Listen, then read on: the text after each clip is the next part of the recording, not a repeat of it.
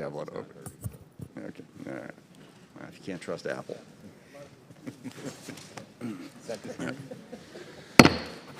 Call the hearing to order.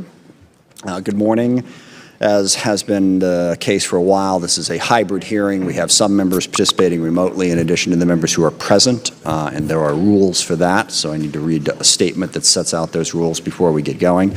Members who are joining remotely must be visible on screen for the purposes of identity verification, establishing and maintaining a quorum, participating in the proceeding and voting. Those members must continue to use the software platform's video function while in attendance unless they experience connectivity issues or other technical problems that render them unable to participate on camera. If a member experiences technical difficulties, they should contact the committee staff for assistance. Video of members' participation will be broadcast in the room via the television/internet feeds. Members participating remotely must seek recognition verbally, and they are asked to mute their microphones when they are not speaking. Members who are participating remotely are reminded to keep the software platform's video function on the entire time they attend the proceeding. Members may leave and rejoin the proceeding. If members depart for a short while for reasons other than joining a different proceeding, they should leave the video function on. If members will be absent for a significant period or depart to join a different proceeding, they should exit the software platform entirely and then rejoin it if they return. Members may use the software platform's chat feature to communicate with staff regarding technical or logistical support issues only. Finally, I have designated a committee staff member to, if necessary, mute unrecognized members' microphones to cancel any inadvertent background noise that may disrupt the proceeding. Thank you. Good morning. I'd like to welcome our witnesses here today. We have the Honorable Lloyd Austin III, Secretary of Defense, General Mark Milley, Chairman, Joint Chiefs of Staff, and General Frank McKenzie, Commander, U.S. Central Command. I want to thank them for their time today as they provide an update on the issues surrounding the end of the U.S. military mission in Afghanistan and our mission going forward, dealing with counterterrorism in South Asia and the continuing mission to try to get as many Afghans and any remaining Americans out of the country. I'm looking forward to what I hope will be a very important policy discussion. At the center of our examination of the U.S. military mission in Afghanistan is the desire to learn from our 20-year involvement there. We must have an open and honest analysis of everything that went into that, not just the events of the last year or 6 months. But before getting into that, we should take a moment to recognize the service of the over 800,000 men and women who served in Afghanistan over the last 20 years. More importantly, I would like to remember and honor the 2,461 who made the ultimate sacrifice, along with the over 20,000 who bore the physical wounds of war and those who bear the unseen wounds of war. While we will vigorously debate policy decisions related to the U.S. military mission in Afghanistan, I believe that I speak for the entire committee when we express our gratitude to those and their families who have sacrificed so much over those last 20 years. We owe them a debt that cannot be repaid. I agreed and continue to agree with the decision that was made to end our military presence in Afghanistan. It was the right decision. Our larger mission to help build a government in Afghanistan that could govern effectively and defeat the Taliban had failed. More money and more lost American lives were not going to change that. The events we witnessed in Afghanistan in the wake of the collapse of the Afghan government in August happened primarily because of this reality. Because of the fundamental reality that our mission to try to stand up a government in place of the Taliban had failed. That reality is what caused the overwhelming majority of the problems that we faced. There was no easy or safe way to get everyone out of that country we wanted to get out. Yet in the face of that, our military conducted the largest human airlift in history, in coordination with the rest of the interagency and our allies, evacuating over 120,000 people. This evacuation, however, did not come without costs. We lost 13 U.S. service members and dozens of innocent Afghans due to ISIS-K's attack at the Abbey Gate on August 26. There was also a tragic mistake on August 29 when a drone strike killed as many as 10 civilians. Following this mistake, I and others expect to be provided with the results of the timely, comprehensive, and transparent investigation of this tragedy, including accountability measures and any changes to procedures that are deemed necessary. Importantly, our work is not done, as there are more who remain in Afghanistan who would like to leave, and we must work to ensure the interagency has all the tools required and is coordinated to assist those remaining individuals. There are some, going back to the issue of whether or not we should have left Afghanistan, who imagined that there was sort of a middle option, that we could have kept 2,500 troops there in a relatively peaceful and stable environment. I think the way that option has been presented by many of the critics has been fundamentally disingenuous. The option of keeping 2,500 troops in Afghanistan in a peaceful and stable environment did not exist. I have heard many compare this to the troops that we have left in South Korea and Japan. I find that analogy just, well, completely idiotic, if I'm being honest. In South Korea and Japan, we are not under attack. We are there as a deterrent. In Afghanistan, we would have been under attack. And that is the fundamental fact that too many people are forgetting. The peace agreement that was signed by the previous president was based on a requirement that we get all of our troops out by May 1st. That's the only reason that the Taliban had not attacked us in the previous 18 months. Once that expired, once we said, nope, we're staying, they would have been under attack.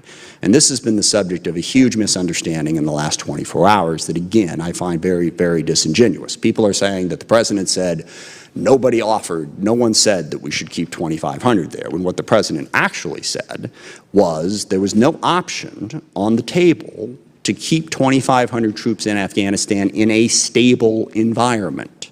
That's what he said. Not that no one presented that option. That option didn't exist in reality, and no one presented it. The president, in fact, made it clear earlier in that same interview that, yes, some of his military leaders had said that we should keep 2,500 troops there. What he said was none of them said that we could do it in a stable, peaceful environment. And that is the key point. The other key point is, and I know a lot of energy will be expended today trying to get these gentlemen to admit that they didn't agree with the president's decision. First of all, I'd never engage in that exercise because I believe the president, Democrat, Republican, no matter who it is, deserves the unabridged advice of his or her commanders. I mean, you can't give that if you're then going to have to go out in public and talk about it. But second of all, the president is the one in charge. This is ultimately what civilian control of the military means. And what I believe is, I believe certainly there were military commanders who said, nope, we should stick it out, we should keep the 2,500 there. I think they were wrong, and so did the president. It's not that they didn't make the advice, it's that they were wrong. This committee has an enormous amount of respect for our military leadership. That does not mean that the military leadership is incapable of being wrong. And over the course of the last 20 years in Afghanistan, I would have thought we would have learned that lesson. President Biden had the courage to finally make the decision to say, no, we are not succeeding in this mission. Placing more American lives at risk will not change that. If we could credibly say, if we just stuck it out for another year, another 5, another 10, and got to a better result, that'd be a difficult call. Was that worth the risk? But we can't credibly say that. So we would have been putting American lives at risk for a mission that we had to know was not achievable. The president made the right call on that. There is the issue of how we withdrew. And I will say, and I've been critical of this, I think the effort to get the SIVs and the others who wanted to get out of Afghanistan certainly could have been handled better and could have been started sooner. It certainly seemed rushed, and I want to hear from our leaders today about how that played out. But again, let's remember that the other alternative was not easy. The alternative of let's start pulling people out sooner. The Ghani government, the government that was in charge of Afghanistan at the time we would have been doing this, was adamantly opposed to us pulling all of the military equipment and hundreds of thousands of their Afghan supporters out for obvious reasons. How would we have done that against the objection of the existing Afghan government while the Taliban were rolling across the countryside? It would not have been easy, no matter how it was done. But we do deserve an accounting for how those decisions were made forward. I think today is an excellent opportunity to do that. I look forward to the questions and answers as well as the testimony of our witnesses. And with that, I yield to the ranking member, Mr. Rogers. Thank you, Mr. Chairman. And while I have great admiration for my friend, the chairman, I could not disagree more with his observations about Afghanistan and the president's decision. The fact is, our coalition partners and our military leadership felt that we should have maintained our 2,500 troops there, along with this roughly 7,500 to 8,000 coalition troops, and the thousands of contractors that the Afghan army was dependent upon to fight successfully. And I think they could have continued, as they have in past years, to fight valiantly had we given that support and the president had listened to his general's advice.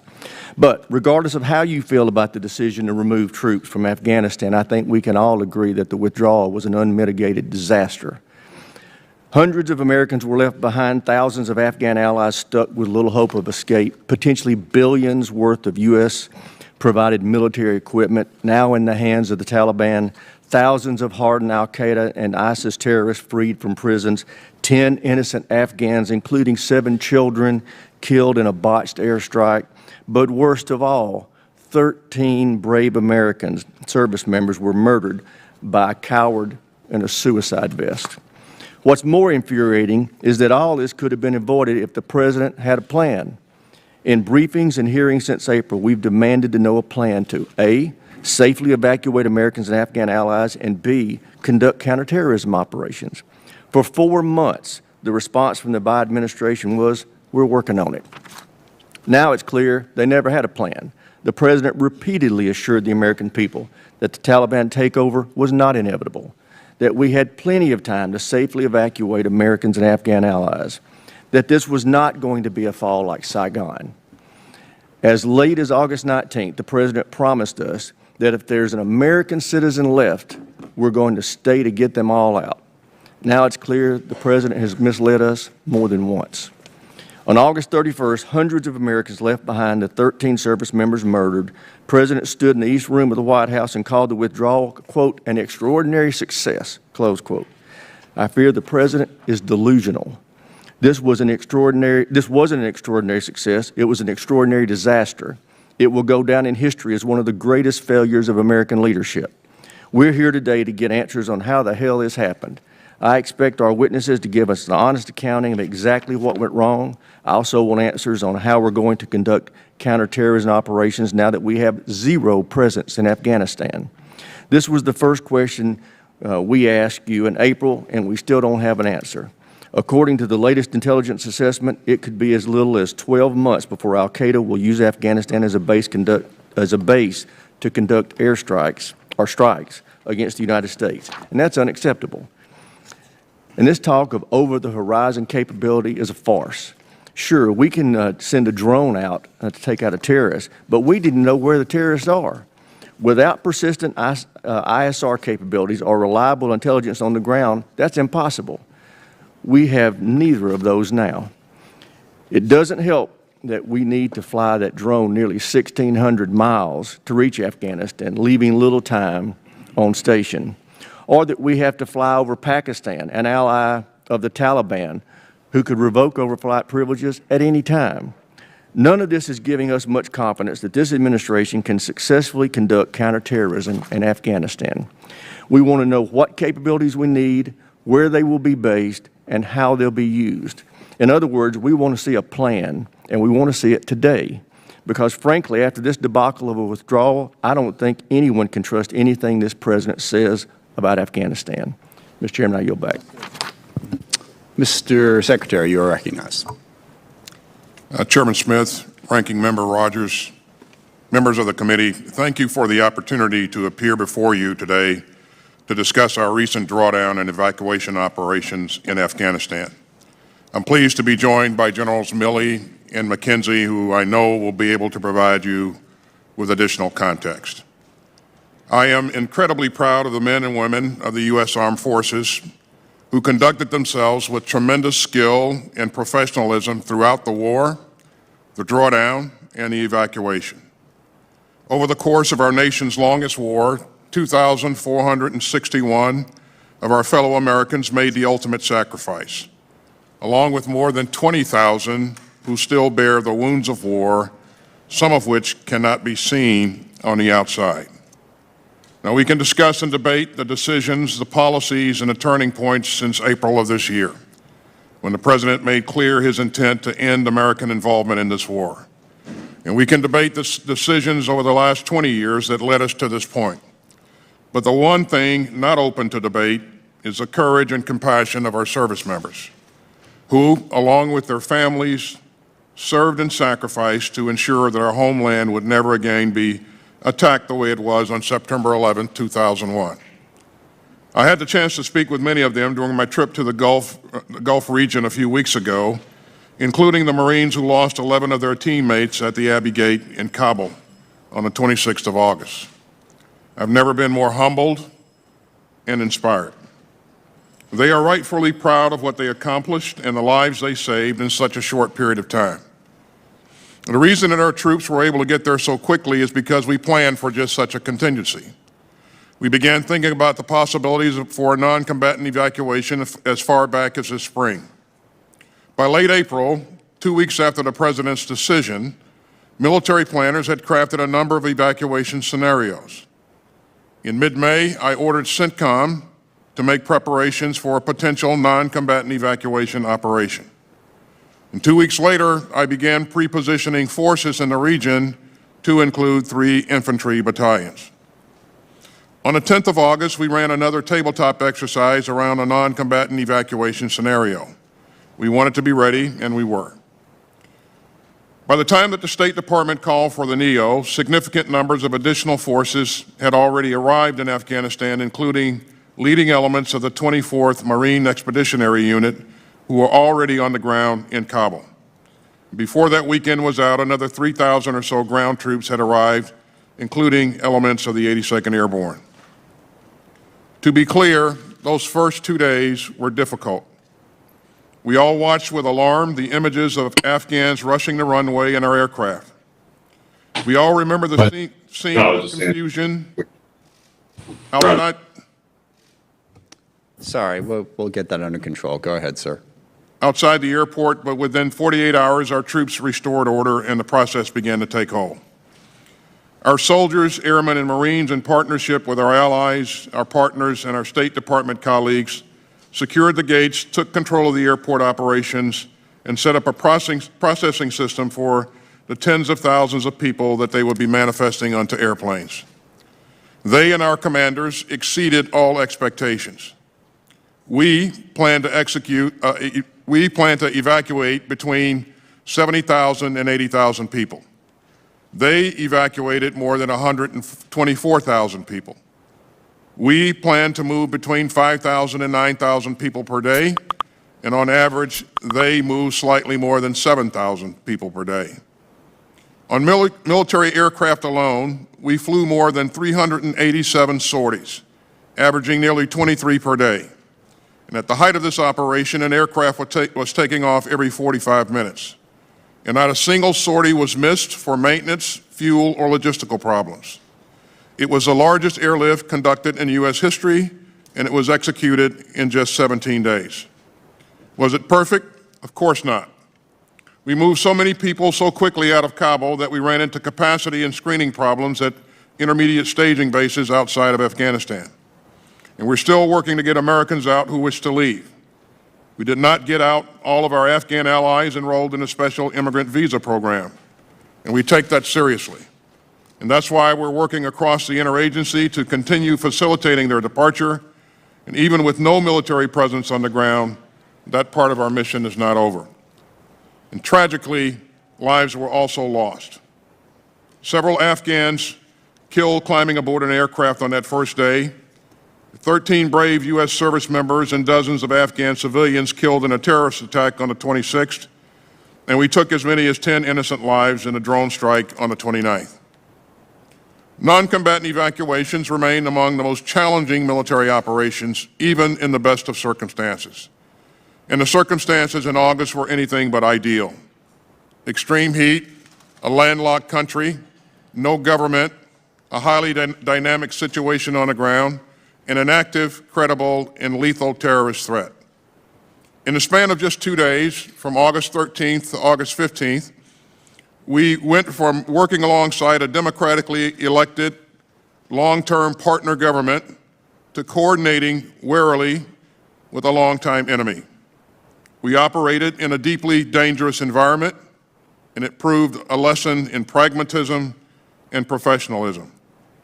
We also learned a lot of other lessons too, like about how to turn an Air Force base in Qatar to an international airport overnight, and about how to rapidly screen, process, and manifest large numbers of people. Nothing like this has ever been done before, and no other military in the world could have pulled it off. And I think that that's crucial. And I know that members of this committee will have questions on many things, such as why we turned over Bagram Airfield, and how real our over-the-horizon capability is, and why we didn't start evacuation sooner, and why we didn't stay longer to get more people out. So let me take each in turn. Retaining Bagram would have required putting as many as 5,000 U.S. troops in harm's way just to operate and defend it. And it would have contributed little to the mission that we had been assigned, and that was to protect and defend the embassy, which was some 30 miles away. And that distance from Kabul also rendered Bagram of little value in the evacuation. So staying at Bagram, even for counterterrorism purposes, meant staying at war in Afghanistan, something that the President made clear that he would not do. And as for over-the-horizon operations, when we use that term, we refer to assets and target analysis that come from outside the country in which the operation occurs. These are effective and fairly common operations. And just days ago, we conducted one such strike in Syria, eliminating a senior al-Qaeda figure. Over-the-horizon operations are difficult, but absolutely possible. And the intelligence that supports them comes from a variety of sources and not just U.S. boots on the ground. As for when we started evacuations, we offered input to the State Department's decision, mindful of their concerns that moving too soon might actually cause the very collapse of the Afghan government that we all wanted to avoid, and that moving too late would put our people and our operations at greater risk. As I said, the fact that our troops were on the ground so quickly is due in large part to our planning and pre-positioning of forces. As for the mission's end, my judgment remains that extending beyond the end of August would have greatly imperiled our people and our mission. The Taliban made clear that their cooperation would end on the 1st of September. And as you know, we faced grave and growing threats from ISIS-K. So staying longer than we did would have made it even more dangerous for our people and would not have significantly changed the number of evacuees we could get out. So as we consider these tactical issues today, we must also ask ourselves some equally tough questions about the wider war itself and pause to think about the lessons that we've learned over the past 20 years. Did we have the right strategy? Did we have too many strategies? Did we put too much faith in our ability to build effective Afghan institutions, an army, an air force, a police force, and government ministries? We helped build a state, but we could not forge a nation. The fact that the Afghan army that we and our partners trained simply melted away, in many cases without firing a shot, took us all by surprise, and it would be dishonest to claim otherwise. We need to consider some uncomfortable truths. That we did not fully comprehend the depth of corruption and poor leadership in their senior ranks. That we did not grasp the damaging effect of frequent and unexplained rotations by President Ghani of his commanders. That we did not anticipate the snowball effect caused by the deals that the Taliban commanders struck with local leaders in the wake of the Doha Agreement. That the Doha Agreement itself had a demoralizing effect on Afghan soldiers, and that we failed to fully grasp that there was only so much for which and for whom many of the Afghan forces would fight. We provided the Afghan military with equipment and aircraft and the skills to use them. And over the years, they often fought bravely, and tens of thousands of Afghan soldiers and police officers died. But in the end, we couldn't provide them with the will to win, at least not all of them. And as a veteran of that war, I am personally reckoning with all of that. But I hope, as I said at the outset, that we do not allow a debate about how this war ended to cloud our pride in the way that our people fought it. They prevented another 9/11. They showed extraordinary courage and compassion in the war's last days. They made lasting progress in Afghanistan that the Taliban will find difficult to reverse and that the international community should work hard to preserve. And now, our service members and civilians face a new mission, helping these Afghan evacuees move on to new lives and new places. And they are performing that one magnificently as well. And I spent some time with some of them up at Joint Base McGuire-Dix Lakehurst this past Monday. And I know that you share my profound gratitude and respect for their service, their courage, and professionalism, and I appreciate the support that this committee continues to provide them and their families. Thank you. Chairman Milley. Chairman Smith, Ranking Member Rogers, Thank you for the opportunity to be here with Secretary Austin and General McKenzie to discuss Afghanistan. During the past 20 years, the men and women of the United States military, along with our allies and partners, fought the Taliban, brought Osama bin Laden to justice, denied al-Qaeda sanctuary, and protected our homeland for 2 consecutive decades. Over 800,000 of us in uniform served in Afghanistan. Most importantly, 2,461 U.S. soldiers, sailors, airmen, and Marines paid the ultimate price. 20,698 were wounded in action, and countless others suffered the invisible wounds of war.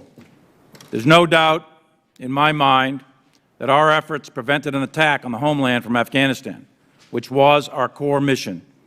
And everyone who ever served in that war in Afghanistan should be proud.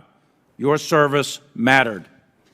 Beginning in 2011, we steadily drew down our troop numbers, consolidated and closed bases, and retrograded equipment from Afghanistan. At our peak in 2011, we had 97,000 U.S. troops alongside 41,000 NATO troops in Afghanistan. 10 years later, when Ambassador Khalilzad signed the Doha Agreement with Mullah Beretta on 29 February 2020, the United States had 12,600 troops, with 8,000 NATO and 10,500 contractors in Afghanistan. This has been a 10-year, multi-administration drawdown, not a 19-month retrograde or a 17-day non-combatant evacuation operation.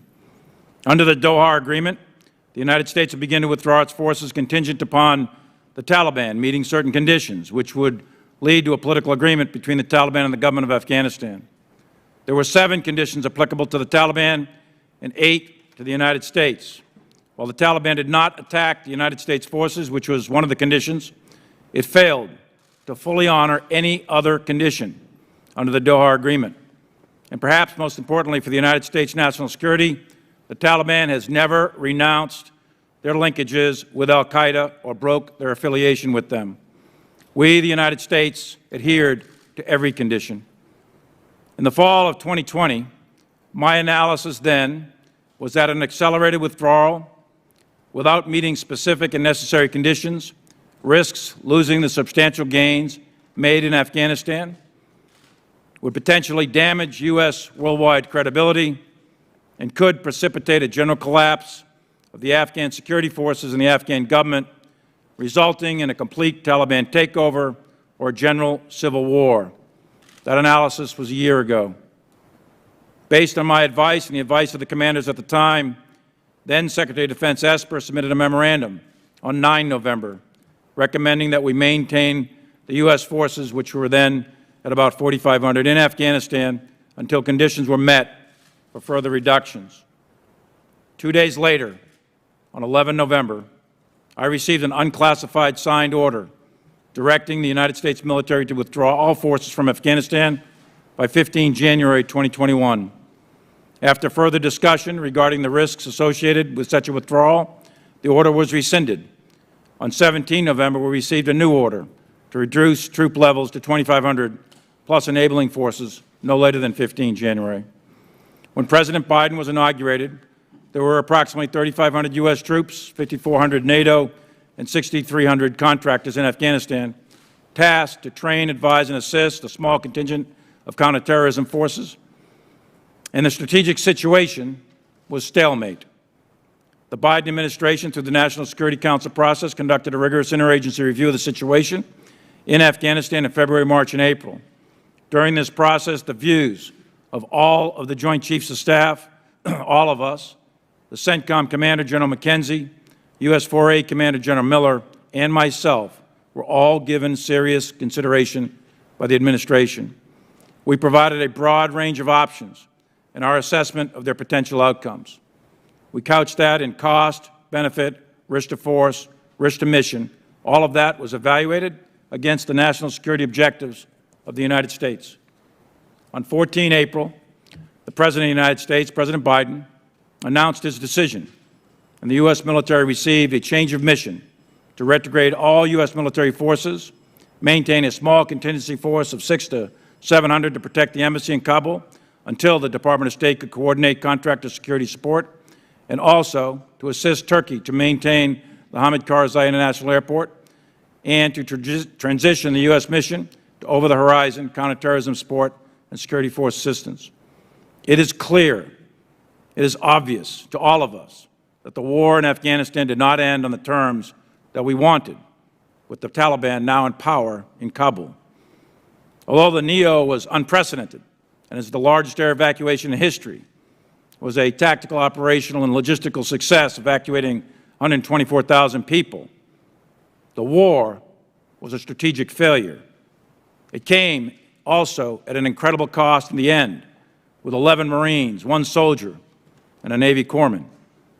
These 13 gave their lives so that people they never met would have an opportunity to live in freedom. And we must remember that the Taliban was and remains a terrorist organization, and they still have not broken with al-Qaeda. I have no illusions who we are dealing with. It remains to be seen whether or not the Taliban can consolidate power or if the country will further fracture into civil war. But we must continue to protect the United States of America and its people from terrorist attacks from Afghanistan. A reconstituted al-Qaeda or ISIS with aspirations to attack the United States is a very real possibility. And those conditions, to include activity in ungoverned spaces, could present themselves in the next 12 to 36 months. That mission will be much harder now, but not impossible, and we will continue to protect the American people. Strategic decisions have strategic consequences. Over the course of 4 presidents, 12 secretaries of defense, 7 chairmen, 10 CENTCOM commanders, and 20 commanders in Afghanistan, and hundreds of congressional delegation visits and 20 years of congressional oversight, there are many lessons to be learned. Among those lessons is the unprecedented speed of the collapse of the ANSF. However, one lesson we can never forget is that every soldier, sailor, airman, and Marine who served there for 20 years protected our country against attack from terrorists. And for that, we all should be forever grateful, and those soldiers, sailors, airmen, and Marines should be forever proud. Mr. Chairman, with your permission, I'd like to address a couple of comments about my personal conduct that's been in the media lately. Yes, Mr. Chairman, you may. Go ahead. I've served this nation for 42 years. I've spent years in combat and buried a lot of my troops who died while defending this country. My loyalty to this nation, its people, and the Constitution hasn't changed and will never change as long as I have a breath to give. My loyalty to the Constitution and to this nation is absolute, and I will not turn my back on my fallen. With respect to the Chinese calls, I routinely communicated with my counterpart, General Lee, with the knowledge and coordination of civilian oversight. I am specifically directed to communicate with the Chinese by Department of Defense guidance in a document known as the Policy Dialogue System. These military-to-military communications at the highest levels are critical to the security of the United States in order to deconflict military actions, manage crisis, and prevent war between great powers armed with nuclear weapons. The calls on 30 October and 8 January were coordinated before and after with Secretary Esper and Acting Secretary Miller's staffs and the interagency. The specific purpose of the October and January calls was generated by concerning intelligence which caused us to believe the Chinese were worried about an attack by the United States. And last night I briefed that intelligence in detail to the Senate Armed Services Committee, and I'll be happy to brief it to any member or group of members at your discretion in a classified session. And I know, and I am certain, President Trump did not intend on attacking the Chinese, and it is my directed responsibility by the Secretary of Defense to convey that intent. My task at that time was to de-escalate. My message was, again, consistent: calm, steady, de-escalate. We're not going to attack you. At Secretary of Defense Esper's direction, I made a call to General Lee on 30 October. 8 people sat in that call with me, and I read out the call within 30 minutes of the call ending. On 31 December, the Chinese requested a call with me. The Department's Deputy Assistant Secretary of Defense for Asia-Pacific Policy helped coordinate my call, which was then scheduled for 8 January.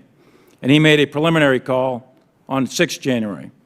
11 people attended the call with me, and readouts of this call were distributed to the interagency that same day. On 14 December, then Acting Secretary of Defense Miller had been briefed on the entire program. Shortly after my call ended with General Lee, I informed both Secretary of State Pompeo and White House Chief of Staff Meadows about the call, among several other topics. Soon after that, I attended a meeting with Acting Secretary Miller where I briefed him on the call.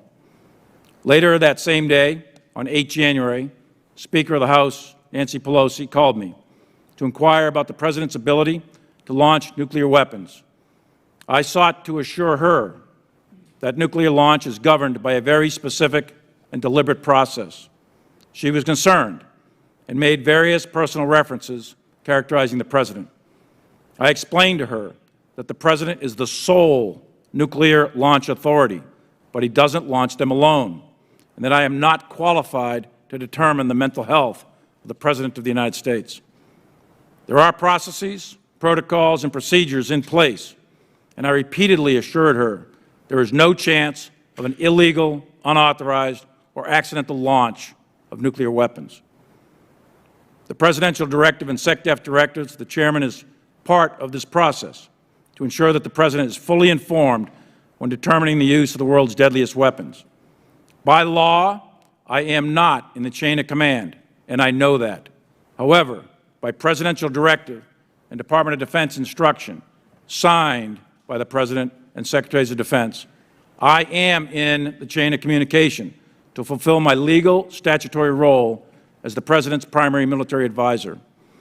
After the Speaker Pelosi call, I convened a short meeting in my office with key members of my staff to refresh all of us on these procedures, which we practice 3 times a day at the action officer level. Additionally, I immediately informed Acting Secretary of Defense Miller of her call. At no time was I attempting to change or influence the process, usurp authority, or insert myself into the chain of command. But I am expected to give my advice and ensure the President is fully informed on military affairs. I am submitting for the record, and I believe you have it, a couple of memorandums for record, in addition to detailed timelines, and I am happy to discuss in further detail in either classified or unclassified sessions with any or all of you about my actions surrounding these events. I welcome a thorough walkthrough. I'll be happy to provide whatever documents, phone logs, emails, memoranda, witnesses, or anything else you want that will help you understand these events. My oath is to support the Constitution of the United States of America against all enemies, foreign and domestic, and I will never turn my back on that oath.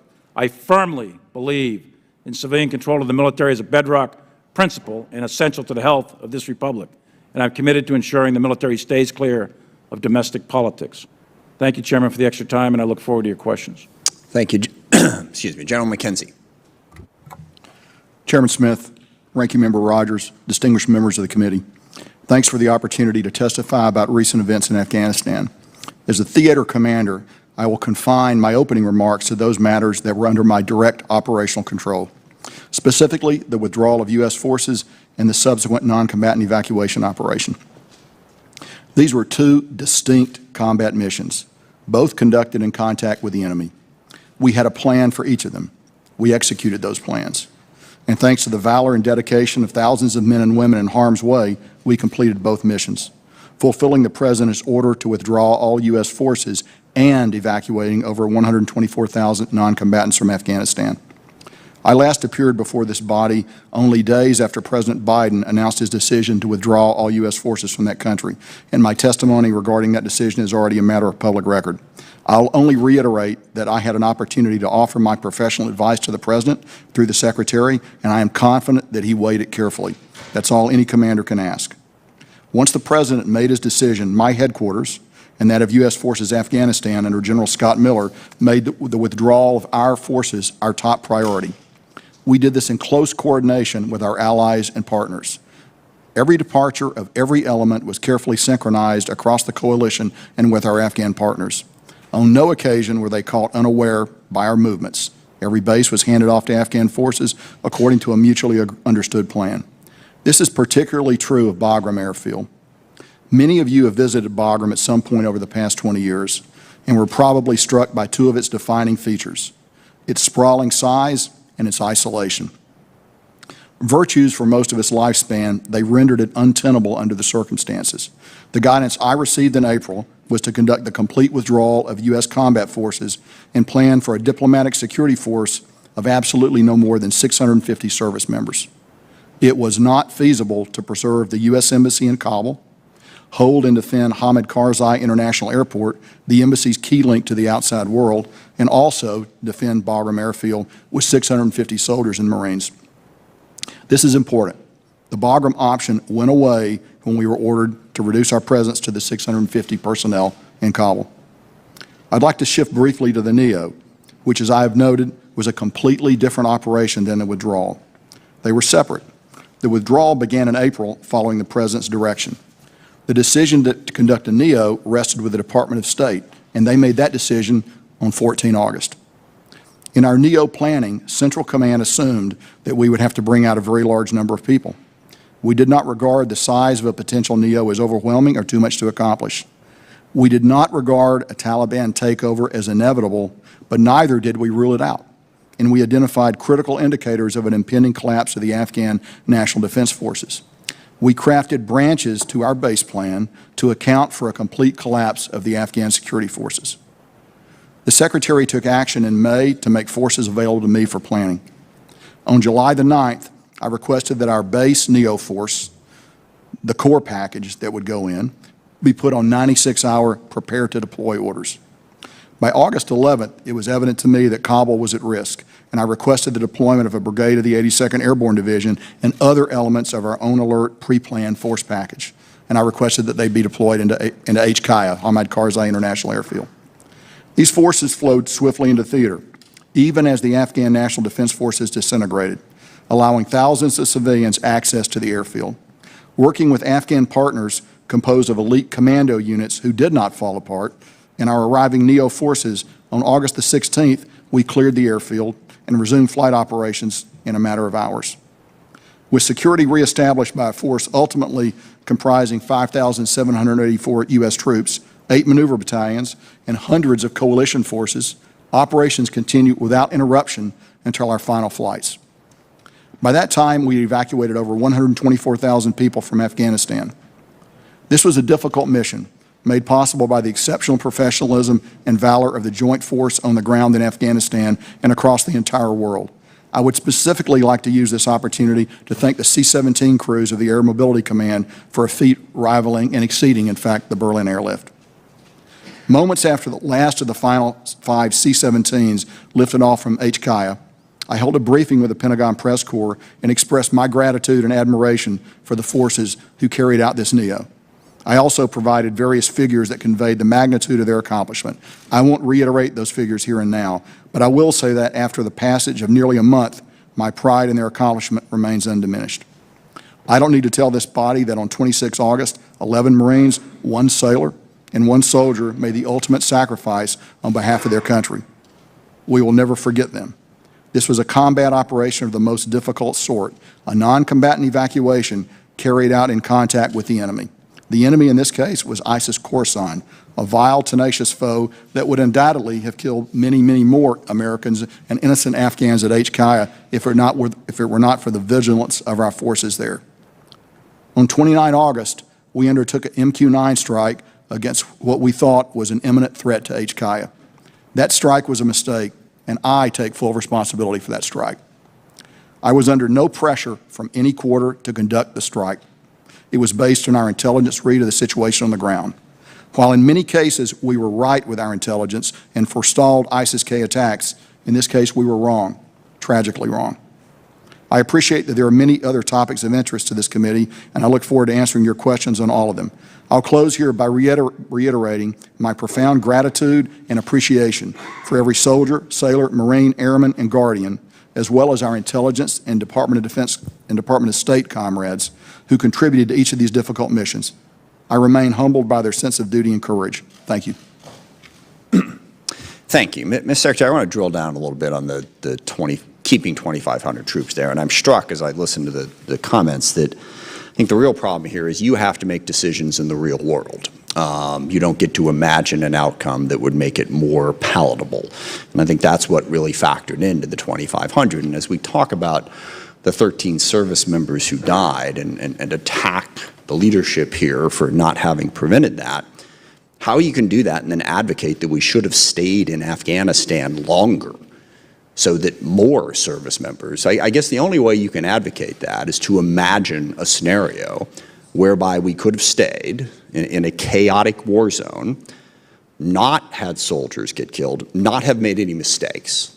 You know, how you can not make mistakes in that chaotic environment, I don't know. And every member serving on this committee has been in those environments in one way or another. So you don't have the luxury of waving a magic wand and making all the problems go away and simply making a decision where nothing goes wrong. And it's really frustrating to hear people advocate that we should stay and still decry what happened. Do you think fighting in a war zone, there wouldn't be similar mistakes if we had stayed there for another 5 or 10 years, more civilians killed accidentally, more U.S. service members dead in exactly the same way that we just saw? Sorry, that's very frustrating. But could you talk to us a little bit about the 2,500 soldiers, or sorry, service members who could have been left there, and how you approach that decision, and what exactly, well, not what exactly your advice was to the President for what I said earlier, but how you approach that decision and how you attempt to deal with that while advising the President. Well, first of all, Chairman, let me be clear that I support the President's decision to end the war in Afghanistan. I did not support staying in Afghanistan forever. And let me also say, we've talked about the process that we use to provide input to the President. I think that process was a very thorough and inclusive policy process, and the recommendations of the commanders were taken into consideration, discussed, and deliberated on throughout that process. As you indicated, I will always keep my recommendations to the President confidential, but I would say that in my view, there was no risk-free status quo option. I think that the Taliban had been clear that if we stayed there longer, they were going to recommence attacks on our forces. I think while it's conceivable that you could stay there, my view is that you would have had to deploy more forces in order to protect ourselves and accomplish any missions that we would have been assigned. It's also my view, Mr. Chairman, that the best way to end this war was through a negotiated settlement, and sadly, that did not happen. Thank you. And let me just also say that I know there are members of this committee who think we should have stayed, who are honest about that advocation. I think of Congressman Waltz, who has been very honest about the fact, both under President Trump and under President Biden, that we should have stayed. He's very honest about the fact that there were costs and risks and lives would have been lost. That's the type of discussion that we need to have. But to jump down the President's throat because he actually had to make the decision in an impossible situation, I think does a grave disservice to this committee's ability to do effective and honest, nonpartisan oversight. Costs were going to be borne here. There was no easy option. And I do hope that people will remember that as we go through the questions and answers that will proceed. With that, I yield to the ranking member.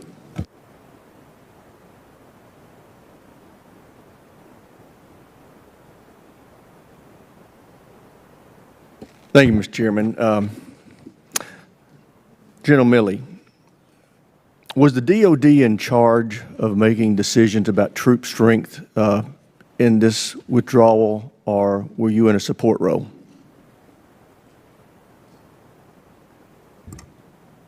Let me put it this way. You talking about the NEO, or what I'm part of the talking mission? about, well, let me just go back even further. Okay. In January of this year, were you of the opinion, in your professional military judgment, that we should have maintained 2,500 troops, U.S. troops, in support of the coalition effort and contractors in Afghanistan?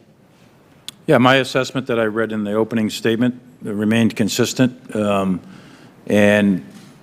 that professional military opinion change over the course of the next few months? Not until a presidential decision, and I rendered my opinions, and it was a fulsome debate. on all of that, and once decisions are made, then I'm expected to execute lawful orders. And you've made that very clear. So my question is, when the troop levels were ordered to be drawn down to 0 and first stopping at 650, as General McKenzie outlined, was that your decision or General McKenzie's decision to draw down to 650? It was a task and then a troop-to-task analysis, with the task being to go to 0, but you also have to defend the embassy. So how many? I'm thinking about the chain of command. Somebody's making decisions about troop levels, and my understanding is it was not the DOD. It was the State Department or the White House. I want to know who said we're going to go from 2,500 to 650 and just protect Kabul and the State Department. It was a military analysis that 600 to 700 could adequately defend the embassy until contractors come up, and that was then approved up through the chain and approved at the highest levels. Who made the decision?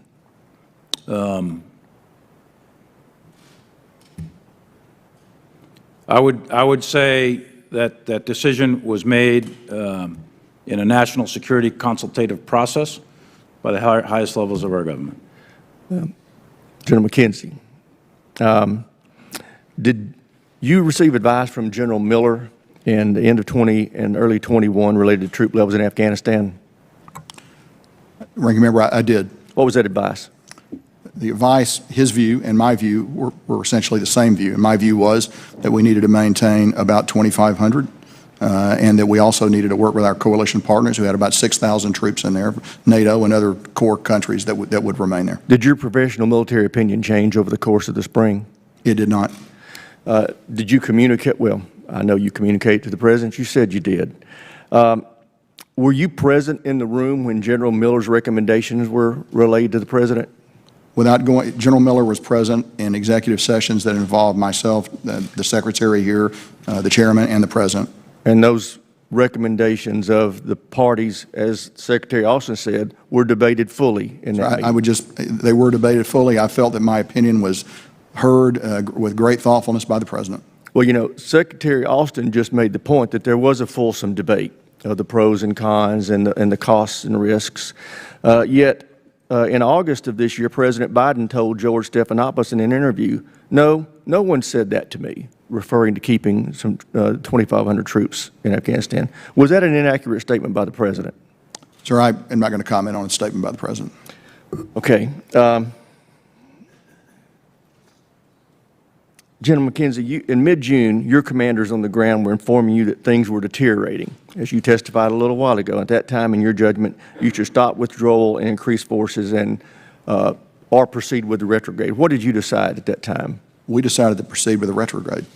Okay. Was were you ordered to do that by the President? We followed our original, we had original orders. We followed those orders through to completion. Okay. Was it the President's orders? My orders come from the Secretary of Defense through to the President, so it's a very short chain of command for me. Okay. Secretary Austin, on the 23rd, you told this committee that you had developed a very detailed plan to conduct safe, orderly, and responsible withdrawal, and were executing that plan. On August 18th, the President said, quote, "The idea that somehow there was going to be a way that we could have gotten out with chaos ensuing, I don't know how that happens," close quote. How do you reconcile those discrepancies between what you assured the Congress and what the President's telling us? Thank you, sir. First of all, in terms of the withdrawal of our troops and the retrograde of equipment, that plan, as developed by General Miller and General McKenzie, was executed as planned, and all of our equipment was retrograded. And we drew down the force that we wanted to draw down to that very small force that you saw at the embassy at the very end there. The chaos that ensued followed the collapse of the military and the collapse of the government. And when those two things happen, then it was going to be a chaotic situation. And the collapse of the government and the collapse of the military was solely the responsibility of this administration. I know y'all are trying to be careful politically, but it was the State Department and the White House that told you how to make those drawdown of troops from 2,500 to 650 to 0. It was the speed with which they done it, that they carried out that order, that's what caused the chaos that we have. If they'd allowed the DOD to be in a command situation, we wouldn't have had this problem. General McKenzie's testimony testified that the only reason he couldn't keep Bagram was because he had to draw down to 650 troops, and his primary orders were to keep Hamid Karzai and the State Department safe. We just have to admit this was the State Department and the White House that caused this catastrophe, not the Defense Department. I yield back, Mr. Chairman. Mr. Landry. Thank you, Mr. Chairman. Good morning, and I want to thank our witnesses for your testimony today and for your service to our nation. My constituents and I have obviously a lot of questions about the planning that led up to this, and I'll admit that I'm concerned that based on the conditions on the ground, General Milley and General McKenzie recommended against final withdrawal. I wish the administration had been more thoughtful and not had rushed this. I've yet to hear an answer to the question, though, of why did we not start withdrawing American citizens and SIVs sooner? We knew we were going to be withdrawing, whether we started doing that withdrawal of the Americans and SIVs in January or May or sooner than the actual execution of the order to withdraw. I'd like that question answered.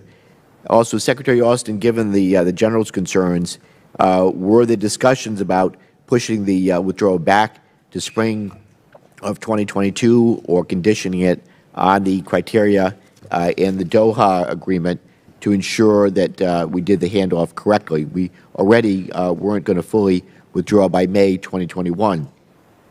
And Secretary Austin, what was the military rationale of leaving by the end of August when the Taliban are at their strongest in the fighting season, as opposed to waiting in toward the winter months when there's more of a lull in the Taliban fighting season, where it's a relatively low level of activity and they're at their weakest?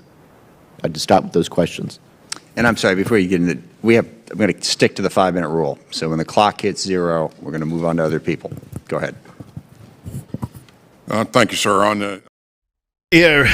Real quick, I have an announcement to make, and it's an important one, so I'm interrupting this show. On YouTube, you're going to see all my videos are going to disappear in a few minutes.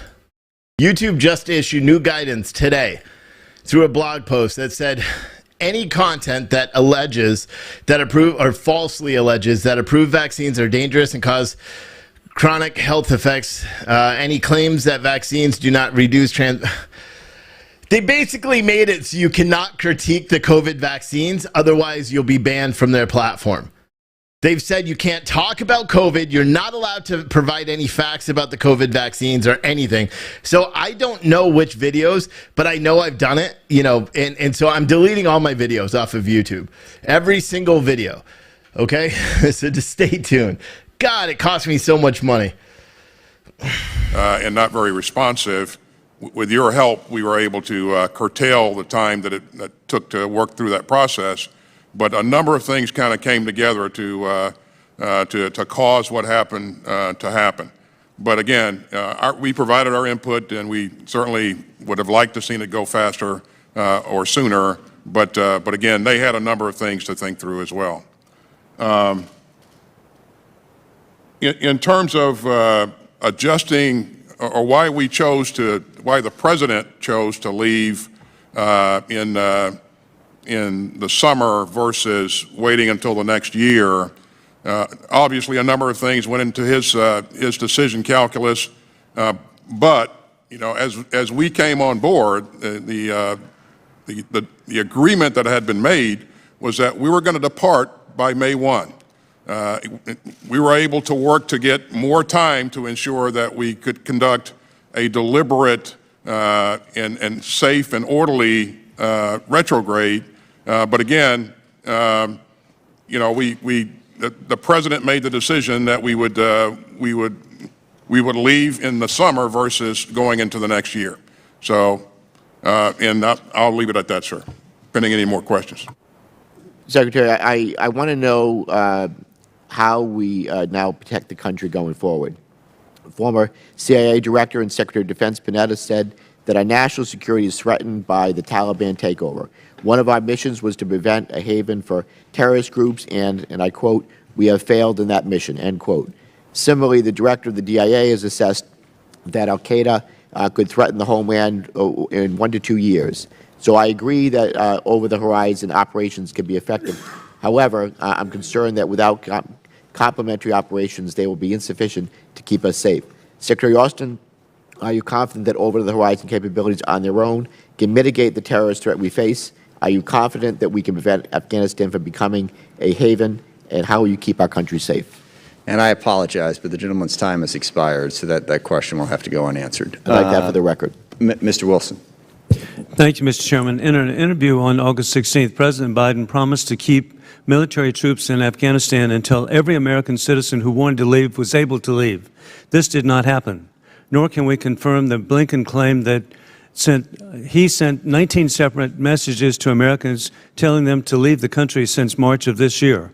Also unclear is the truth of the Biden claim that no military commander recommended leaving behind a residual force, even though all of you, starting courageously with General Scott Miller, have now made it clear that your professional military advice was to do so. On August 26, I formally requested all letters referenced that day by Biden from military commanders advising him on the Afghanistan withdrawal. To date, I haven't received a response. As a 31-year Army veteran myself, grateful to have 4 sons who have served in Iraq, Egypt, the southern border, and Afghanistan, I was immediately skeptical letters existed.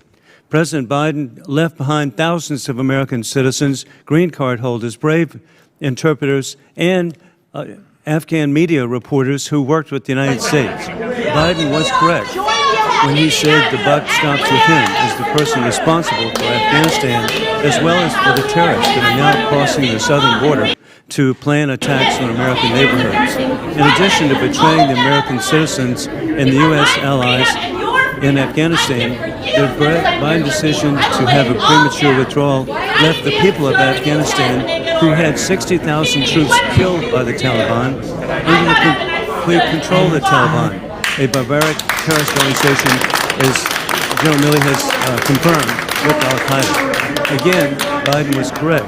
The buck stops with him. The war has moved from Afghanistan to American neighborhoods, equally endangering our allies of India and Israel.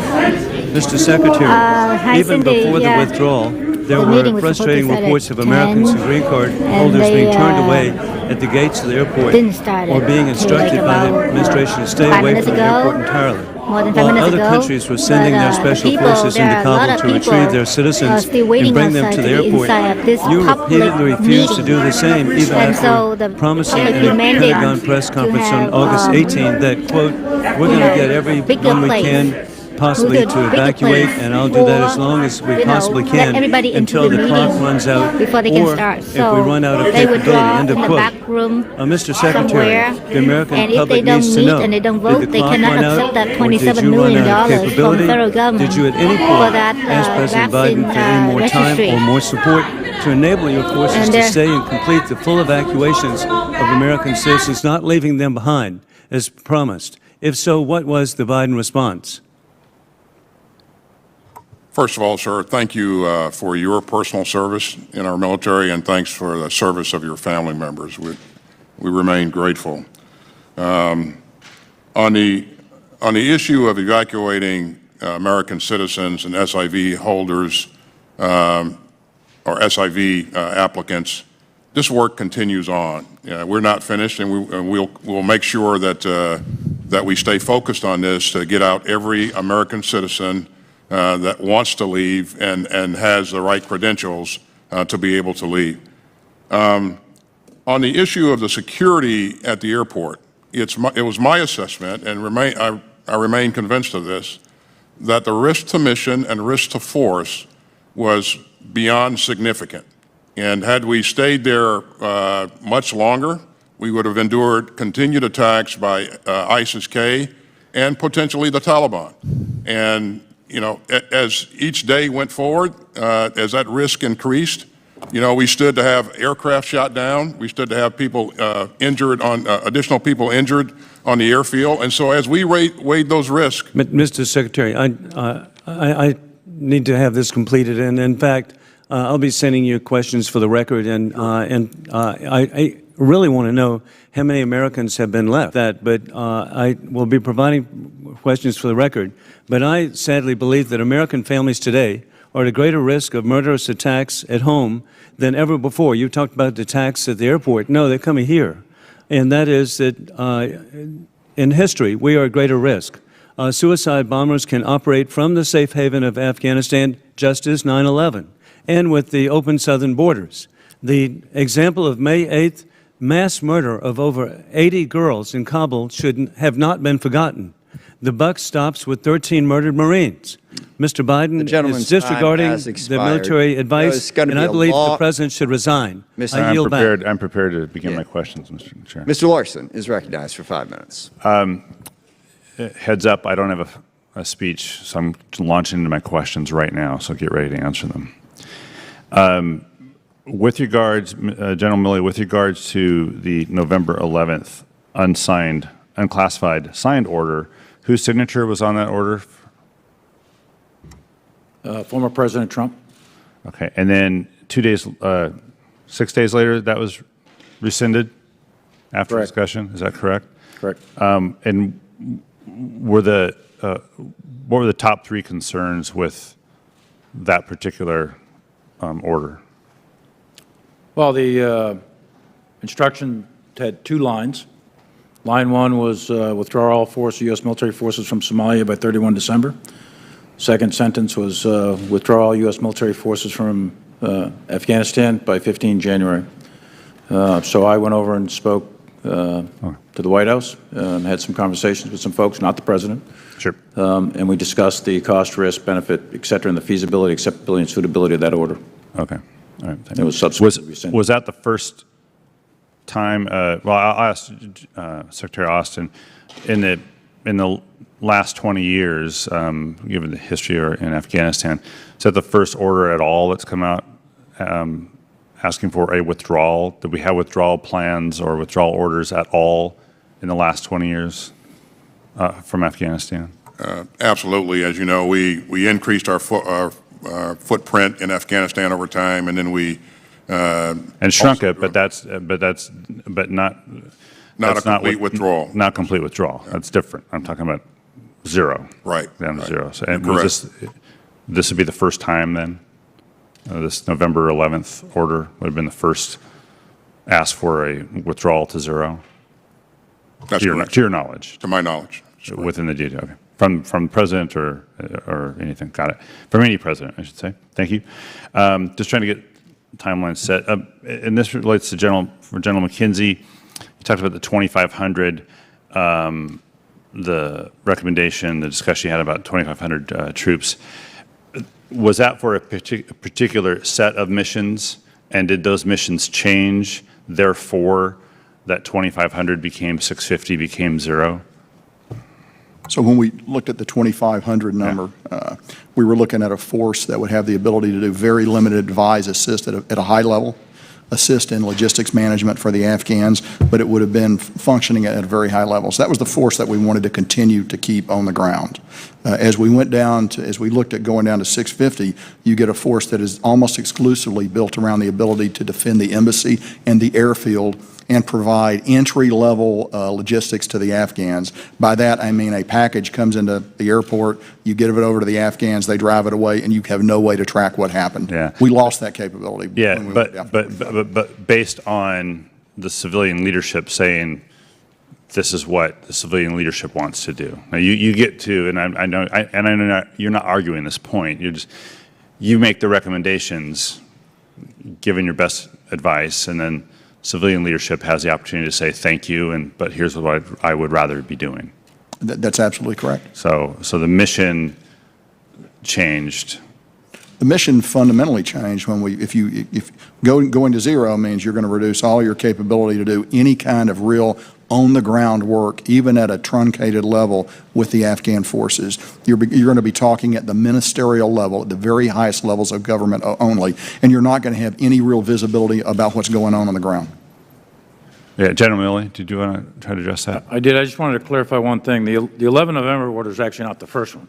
The first one's the Doha Agreement, which directs going to zero by 1 May. The 11 November order is an accelerated withdrawal to bring it to zero by 15 January. So 2 different instructions. That's great. Yeah, thank you very much. I appreciate that. I'll just, for the record, I'll ask this question because then this gets to kind of follow on to all of this, is how do you define over-the-horizon capabilities, and like what are those specifically, and how do we execute those? And we're going to explore that a little bit more probably here today. Sir, I'll be prepared. I have 15 seconds. So I'll be prepared to talk a little bit about it today, but I think more importantly, I'll be prepared to come over at the direction of the Secretary and provide a classified briefing. I think it'd be very helpful, and there may be an opportunity in the future to travel to the region and hear directly what it looks like on the ground. With the Chairman's permission, sir, I would offer that briefing by General McKenzie, along with joint staff representation and my policy people as well. Yeah, we will definitely be following up on that. I mean, the issue of what we do going forward to deal with the counterterrorism threat out of South Asia is something this committee has already looked at and will continue to look at for a very long time. Mr. Turner is recognized. Thank you, Mr. Chairman. I serve on both the House Armed Services Committee and the Intelligence Committee. The Intelligence Committee has already been briefed from the intelligence community concerning their participation of the August 29th drone attack. General McKenzie, you've taken in front of us full responsibility for that. I have a series of information that I would like released to this committee so that we can adequately provide oversight to what occurred on August 29th. What we know from your prior statements is that you did not know who it was who was in the car, whose house it was, or who or how many people were in the house. This greatly concerns me as we look to the over-horizon claims that the administration has of its ability for counterterrorism. You did not, as your goal was stated, thwart or disrupt an imminent attack. You killed an innocent man, and yet an attack didn't happen. So there are serious questions concerning both the information that you had and the manner in which the execution occurred.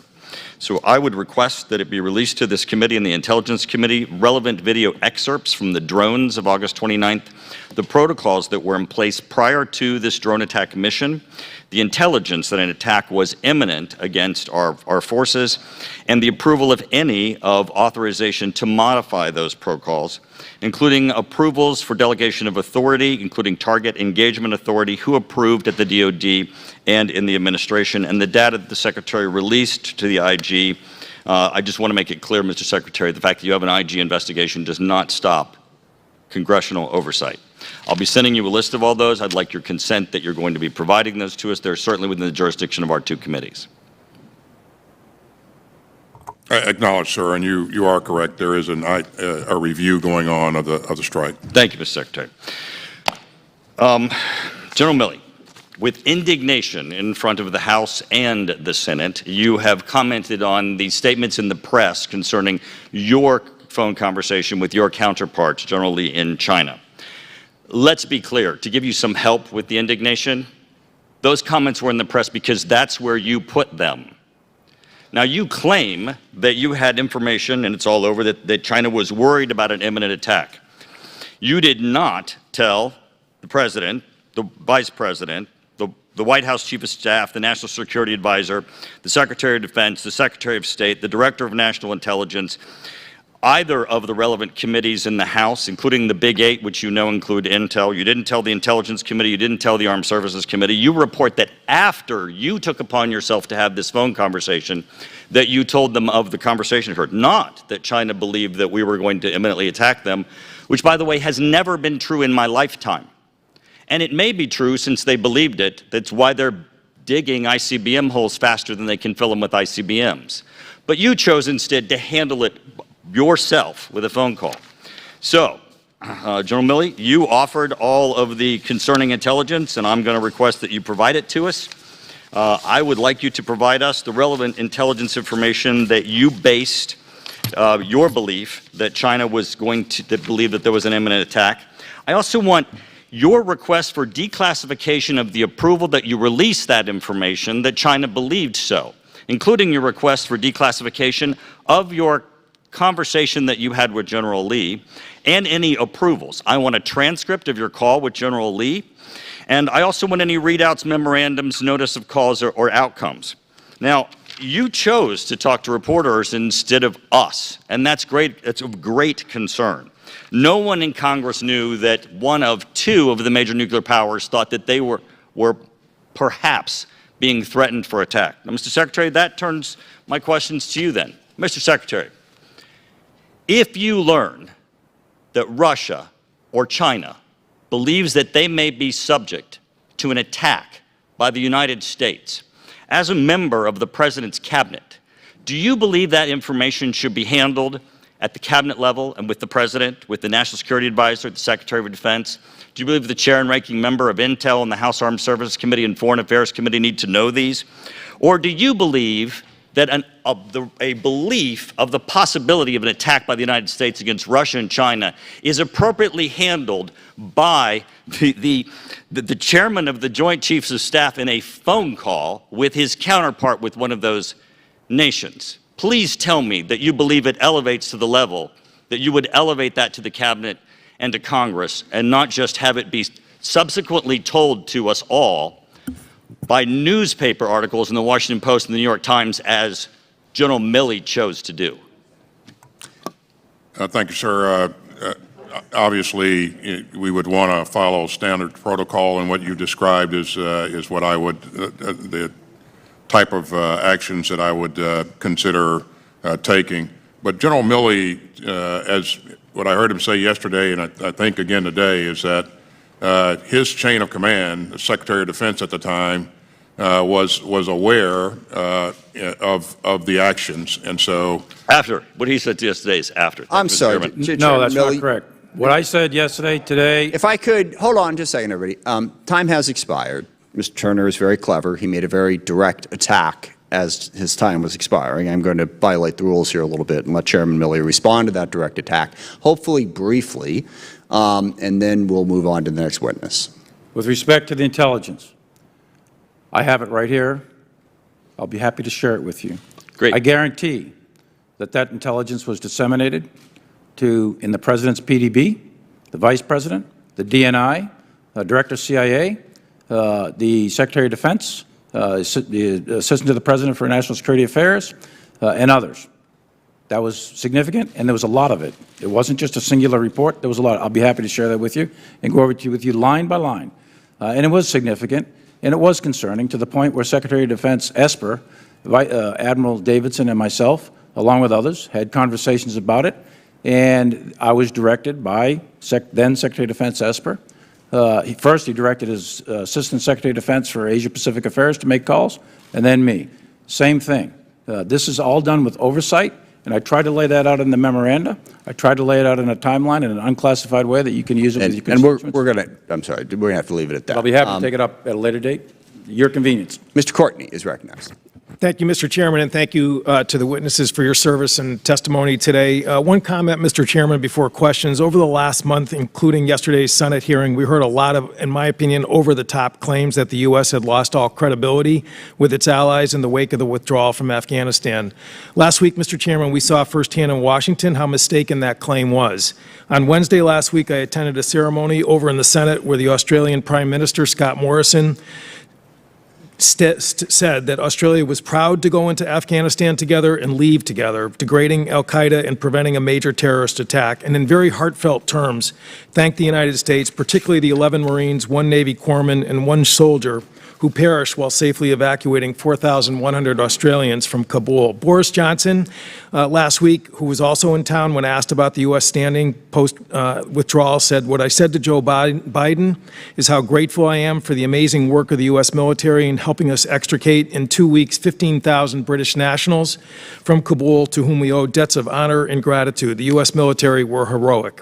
Of course, they were in town to enthusiastically endorse AUKUS, the new defense agreement in the Pacific, which, as Politico reported, despite all the hand-wringing over the last couple of weeks, was a powerful reminder that an American security guarantee with our allies still reigns supreme, and in the stroke of a pen has reaffirmed our engagement and collaboration with allies in a region that the National Defense Strategy has identified as our #1 priority. Secretary Austin, I just want to follow up on the August 29th drone strike, and General McKenzie on the 17th, again, gave, I guess, a Central Command investigation report, which described it as a tragic mistake. You also that day announced that there was going to be a DOD follow-up investigation. Can you tell us what is the difference between what you described and what CENTCOM did? And when can we expect to see results from that, that investigation that you described? Well, I directed a 3-star review of the incident, and certainly it'll take into account all of the things that General McKenzie and his team have done. But we'll look at the soup to nuts policy procedures, whether or not we followed our own practices, our outlined practices, and we'll certainly look at accountability as well. If somebody should be held accountable for something that they did that was outside of standard practice, then we'll take a look at that. So. General McKenzie, you mentioned on the 17th that the department is exploring the possibility of ex gratia payments as compensation for the individuals who died in that strike. And again, that's a $3 million per year set aside that the United States military's operation has used over in the past. However, in 2020, despite 23 civilians that were killed, there was no payments made last year. Can you give us some feeling that that this agreement is sufficient to address this issue, which I think really is our country's responsibility?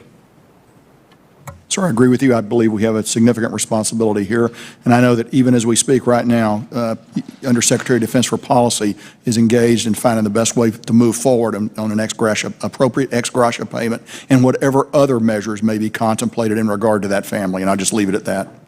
Thank you, and I just would reflect that certainly is a high-volume concern in my district. Sure. General Milley, again, we first met in 2013 on a Codell. You were in Jalalabad, Afghanistan, and I think many of us had that same experience of seeing you in country there, and certainly your service is something that I think should be unquestioned in commitment to our nation.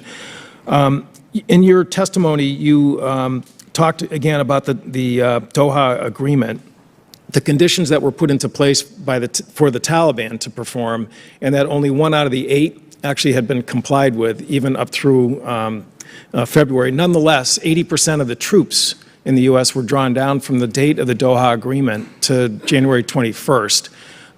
Can you just talk about the non-compliance of the Taliban throughout 2020 and the predicament that I think this administration was left when it took office with just a fraction of the troop level that was there in February 2020?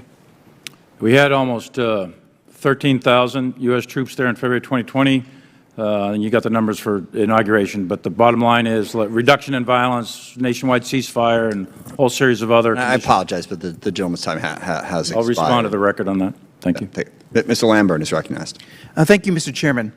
We on this committee have repeatedly expressed our concern that the U.S. military does not have regional basing and cooperation agreements required for an effective over-the-horizon counterterrorism capability. In May, Mr. Helvey, in response to my questioning here, confirmed that the administration had not yet secured the necessary agreements with any of the governments in the region to establish these over-the-horizon capabilities.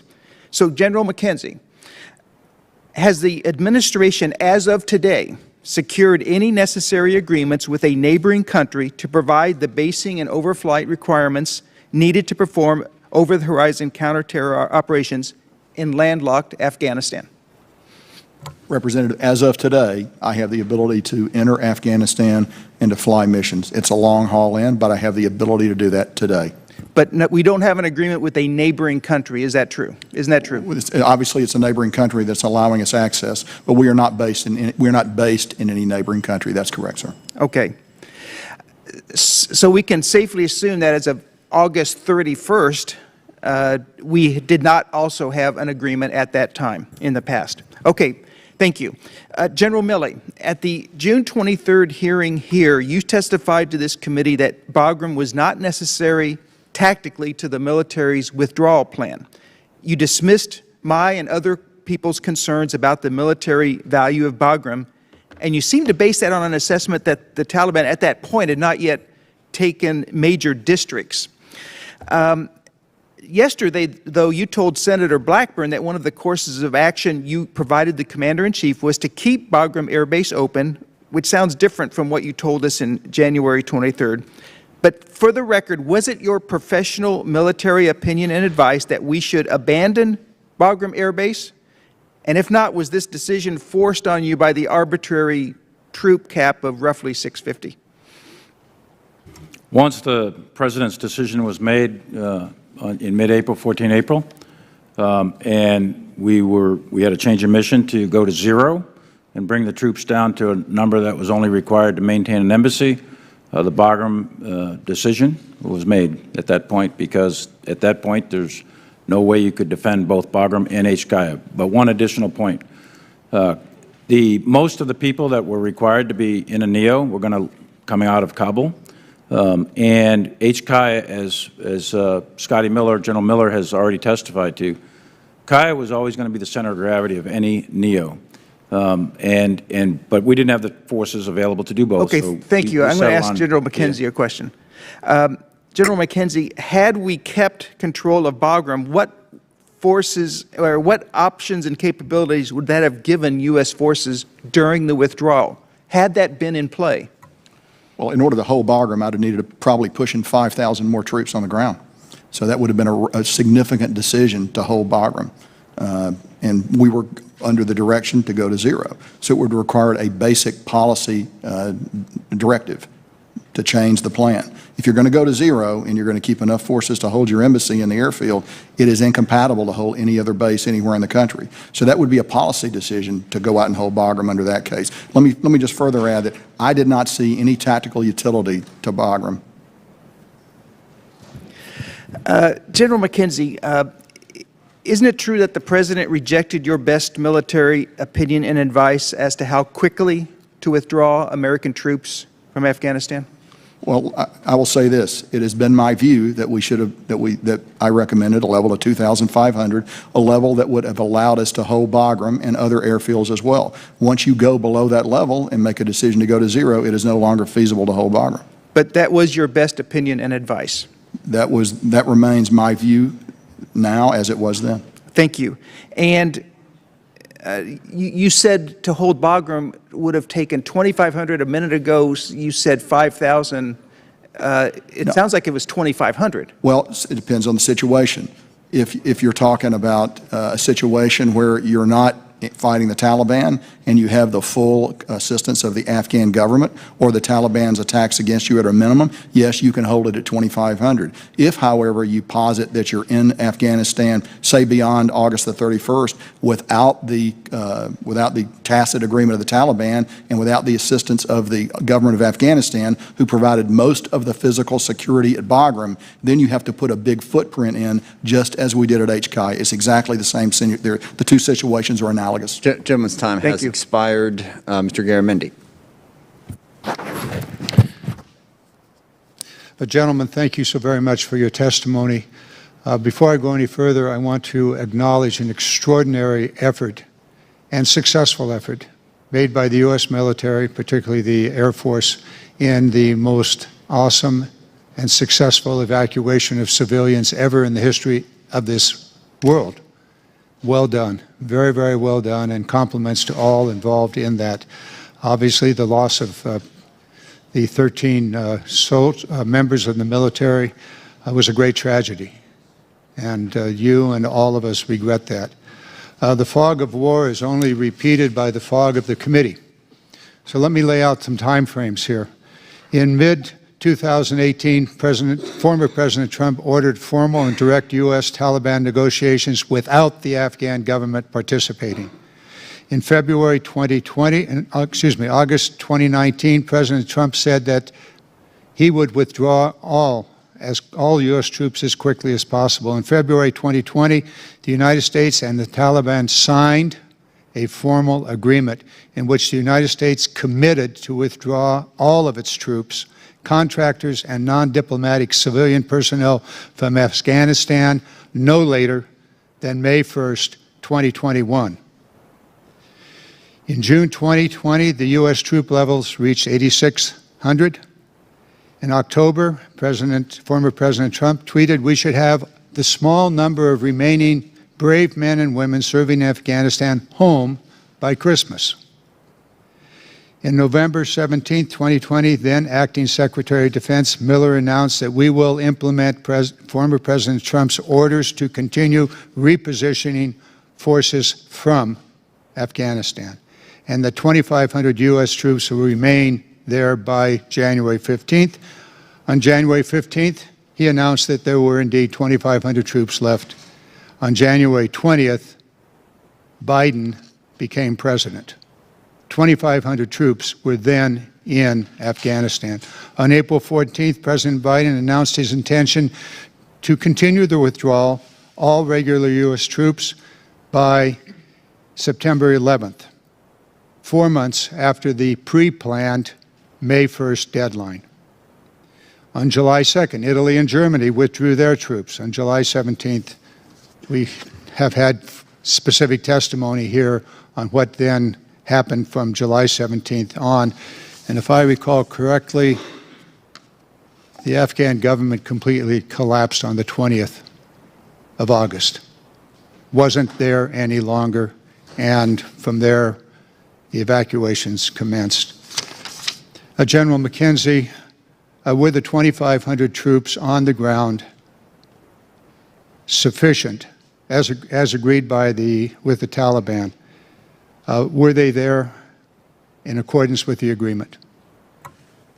It would have been, had we held the 2,500, which I stated was my position, and as the Secretary has articulated, there would have been a clear risk that the Taliban would have begun to attack us as we move past the 1 May deadline.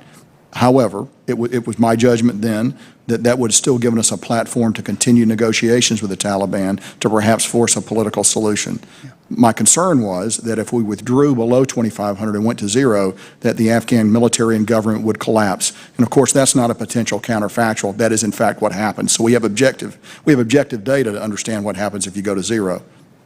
Several of us attended a luncheon here in the Capitol in late June with President Ghani and Abdullah, and they were very, very confident that they would be able to maintain their government through with the reduction and the withdrawal of American troops. If they specifically said they had 300,000 troops, they could do it. They needed continued financial support. They needed the necessary intelligence from the United States, and they also needed to have certain airstrikes, drone strikes. That was their promise. They also said that they did not want to allow Afghans to leave. That's what they specifically told us. They did not want Afghans to leave. Obviously, Ghani decided that he would leave. What further questions? My time has expired. I'll yield back. Thank you. Mr. Whitman.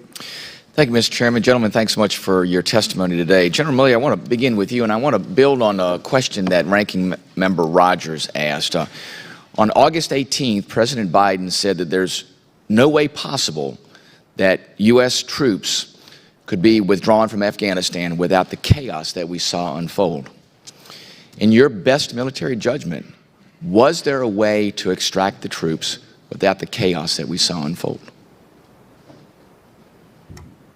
I just want to be clear, we're talking two different missions. The retrograde of the troops, the 2,500 everybody's talking about, those are advisors. That was complete by mid-July, and that was done actually without any significant incident. And that's the handover of 11 bases, the bringing out of a lot of equipment, et cetera.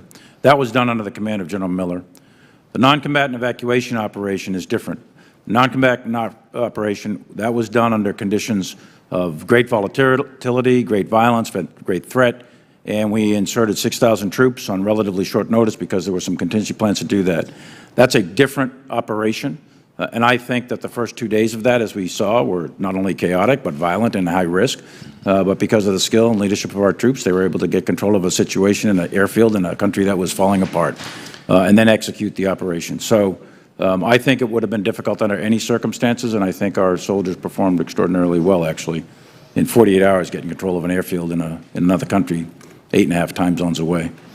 But I understand that, but you're talking about a very compressed time frame. I'm talking about the full extent about what you're looking at. You can talk about 2 missions, but I'm talking about in totality of what we're looking at there was a chaotic and disaggregated effort.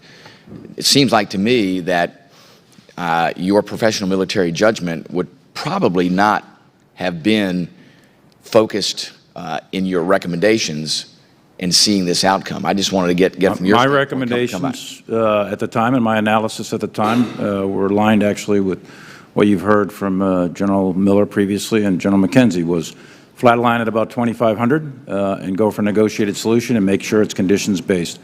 And we all render our advice, presidents make decisions, and then we execute. Sure. This morning you stated that the withdrawal was a logistical success but a strategic failure. And I would say that probably American citizens and the special immigrant visa holders would probably disagree, those that were left behind would probably disagree with your assessment of a logistical success. That being said, I want to focus on the strategic failure aspect of that. You said yesterday that all you can do, and you just said it now, all you can do is provide your best advice and it's up to the president to make the ultimate decision. In your best military judgment, did President Biden's decisions cause this strategic failure? I think, as I said yesterday, first of all, I'm not going to judge a president. That's the job of the American people. That's the job of Congress, not my job. I'm asking for your best military judgment, for your judgment. My assessment is this is a 20-year war, and it wasn't lost in the last 20 days or even 20 months for that matter. There's a cumulative effect to a series of strategic decisions that go way back. Bin Laden, right on the Tora Bora, for example. We knew where he was. We were 1,000 meters away. Could have ended it perhaps right there. The shift from going into Iraq and pulling all the troops out of Afghanistan, with the exception of a few others. Major strategic decision. Not effectively dealing with Pakistan as a sanctuary. Major strategic issue that we're going to have to really unpack. The intelligence piece, pulling advisors off 3 or 4 years ago out of Candax, so we blinded ourselves to our ability to see the will, the morale, the leadership, and the training. There's a whole series of decisions that take place over 20 years. I don't think that whenever you get some phenomena like a war that is lost, and it has been, in the sense of we accomplished our strategic task of protecting America against al-Qaeda, but certainly the end state is a whole lot different than what we wanted. So whenever a phenomenon like that happens, there's an awful lot of causal factors, and we're going to have to figure that out. A lot of lessons learned here. Thank you. And I want to build with your answers to Secretary Austin. Secretary Austin, imagine that you had a number of opportunities in your capacity as CENTCOM Commanding General to brief President Obama, and I imagine that Vice President Biden was probably privy to these briefs. Was he a regular attendee when you gave these briefs? The Vice President was frequently in the Situation Room when we conducted meetings, yes. Gotcha. Let me go from there then to the Battle of Kunduz, which we know Taliban took over, Afghan forces retreated. Did you recognize that as the beginning of the weakness in the ISAF mission? And were there issues at that point of intense interest to Vice President Biden? I'm sorry, that's going to have to be a question for the record because the time has expired. Ms. Spear is recognized. Thank you, Mr. Chairman. Thank you all for your extraordinary service to our country. I want to just set the record straight on a couple of points. It was in 2017 that then President Trump relaxed rules of engagement for airstrikes, and there was a massive increase in civilian casualties, a 330% increase during Trump's administration. Compared to the previous 10 years, there was a 95% increase in civilian deaths from 2017 to 2019. It was then President Trump who in mid-2018 ordered talks with the Taliban without the Afghani leadership. And it was in February 2020 when that formal agreement was made. Now, Chairman Milley, you identified the Taliban as a terrorist organization. Can you tell us anything about former President Trump's intent to invite the Taliban leadership to the United States or to Camp David specifically? I have no personal knowledge of that invitation. I saw it in the media, but I was not part of any discussions or decision-making on that. I have no personal knowledge. Secretary Austin, did the previous administration develop plans for withdrawal? And was there any handoff to you of those plans? There was no handoff to me of any plans for withdrawal. So then President Trump calls for a total withdrawal by May 1st, 2021, and no plans had been made during his administration for withdrawal. I would say that, I'm confident that General Miller, who was anticipating, a decision one way or the other, was making plans, and I certainly would defer to General McKenzie in terms of what he might have done. But in terms of handoff from administration to administration, secretary to secretary, there was no handoff to me.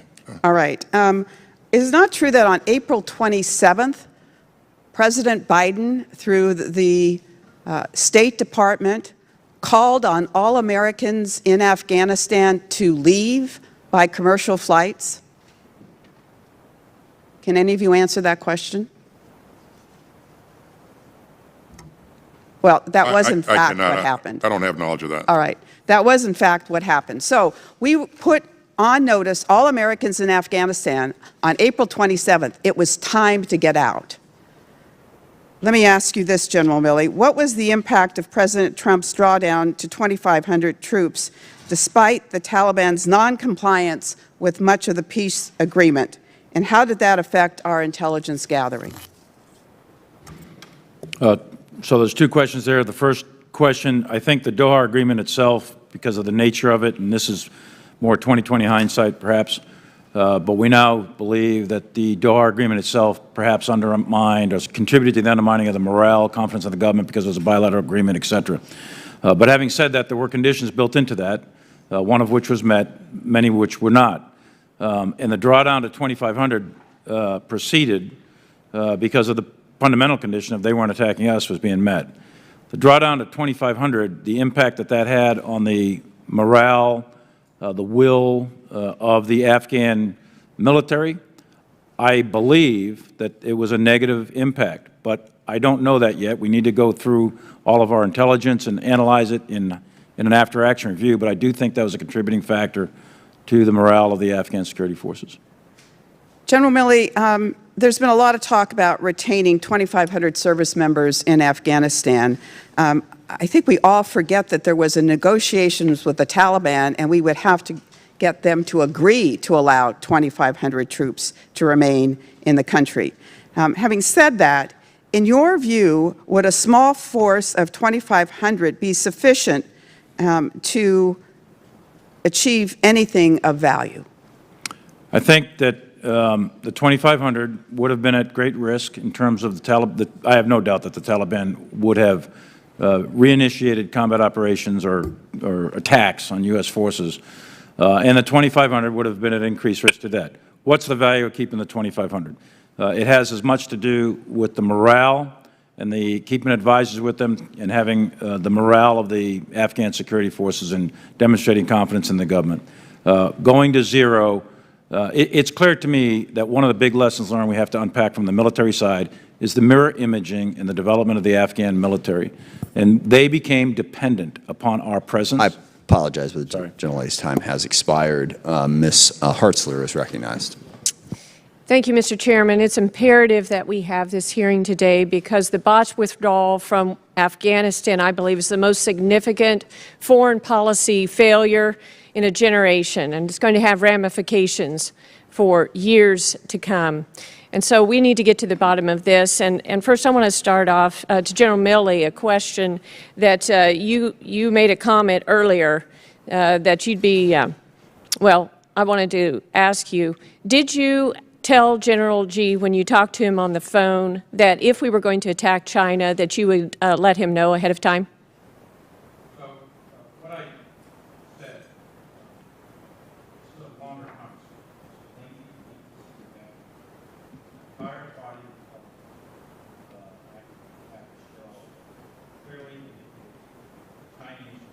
conversation. I'm sorry, could you get the microphone a little more in front of you there? Make sure it's on. Yes. So this is a longer conversation. It's a VTC with General Lee. And there's a body of intelligence that leads up to this that was persuasive to Secretary Esper, myself, and many, many others, that the Chinese thought wrongly that the United States was going to attack them. I am certain, guaranteed certain, that President Trump had no intent to attack. And it was my task to make sure I communicated that. And the purpose was to de-escalate, calm things down. You shared all that earlier, I understand. And as part of that, just say, did you or did you not tell him that if we were going to attack, you would let him know? as part of that conversation, I said, General Lee, there's not going to be a war, there's not going to be an attack between great powers. And if there was, the tensions would build up. There'd be calls going back and forth from all kinds of senior officials. I said, hell, General Lee, I'll probably give you a call, but we're not going to attack you. Trust me, we're not going to attack you. These are two great powers, and I am doing my best to transmit the President's intent, President Trump's intent, to ensure that the American people are protected from an incident that could escalate. I understand your intent, but I think you articulating that you would tell him, you would give him a call, I think is worthy of your resignation. I just think that's against our country, that you would give our #1 adversary that information and tell him that. But I'd like to go on to General Austin and ask you a question. According to President Biden, he chose you to serve as his defense secretary primarily because that you oversaw the full withdrawal of U.S. forces in 2011 from Iraq. But ironically, the 2011 Iraq withdrawal left similar conditions of governmental failure, the empowerment of regional terrorist organizations, most notably ISIS, and a humanitarian crisis of refugees and internally displaced people in desperate need of international emergency assistance. The 2011 U.S. military exit from Iraq was short-lived, with President Obama redeploying U.S. forces into Iraq and Syria in 2014 to defeat the Islamic State. Despite the administration's reassurances, it seems we may be in a similar trajectory in Afghanistan. After U.S. forces abandoned Bagram Air Base in July, the Taliban quickly took over the base and released 5,000 to 7,000 ISIS-K and Taliban prisoners. When the last U.S. troops evacuated from Afghanistan on August 31st, this administration handed over total government control to the Taliban, a known terrorist organization with leaders of the Haqqani terrorist network now in key positions within the Taliban's de facto government. And in recent weeks, the Taliban has deemed education irrelevant, barred women and girls from school and work, committed horrific retaliatory attacks on members of Afghan security forces and interpreters, and established suicide bomber schools within the country. We also know that al-Qaeda and ISIS-K both have reestablished a presence within the country. Even before the U.S. withdrew, ISIS-K claimed credit for a suicide bombing, which you have mentioned, took the lives of 13 service members on August 23rd. So, Secretary Austin, is it true that the suicide bomber who attacked the Kabul airport on August 23rd was a CIA prisoner at the Bagram Air Base whom the Taliban released after Biden's administration left Bagram in July?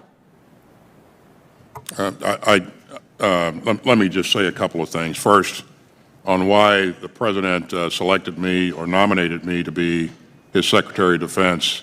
You'd have to certainly go back to the President and ask him specifically why he did that. But it wasn't, I'm sure, solely based upon my oversight of the evacuation of Iraq. But I would point to you that there's a government in Iraq right now that's holding elections. The United States military is in Iraq. I have 4 seconds. Could you answer my question? Was the suicide bomber... Gentle lady's time has expired. I'll take your question for the record. Thank you. Thank you. Mr. Gallego. Thank you, Mr. Chair. And generally, I don't see eye to eye with many generals, and certainly General Milley and I have had disagreements, but I think what was said earlier was inappropriate in its nature to accuse a member of the military that they would tip off our opposition in any way. And I'd like to give General Milley an opportunity to respond to that if he wants, and if not, then I'll gladly continue with my questions. As I said up front, I'm not going to tip off any enemy to what the United States is going to do in an actual plan. What I'm trying to do is persuade an adversary that's heavily armed, that was clearly and unambiguously, according to intelligence reports, very nervous about our behavior and what was happening inside this country. And they were concerned that President Trump was going to launch an attack. He was not going to launch an attack. I knew he wasn't going to launch an attack. At the direction of the Secretary of Defense, I engaged the Chinese in order to persuade them to do that. I would never tip off any enemy to any kind of surprise thing that we were going to do. That's a different context than that conversation. Thank you, General. Thank you to all three witnesses for taking the time to testify today. Obviously, the resurgence of the Taliban is devastating and is difficult for many of us to watch. But sadly, it underlines the reality that after 20 years, 4 U.S. presidents, and billions of dollars, the conditions for a peaceful and stable Afghanistan could not be created. That is why I believe President Biden made the right decision to withdraw. Staying in Afghanistan, a prolonged and stalled conflict would have required more troops and more resources with no clear timeline. And I don't believe that we could ask our servicemen and women to give their lives for a mission that in the end wouldn't have been successful. I do, like many of you here, applaud our troops for the tireless effort to evacuate American citizens, our allies, Afghan citizens, and everyone threatened by the Taliban. And I still believe we have a moral imperative to help those who helped us in Afghanistan. And I and many of us will do everything in our power to continue to do that. I have some questions to begin with. General Milley, in your testimony, you know that the speed and scope of the collapse of the Afghan army and the government was a surprise. Yet the Taliban was clearly gaining ground in June and especially July before their arrival in Kabul.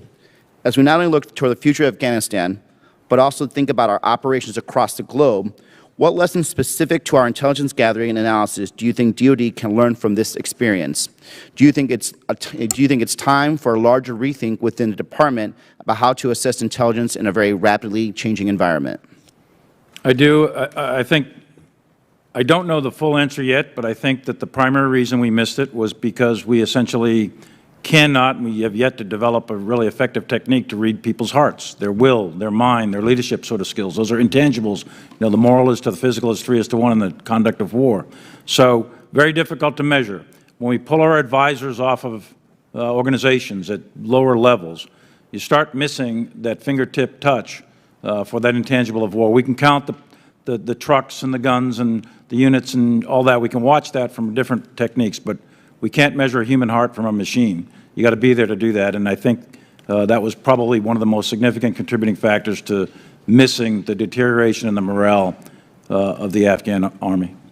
And I guess one of the things that I'm deeply disturbed by, and this can be either to General McKenzie or also Secretary Austin can jump in. Speaking to a lot of service members, enlisted service members that have served for decades in and out of Afghanistan, they were always telling me something extremely different from what I was getting from reports from many of you generals here, that the Afghan army was not ready, that they were not going to be sustainable on their own. And so that, how did we miss that? How is it that a lot of, 18, 19-year-olds, mid-20-year-old E5s were predicting this, but yet some of our greatest minds, both on civilian side and, uniform side, absolutely missed this. And I think that's something that concerns me because, Afghanistan is done, but we're going to be obviously engaging all over the world. And this type of intelligence failure repeated could be, could be an existential threat to the national security of the United States. I don't know, General McKenzie, if you want to try that? Sure. So I think it's a reasonable criticism. We'll have to take a look at how we actually remain connected to the people who are down at the advisory level. I think that's something that I'm conflicted by that as well. I'll be very candid with you, and we will certainly take a look at that because I've heard that same strain myself. It's harder to get the truth as you become more senior. We perhaps need to look at ways to ensure that that's conveyed in a more rapid and effective way. So I'll accept that criticism. Thank you for your guys' testimony. I yield back. Thank you. Mr. Scott is recognized. Thank you, Mr. Chairman. And gentlemen, I need your help fairly immediately on two issues, one of which can't be discussed in this setting, but the other one can. And there are 145 Afghan Air Force personnel in Tajikistan. They flew 16 aircraft into that country on August the 13th. It's now September the 29th. We need to get them out of Tajikistan. These are people who trained with us, they fought with us, that they did everything that we asked of them, and we have gotten no assistance at all from the State Department to move them. And I'm asking all three of you for your help in addressing the issue. Secretary Austin, we need the help. Acknowledged, sir, and we will get with State right away to see if we can move this forward. But I share your concern, sir. And thank you. And I do want to mention this, and I think this is where the frustration of every member of the committee comes in, that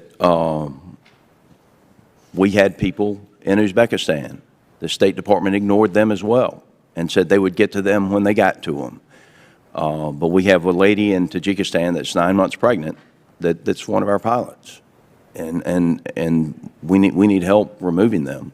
We also need to make it clear to Uzbekistan and Tajikistan that is U.S. military equipment, and it is not to be returned to Afghanistan. And so I would appreciate if we could put that in writing to both of those countries that the equipment belongs to the U.S., not to Afghanistan. With that said, I appreciate your commitment to help. I do want to mention one thing, Secretary. You, State Department, we're using the number 124,000. That 124,000 is U.S. and NATO allies, correct? That's correct. We had provided a list of names of people who were P1, P2 SIVs to Central Command, to everybody we knew to get it to. And yet our people were not allowed into HKIA. They were at the gates, but they were not allowed into HKIA, even though they were on the manifest. And yet so many people came out of the country that appeared not to be on the manifest. So how was the determination made, and who got on a plane and who didn't get on a plane? Well, I can't speak to the exact processes that existed inside of HKIA at the time in terms of how people were sorted out. I can tell you that we tried very, very hard to get everybody that we possibly could out, especially American citizens and SIV applicants that have worked with us.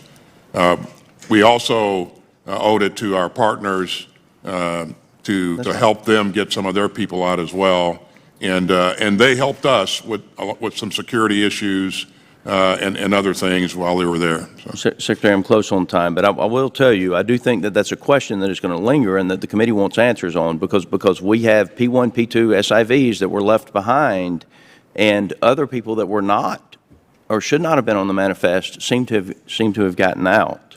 Well, I would just tell you, we're going to continue to work to try to get as many out as we can. In the last 48 hours, I think we've brought out an additional 63 American citizens and 169 legal permanent residents. So we're going to continue to work this.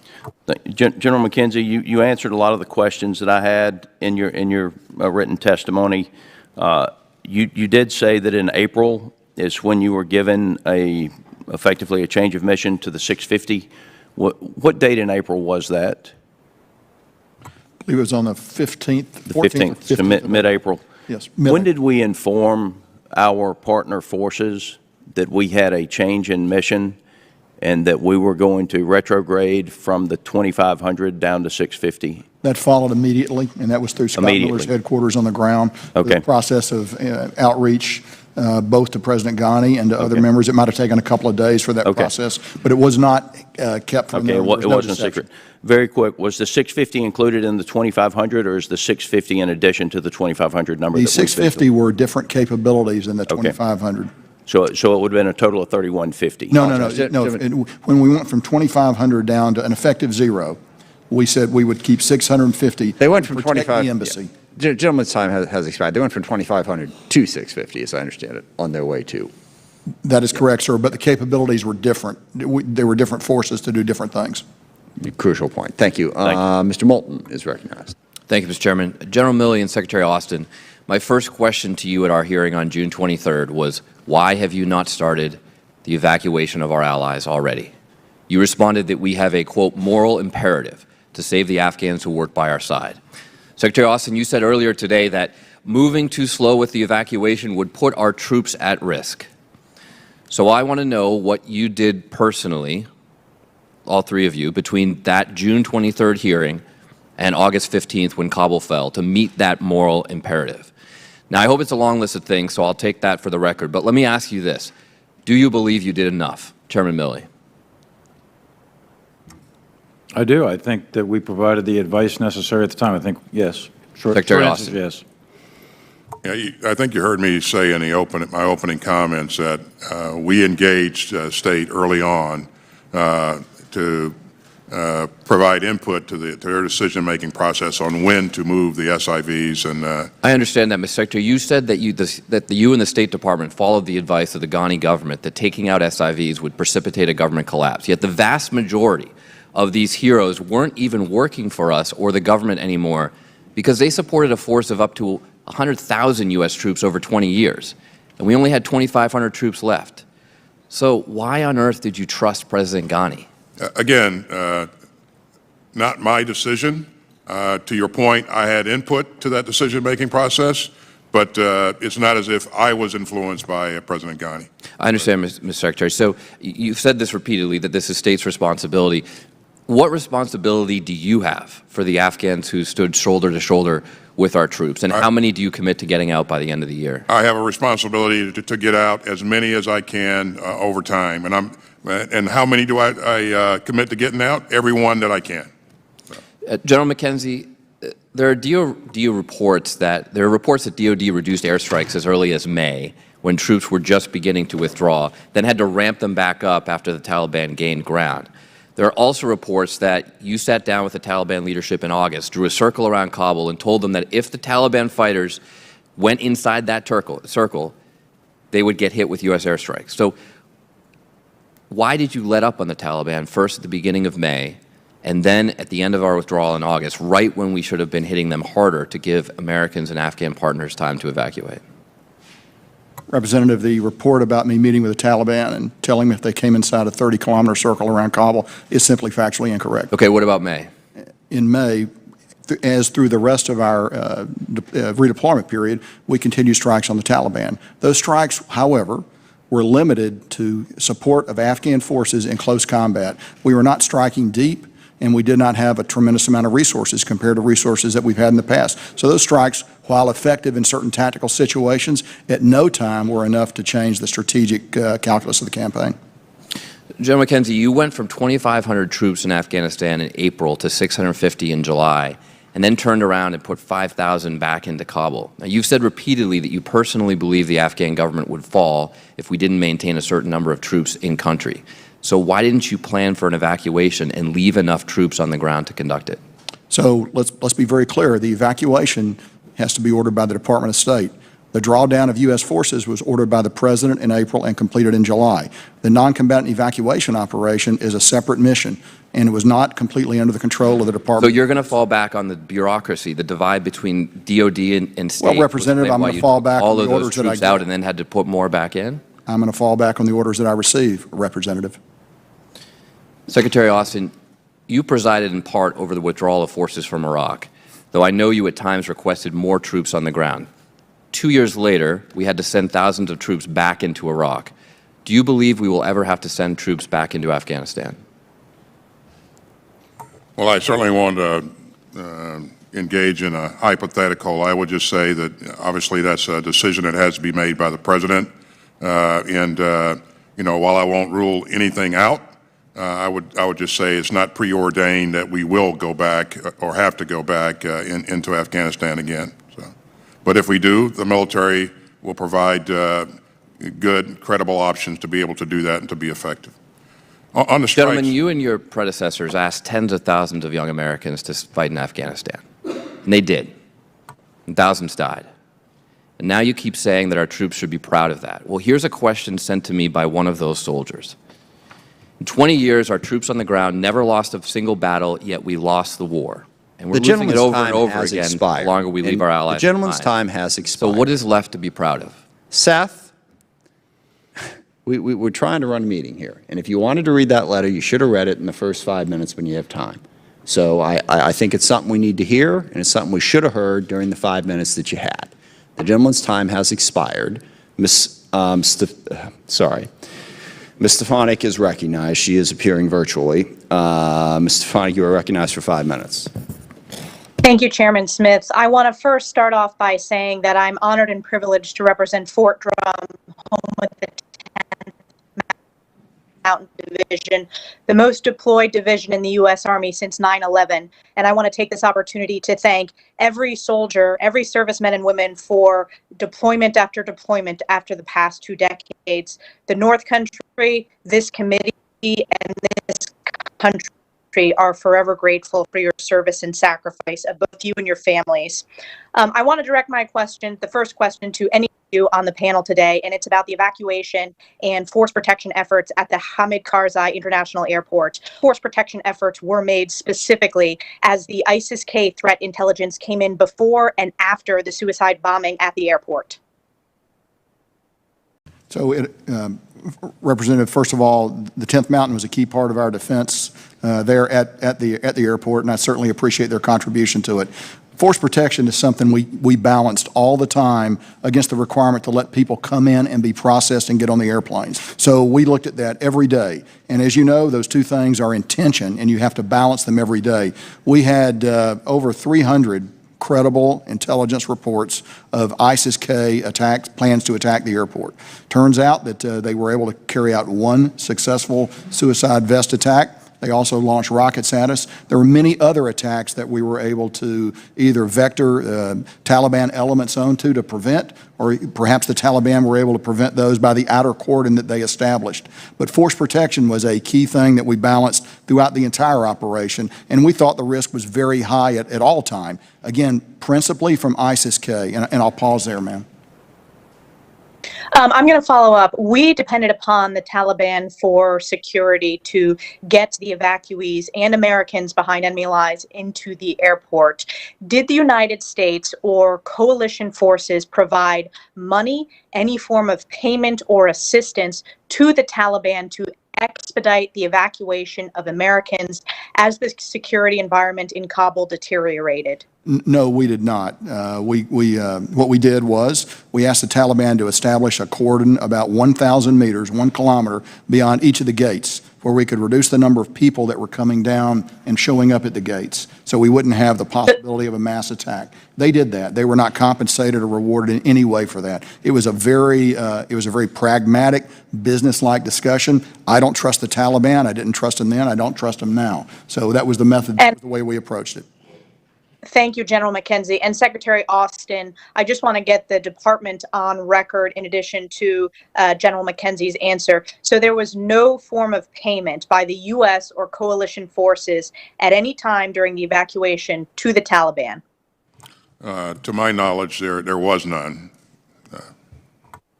And Chairman Milley? I have no knowledge of any money that transmitted from any element of the United States government to the Taliban whatsoever.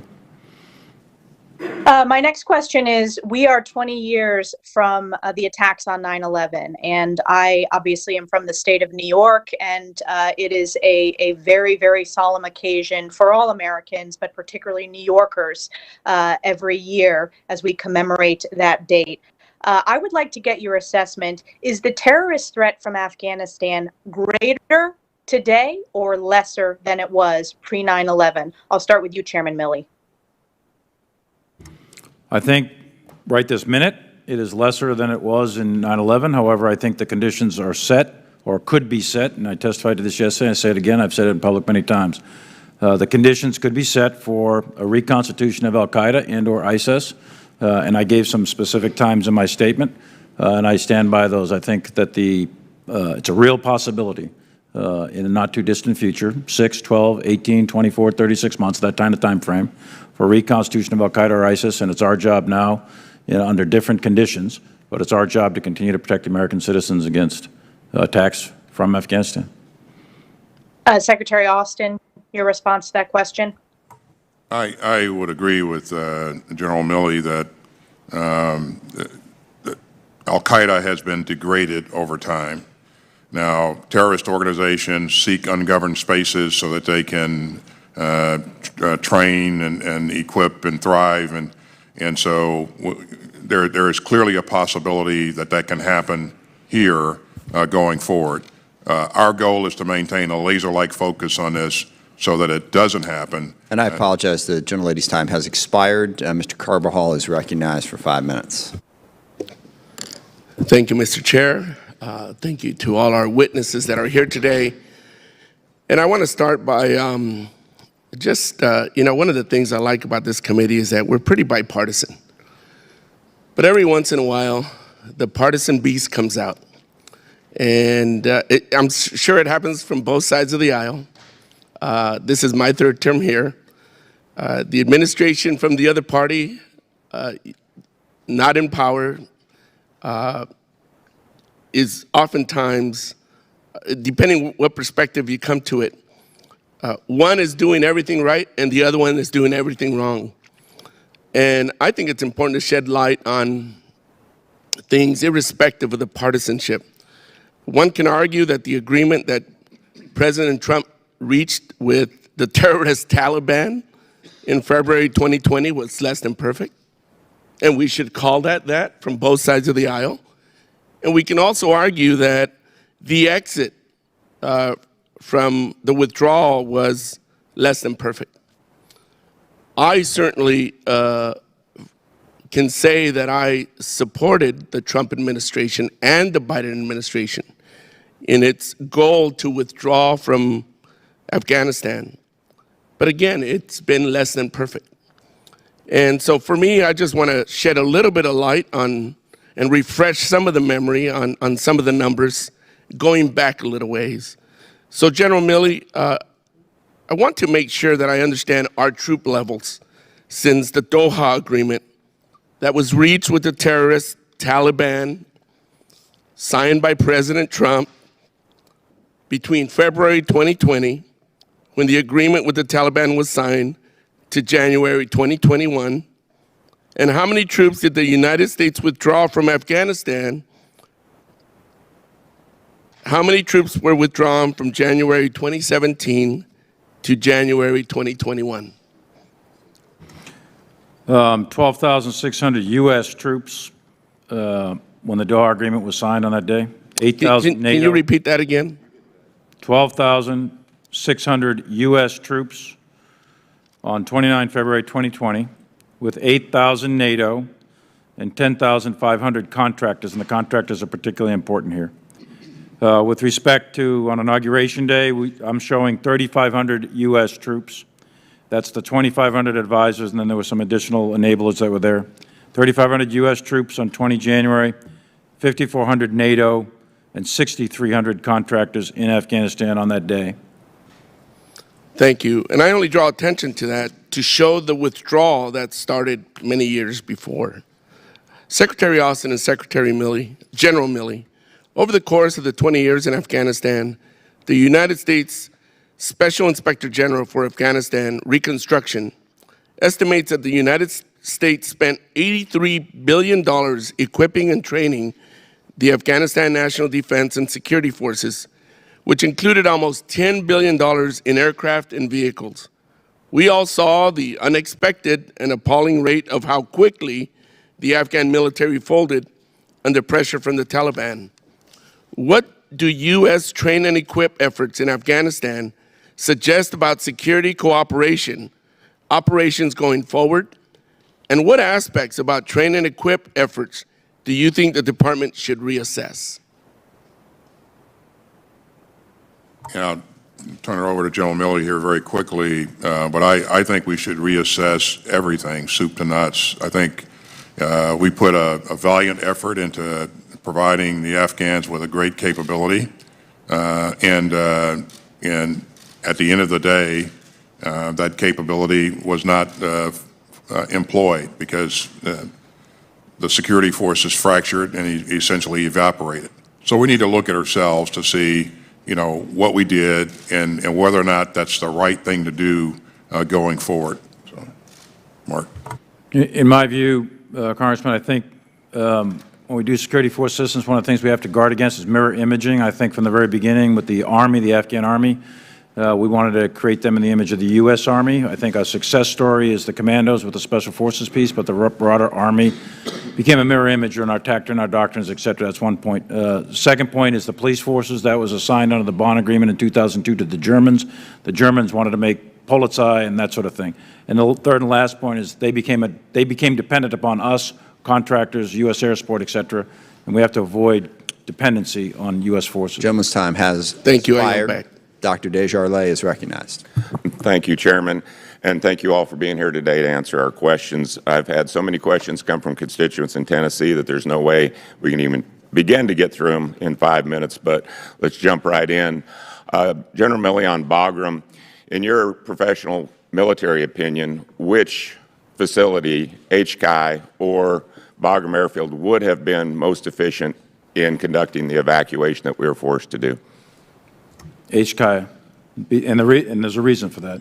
The vast majority of those personnel that we expected to have to conduct a NEO with were located in Kabul. That's point one. Point two is we were directed to maintain an embassy open and also the international zone for the other allied nations, so we had to do it out of HCI. Bagram would have been, a plus, but it would have required exceptional levels of resources to do that. Okay. I think all of you testified yesterday that it wasn't a matter of if the Afghan army would fail and the Taliban would take over, as a matter of when. You were all shocked by the rate at which it happened. The billions of dollars in equipment that was left behind has been under much scrutiny. Knowing that they were going to fail, why were more steps not taken to secure that military equipment or destroy it, knowing that now it's a well-equipped Taliban army? Yeah, so the number is a big number, so let me unpack that a little bit. First of all, the $84 billion included all of the... I understand that. Let's just cut right to the equipment that was left behind. Why was so much left behind? Aircraft, MRAPs, weapons. Why was that there when you knew they were going to fail? The other thing I would say is that all of the equipment that we had that we were using, as I stated earlier, was evacuated by General Miller. Now, the reason that the Afghans had the equipment they had is because we wanted them to be successful, and they could not be successful without the appropriate. Okay, if they're watching these hearings yesterday and today, I'm guessing that they probably feel like they were played as fools, because you all just said you knew they were going to fail. So here we have an army we built up, we used them until we didn't need them anymore to accomplish Biden's objective and Trump's objective of getting out of Afghanistan. However, it went horribly wrong, as we can probably all agree to. General Milley, you started today and talked about your commitment to your office. You're the principal military advisor to the president, correct? That is correct. And that's to President Trump and President Biden. That's correct, and the Secretary of Defense and the National Security Council. Okay, and Senator Blackburn yesterday asked you about your conversations with several book writers, and you were fine with giving them your opinion, and I think you said that you had a rather blunt and forward phone call with House Speaker Nancy Pelosi. True. And she was concerned over the safety of nuclear weapons. Correct. Okay. In a transcript obtained from CNN Political, Woodward and Costa quoted Pelosi as saying, and this was to you, "What I'm saying to you is that they couldn't even stop him from an assault on the Capitol. Who even knows what else he may do? And is there anybody in charge of the White House who was doing anything but kissing his fat butt all over this?" Is that, you recall that? I haven't seen the transcript. Well, I think that would be firmly imprinted on my mind if the Speaker of the House told me that. I would just say there's a lot of disparaging comments made, and my focus was to assure her that the nuclear system and weapons were under control. Okay, and according to Costa and Woodward, she went on to say, he's crazy. He's been crazy for a long time, to which they say, and I'm sure you haven't had a chance to read the book yet, Milley responded, "Madam Speaker, I agree with you on everything." If you're the principal advisor to the president, and she said that to you, do you think that you were doing service to a president by agreeing with the Speaker that your commander-in-chief is crazy? I actually said, I'm not qualified to assess the mental health of the president. What I'm agreeing to is that we have to have a secure nuclear system. Okay.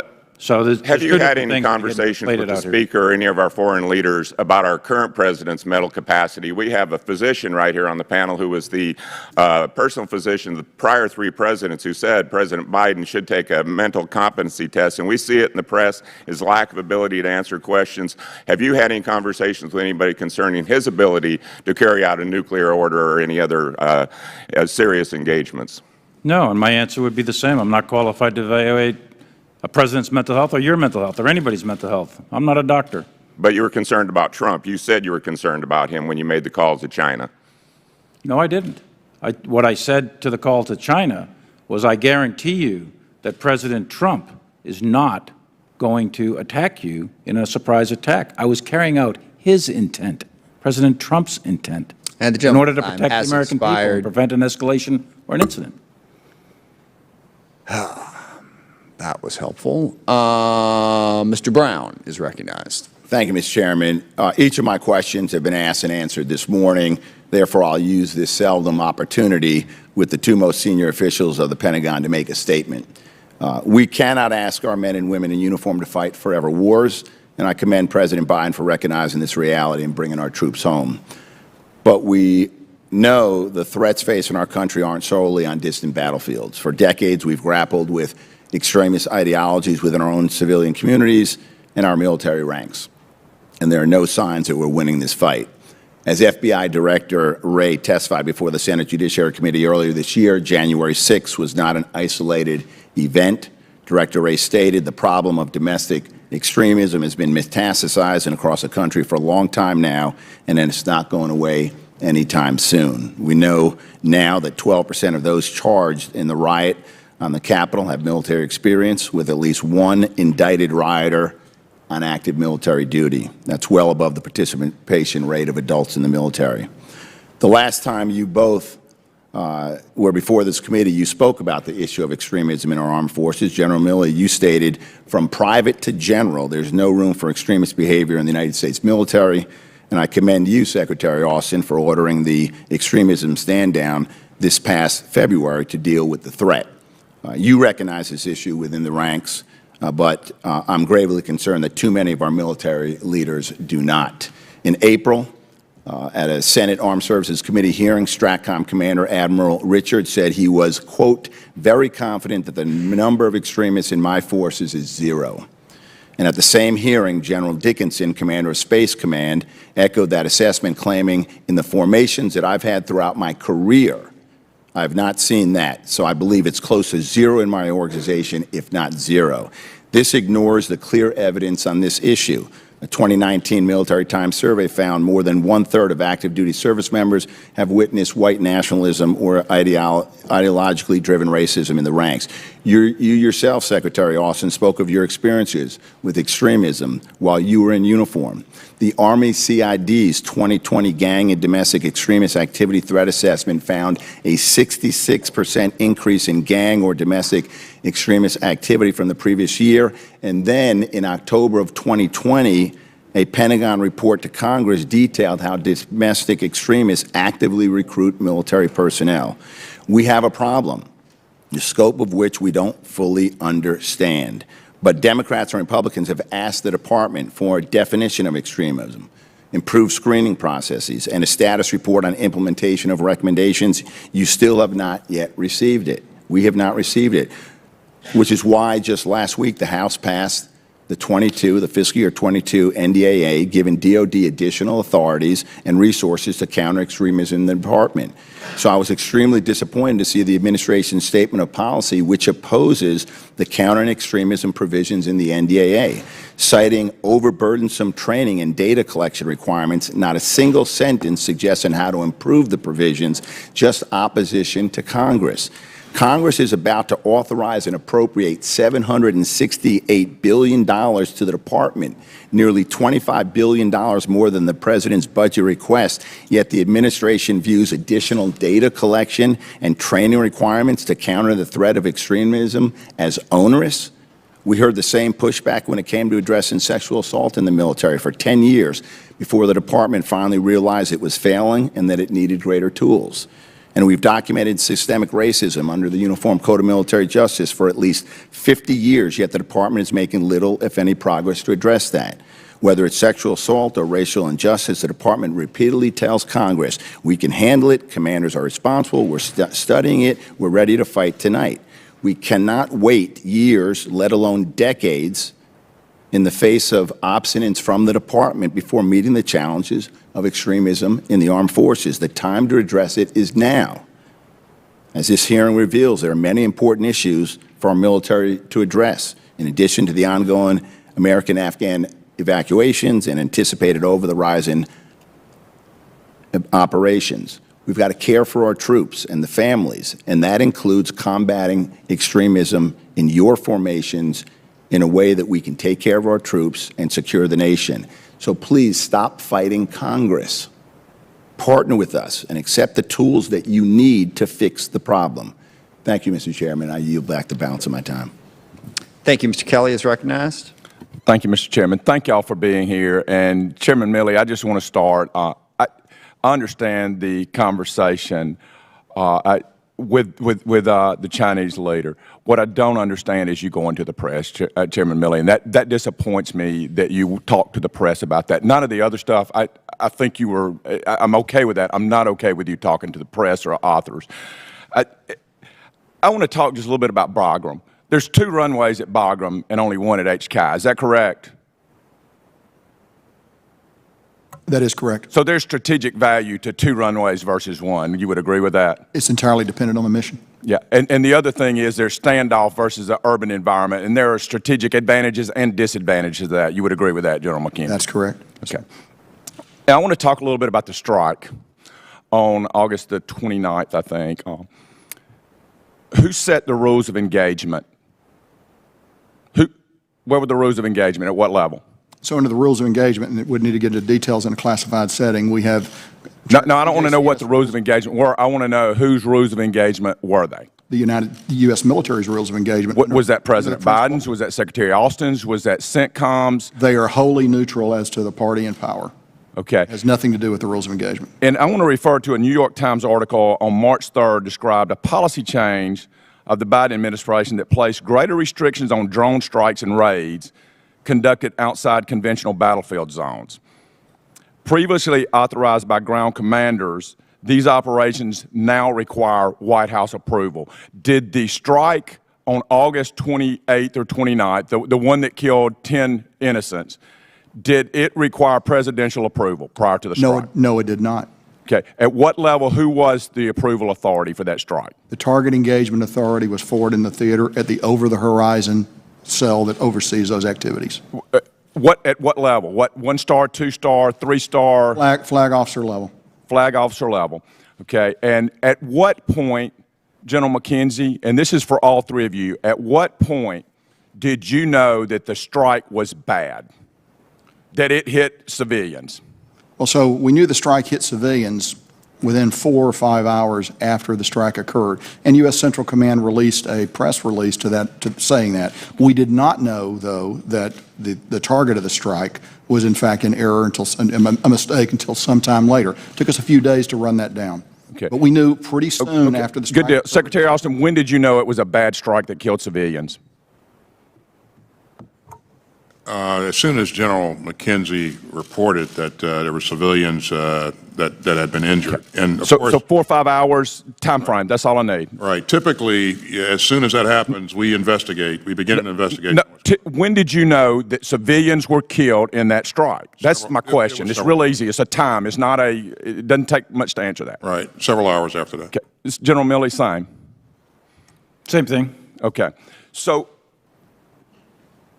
I'm assuming there's 15-6s at multiple levels that we'll get to see those investigations. There's a lot of questions I have that have to be in a classified environment, but I hope that you guys know I also sit on a different committee that has different insight to this, and I think it's important that we know who authorized at what level and that we take accountability. Listen, I've made strikes. I've lived under rules of engagement. I've had rules of engagement that I liked and didn't like. I've had to make hard decisions. I hope most of them are right, but I understand. I don't want to blame some 06 or some 05.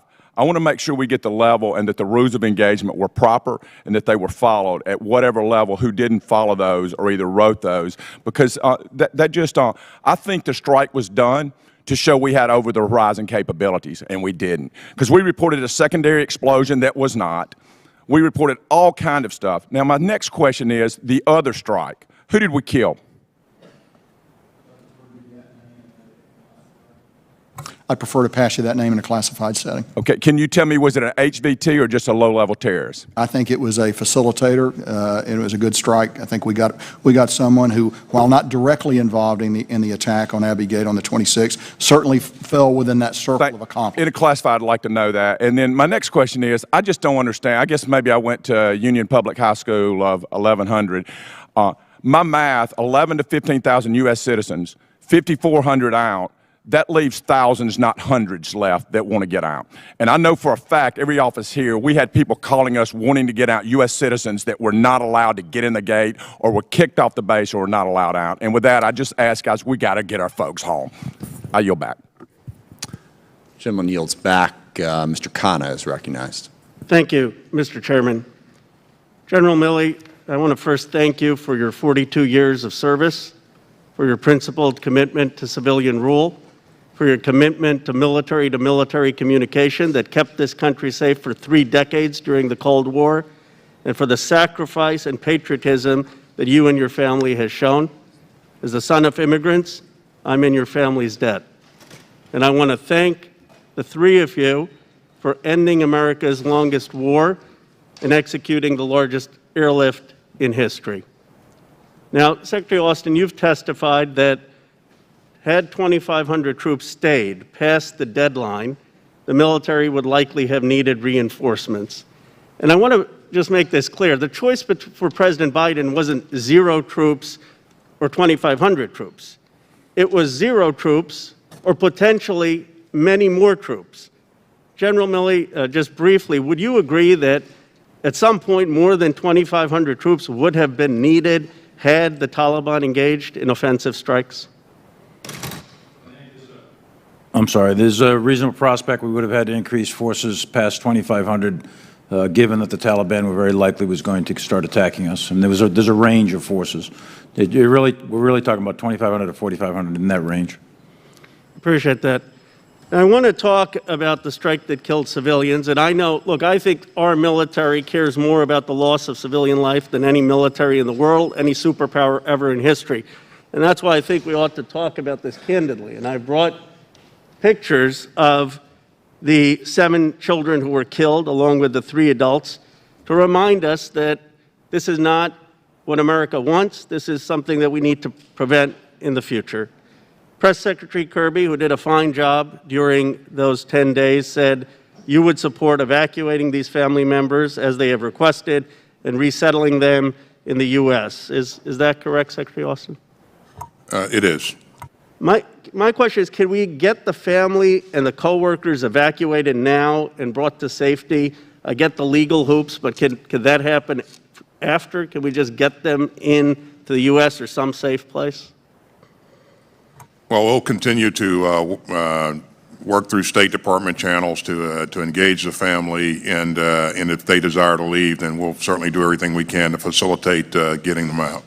I hope we can just expedite that and expedite the compensation. It's the moral thing to do. It's the right thing to do. It's how America conducts itself, and so I hope you will take that into consideration.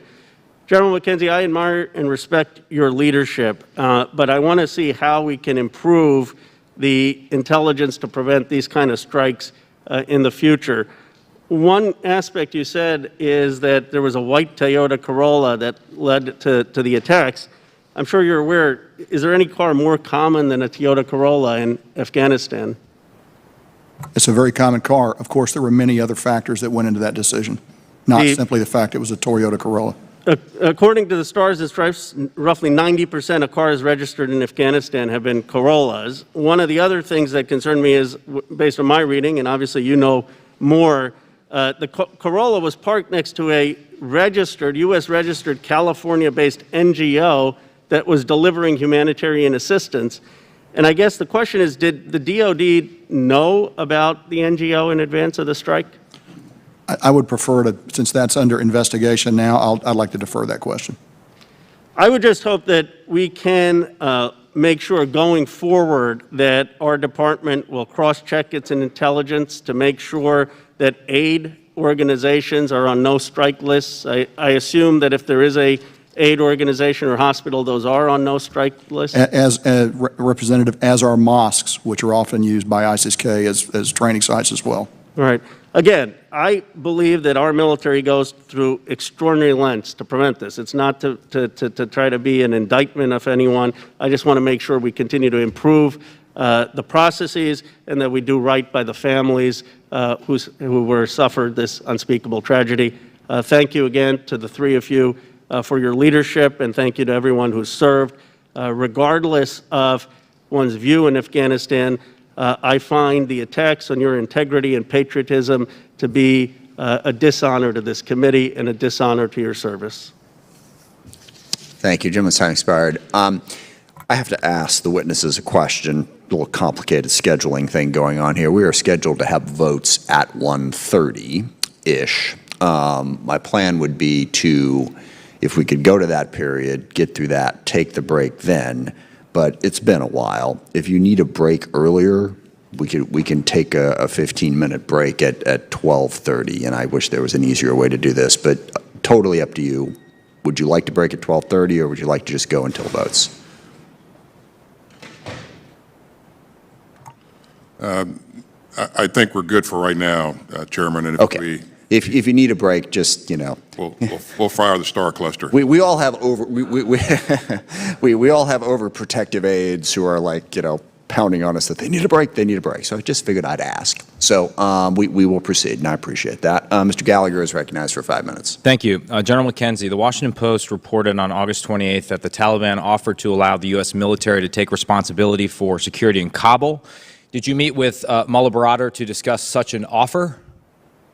I met with Mullah Baradar in Doha on 15 August to pass a message to him that we were withdrawing, and if they attempted to disrupt that withdrawal, we would punish them severely for that. But did he offer to allow you to have security over all of Kabul? Not as part of that conversation, he said, well, why don't you just take security for all of Kabul?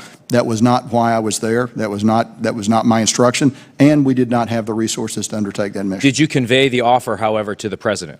The offer was made in the presence of the President's Special Representative to Afghanistan. Do you know if the SRAP conveyed it to the President? I don't know, but it was conveyed to my chain of command. So who made the decision to turn down the Taliban offer to allow the U.S. military to secure Kabul and put the safety of our troops in the hands of the Taliban? I did not consider that to be a formal offer, and it was not the reason why I was there, so I did not pursue it. So if someone actually made a decision, that would have been me. So we don't know if it was conveyed to the President. We don't know. I do know it was conveyed to my chain of command. Okay.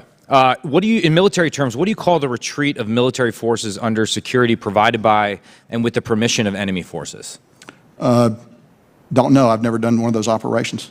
I think you just did one of those operations. I disagree. You disagree. So you did not withdraw forces from Afghanistan after a negotiation with the Taliban? That is correct. We did not do that. Okay. So this would not be a conditional surrender, in your opinion? This would not be a conditional surrender. So what would you describe the operation? I would describe it as a non-combatant evacuation operation that we conducted with our own timing and with our own forces, and we warned the Taliban that if they interfered with that operation, we would strike them hard. They chose not to interfere with that operation. Okay, so you're saying the meeting you had in Doha was just to let the Taliban know this is what we're doing, you know, take it or leave it, but you were operating at that point under the agreement we had negotiated with the Taliban for surrender, right? The Doha agreement. I was there to tell the Taliban that we were conducting a non-combatant evacuation operation. But wait. A NEO, by DoD definition, does not definitionally include the evacuation of combatants. You were also evacuating combatants, so the NEO was part of the operation. Actually, no, you're wrong. When I met with the Taliban on 15 August, we had completed the withdrawal operation. Further forces that went in were forces that were core to the NEO operation. And in fact, DoD doctrine would include the insertion and extraction of combatant forces as part of a NEO operation. But what do we call the withdrawal of combatants, whether it happened before? It can be called a retrograde. It could be called a withdrawal. Was it in your orders, though? What were you tasked with doing? I was tasked to conduct a non-combatant evacuation operation. Which you just said happened after you had withdrawn forces. Largely, that's correct. Okay. And you didn't get tasking, what did the tasking to withdraw the forces call that operation? I would have to go back and take a look at it. I believe it was a withdrawal. Withdrawal. Okay. Which I believe the definition is a repositioning of forces. I would call it a conditional surrender. I guess we'll have to check the dictionary definition on that. Just to go to something that General Milley said before, Has Al-Qaeda sworn bayat to the Taliban? I believe there's a deep relationship between the Taliban. But have and they sworn Al-Qaeda. bayat? Just yes or no? I couldn't answer that question for you right now. Oh, I believe General Milley said it before. Has the Taliban renounced the previous oath that Al-Qaeda swore? The Taliban and Al-Qaeda have a very close relationship, and I do not expect the Taliban to seriously interfere with their basing and repositioning in Afghanistan, which is, I think, the question you're asking. Okay, yeah. Well, let me get it a different way. The new interior minister for the Taliban government is Sirajuddin Haqqani. He's a known Al-Qaeda associate. Is there any evidence that he or the Haqqani network has broken with Al-Qaeda? None. Did the March attack on Fob Chapman breach the Doha Agreement, in your opinion? No, it did not. It did not. General McKenzie, do you know which Taliban forces were actually providing security in front of the airport? Yes, we do. Was it Badri 313? They were part of it. There were other elements as well. It was a hodgepodge of units. But As Badri you know, 313 was part among of it. others. Among others. A group Among that many specializes in suicide bombing attacks. Had the suicide bomber been imprisoned, I think you suggested to Congresswoman Hartzler that the suicide bomber might have been imprisoned in Bagram before. Do we know? I don't believe I don't recall suggesting that. Okay. So do we know whether he had been? We are still working very hard to find out where the suicide bomber came from. Did we have an opportunity to take him out prior to the suicide bombing attack? We did not. We did not have an opportunity to take him out. And just finally, does the over-horizon posture that we're now adopting, will that be more or less difficult now that we are out of the country? I've said on the record it will be very difficult to do. It is not impossible to do. Okay. Thank you. Time has expired. Mr. Kim is recognized. Thank you, Mr. Chairman. General McKenzie, I wanted to start with you. You said reports about you engaging with the Taliban about a red line around Kabul before its fall were false. Does that mean that there was no discussion or consideration in the U.S. of a plan to defend Kabul in early August before its fall? There was never a discussion about a plan to defend Kabul before its fall. I will say that when I went to Doha, I took with me a graphic. It was a map of Kabul with a 30-kilometer ring on the outside. Our original proposal was we would ask the Taliban to stay outside that ring, but we were not going to threaten them. We felt that was the best way to do deconfliction. However, on the day of the meeting, they were already in downtown Kabul, so the graphic was outdated, and we had to proceed from the new reality. Secretary Austin, I wanted to get your thoughts on this. When I spent some time in the Situation Room with you in 2014, when we were fearing the fall of Erbil and Baghdad, U.S. CENTCOM commander immediately drew up some con-ops on defending those positions using air assets. The effort was to buy time for the Iraqis and the Iraqi Kurds to reconstitute. Did it not cross your mind to consider something like that in early August before the fall of Kabul? This is certainly something we considered. You know, we took a look at what we would need to do to protect the embassy, and if we had to do a NEO, what could we do to buy time for that operation to take place? Chairman Milley, I wanted to switch to you. Yesterday you said that you were asked on August 25th to make a decision about the August 31st deadline. Was there an actual formal request made to the Taliban fight by the United States to stay past August 31st? Was that a request that was then denied, that you were taking into account in that decision? I don't make decisions, Congressman. I provide advice. In your recommendation. I was asked for what's called best military advice. I'm not aware of a formal request to the Taliban one way or the other on saying past the 31st. I am very familiar with the advice that we provided on the 25th. Before the fall of Kabul, did we actually have formal Taliban agreement upon an August 31st departure date? I'm not sure what you mean by formal, but I think that's a Had there ever been a point where the United States went to the Taliban saying that we are planning to leave on August 31st? Sure. And I'm talking about prior to the fall of Kabul. Yeah, I think from a policy perspective, Zal Khalilzad could give you the detailed information on that. I do believe the Taliban knew that we were departing on the 31st. We announced it. But you weren't aware of it? I'm not aware of a formal agreement per se, but I think Zal Khalilzad could give you better definition of that. General McKenzie, I want to turn back to you then, because you were saying that you talked with the Taliban on August 15th. Did you use August 31st as a date to end the operations? Was there a date set at all in your discussions with them? I did not use a specific date when I talked to them. So no date was set on August 15th? I did not convey a specific date as part of my conversation. I wanted to switch gears one more time here.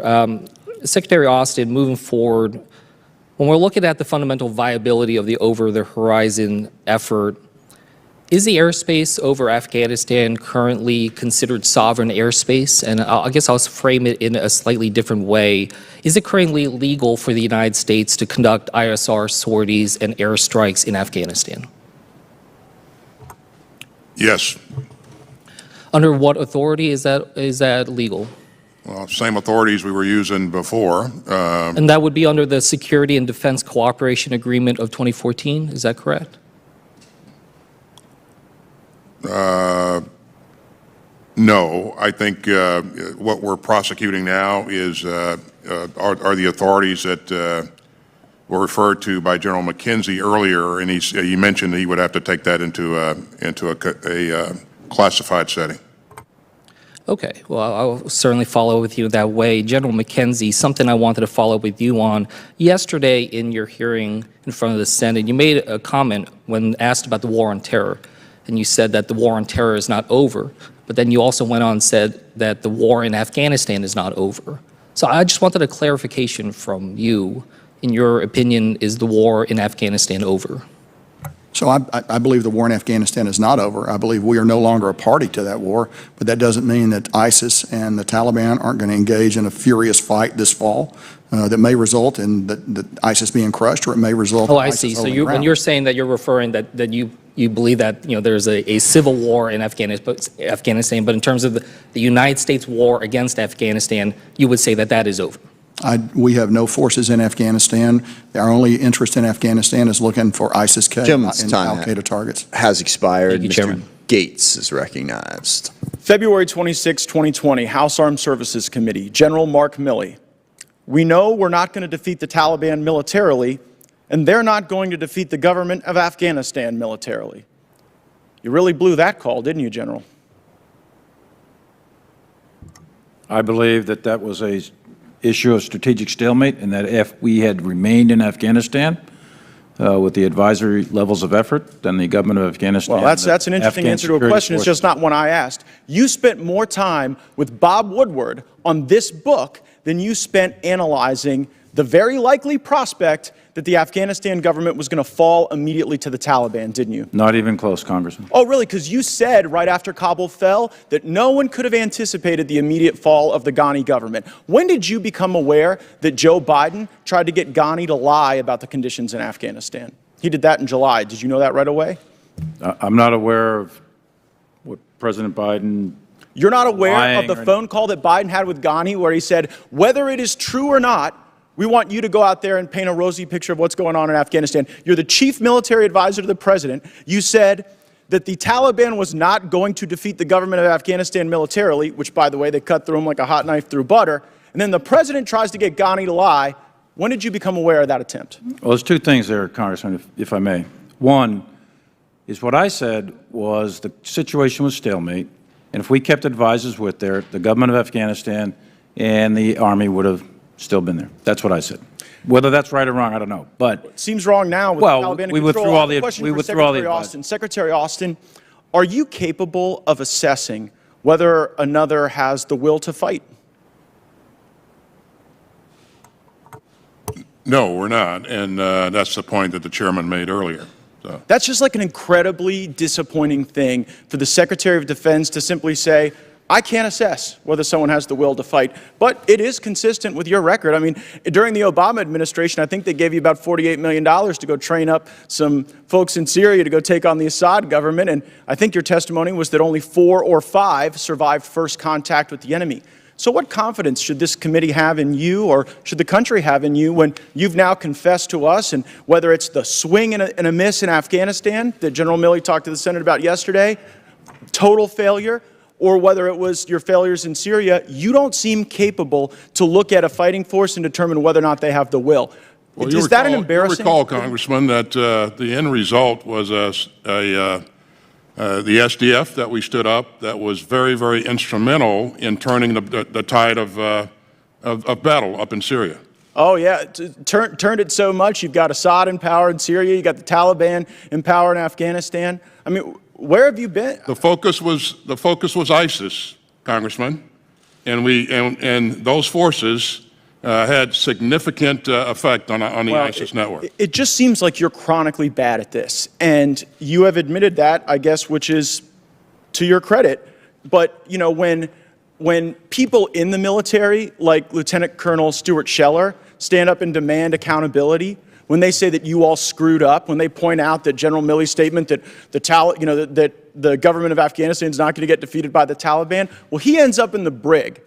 And you all end up in front of us, and your former employer, Raytheon, ends up with a lot of money, and we have poured cash and blood and credibility into a Ghani government that was a mirage. It fell immediately. And while the guy sitting next to you was off, talking to Phil Rucker and was off doing his thing with Bob Woodward, we were buying into the big lie.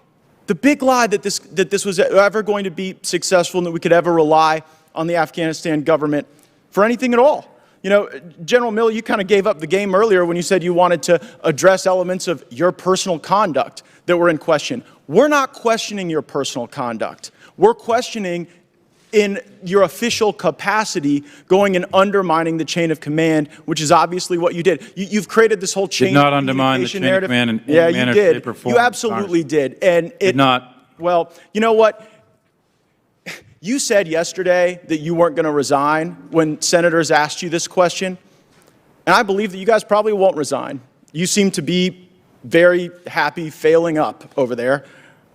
But if we didn't have a president that was so addled, you all would be fired, because that is what you deserve. You have let down the people who wear the uniform in my district and all around this country, and you're far more interested in what your perception is and how people think about you in insider Washington books than you care about winning, which this group seems incapable of doing. Ms. Houlihan is recognized. Thank you, Mr. Chair. And gentlemen, I apologize for the behavior of my colleague. I'm deeply, deeply appreciative of your service and of the decades of experience that you all bring to this conversation. Thank you so much for the opportunity to ask important questions of you, questions that ought to be asked of you in the spirit of our responsibility of oversight rather than provocation. So I just have a couple of questions of clarification from this testimony that's happened so far, and the first one is for you, General McKenzie. You mentioned something about, in your opening remarks, about you having looked at different branches to account for the complete collapse of the Afghan military. That's the first time, frankly, that I've heard that scenario being articulated out loud. Most of the testimony that I've heard prior to this has been we could have never foreseen that. So as somebody who's a decision, a branching engineer type person, that's what I do. I'm intrigued to see if that is indeed what you did have and what the likelihood you put to that and the cost that you associated with that would be. So as we drew up the NEO plan, one of the assumptions of the NEO plan was that the Afghan military would be able to continue to secure HKIA, the airfield, because the Turks were there, but they only actually secured a small fraction of the airfield, maybe 20% of it. The rest of that long perimeter around the entire runway was actually secured by Afghan military forces. So our assumption was they would continue to perform that function. But since we stated that as an assumption, by the way we plan, we have to say if that assumption's wrong, because an assumption is a future hypothetical condition that we believe is going to occur. We felt that was always something that we should challenge. So we developed a plan if that assumption failed, if they melted away. So we had a branch plan that was developed as part of the overall NEO plan, where we would introduce adequate combat forces to physically take over securing the perimeter of that airfield in case the ANDSF did melt away. Well, as we got into the first week of August, it began to look increasingly likely that they would melt away. So I talked to the Secretary, talked to the Chairman, and we agreed to begin to flow forces in for that contingency. Thank you. And my question to you, related for all three of you, and perhaps we'd start with you, General, is how long have you believed that the Afghan military might not be up to the task of taking over and maintaining security against the Taliban? We discussed a lot of different timelines over the course of the last few months. Has it been inevitable for 5 or 10 years? How long have you been relaying that information or that concern possibly to any of our senior leaders or senior administration, if you could share that with us as well? Ma'am, so I'll start. I think it actually, from the relatively short-term perspective, I think the Doha Agreement and the signing of the Doha Agreement had a really pernicious effect on the government of Afghanistan and on its military. Psychological more than anything else, but we set a date certain for when we were going to leave and when they could expect all assistance to end. So for the first time, there was something out there in front of them. Now, I think that's an important thing. The other point would be, it's been my position and my judgment that if we went below an advisory level of 2,500, I believe that the government of Afghanistan would likely collapse and that the military would follow. And one might go before the other, but I believe that was going to be the inevitable result of drawing down to zero, and I've expressed that opinion in writing for quite a while. Now, so taking a look at that, that was sort of my best judgment on that.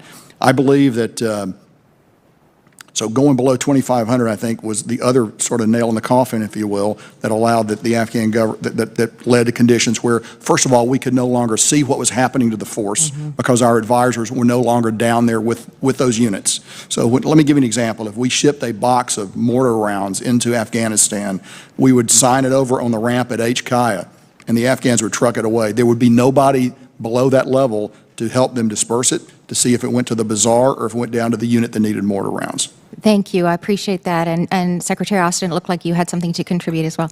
I certainly agree with comments that General McKenzie has made. I would just add to that as a part of that agreement, we agreed to cease conducting air operations against the Taliban.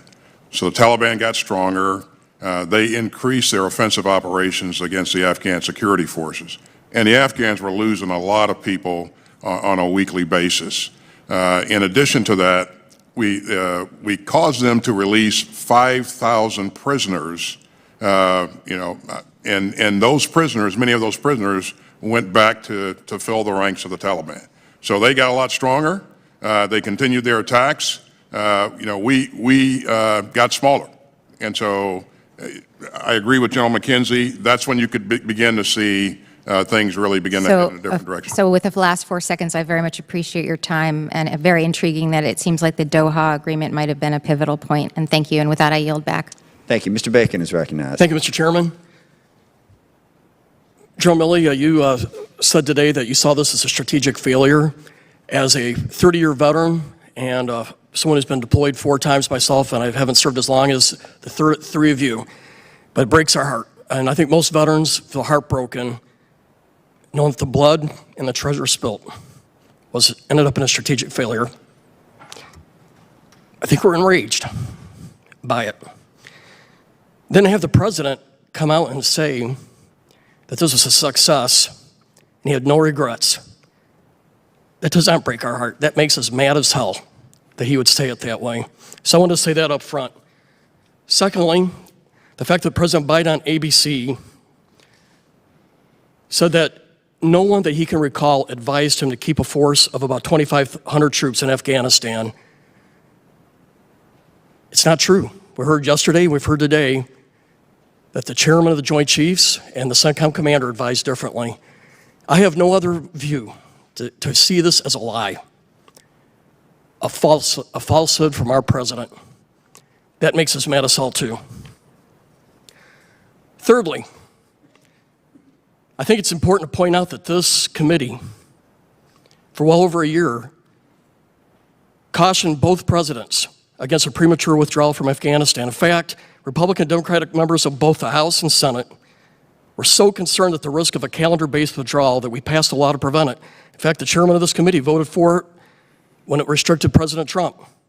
Section 1215 of the 2021 NDA prohibited any president, regardless of political party, from withdrawing down below 2,500 troops until the Secretary of Defense, in consultation with the Secretary of State and the DNI, provided Congress a detailed plan explaining how the U.S. would continue to conduct counterterror operations in Afghanistan following U.S. withdrawal. How would the U.S. conduct an orderly transition of security functions to the Afghan military? And how would the U.S. protect Americans who remained in country? And how would the U.S. coordinate any such withdrawal with our NATO allies? In short, every single failure that we are now witnessing, Congress warned against in writing and in law over a year ago. But after taking office, President Biden, I'm referring to, we wrote to the Biden administration reminding them that it was not permitted to go below 2,500 until it provided assurances to Congress that our vital interests could be secured. Despite clear congressional intent, backed by statute, this did not happen. The day after taking office, the newly confirmed Undersecretary of Defense for Policy Colin Powell, wrote to the members of this committee essentially stating that President Biden was smarter than Congress, was confident he had all the angles covered, and believed it was not in the national interest to provide Congress with the assurances required in Section 1215. And Mr. Chairman, I ask unanimous consent to enter this letter into the record. Without objection, so ordered. Okay, my first question here, General McKenzie, I think one of the reasons that the Afghan forces crumbled much quicker than we ever assessed was that we pulled most of our air cover, we took the mechanics away from the Afghan forces, and we pulled out a lot of our logistics capabilities. Do you see this as underlying reasons why the Afghan forces collapsed? I think all of those reasons contributed to why they collapsed.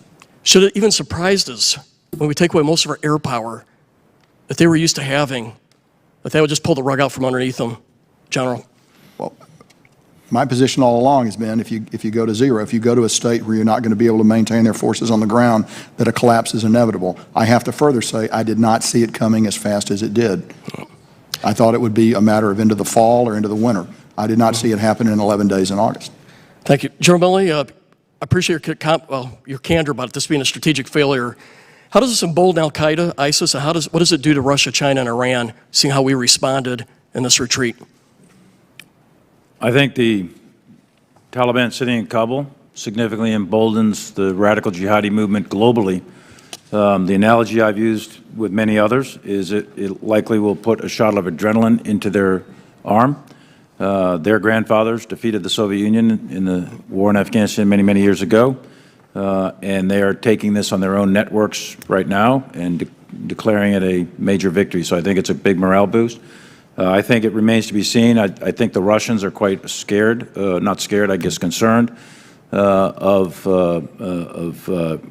terrorists coming across the borders into their near abroad. China is very complicated. They've got a significant issue in their western hemisphere, or in their western part of their country.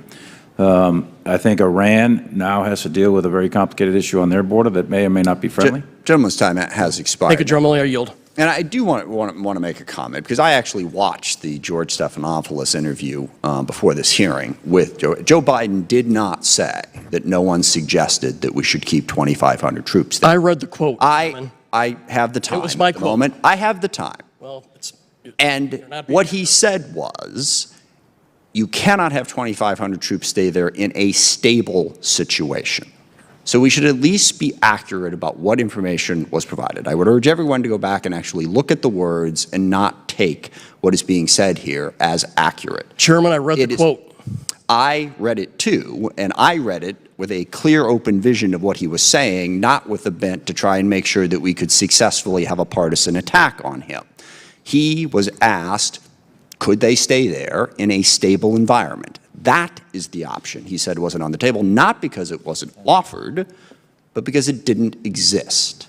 And while we're ripping apart these three gentlemen here, I want to remind everybody that the decision the President made was to stop fighting a war that after 20 years it was proven we could not win.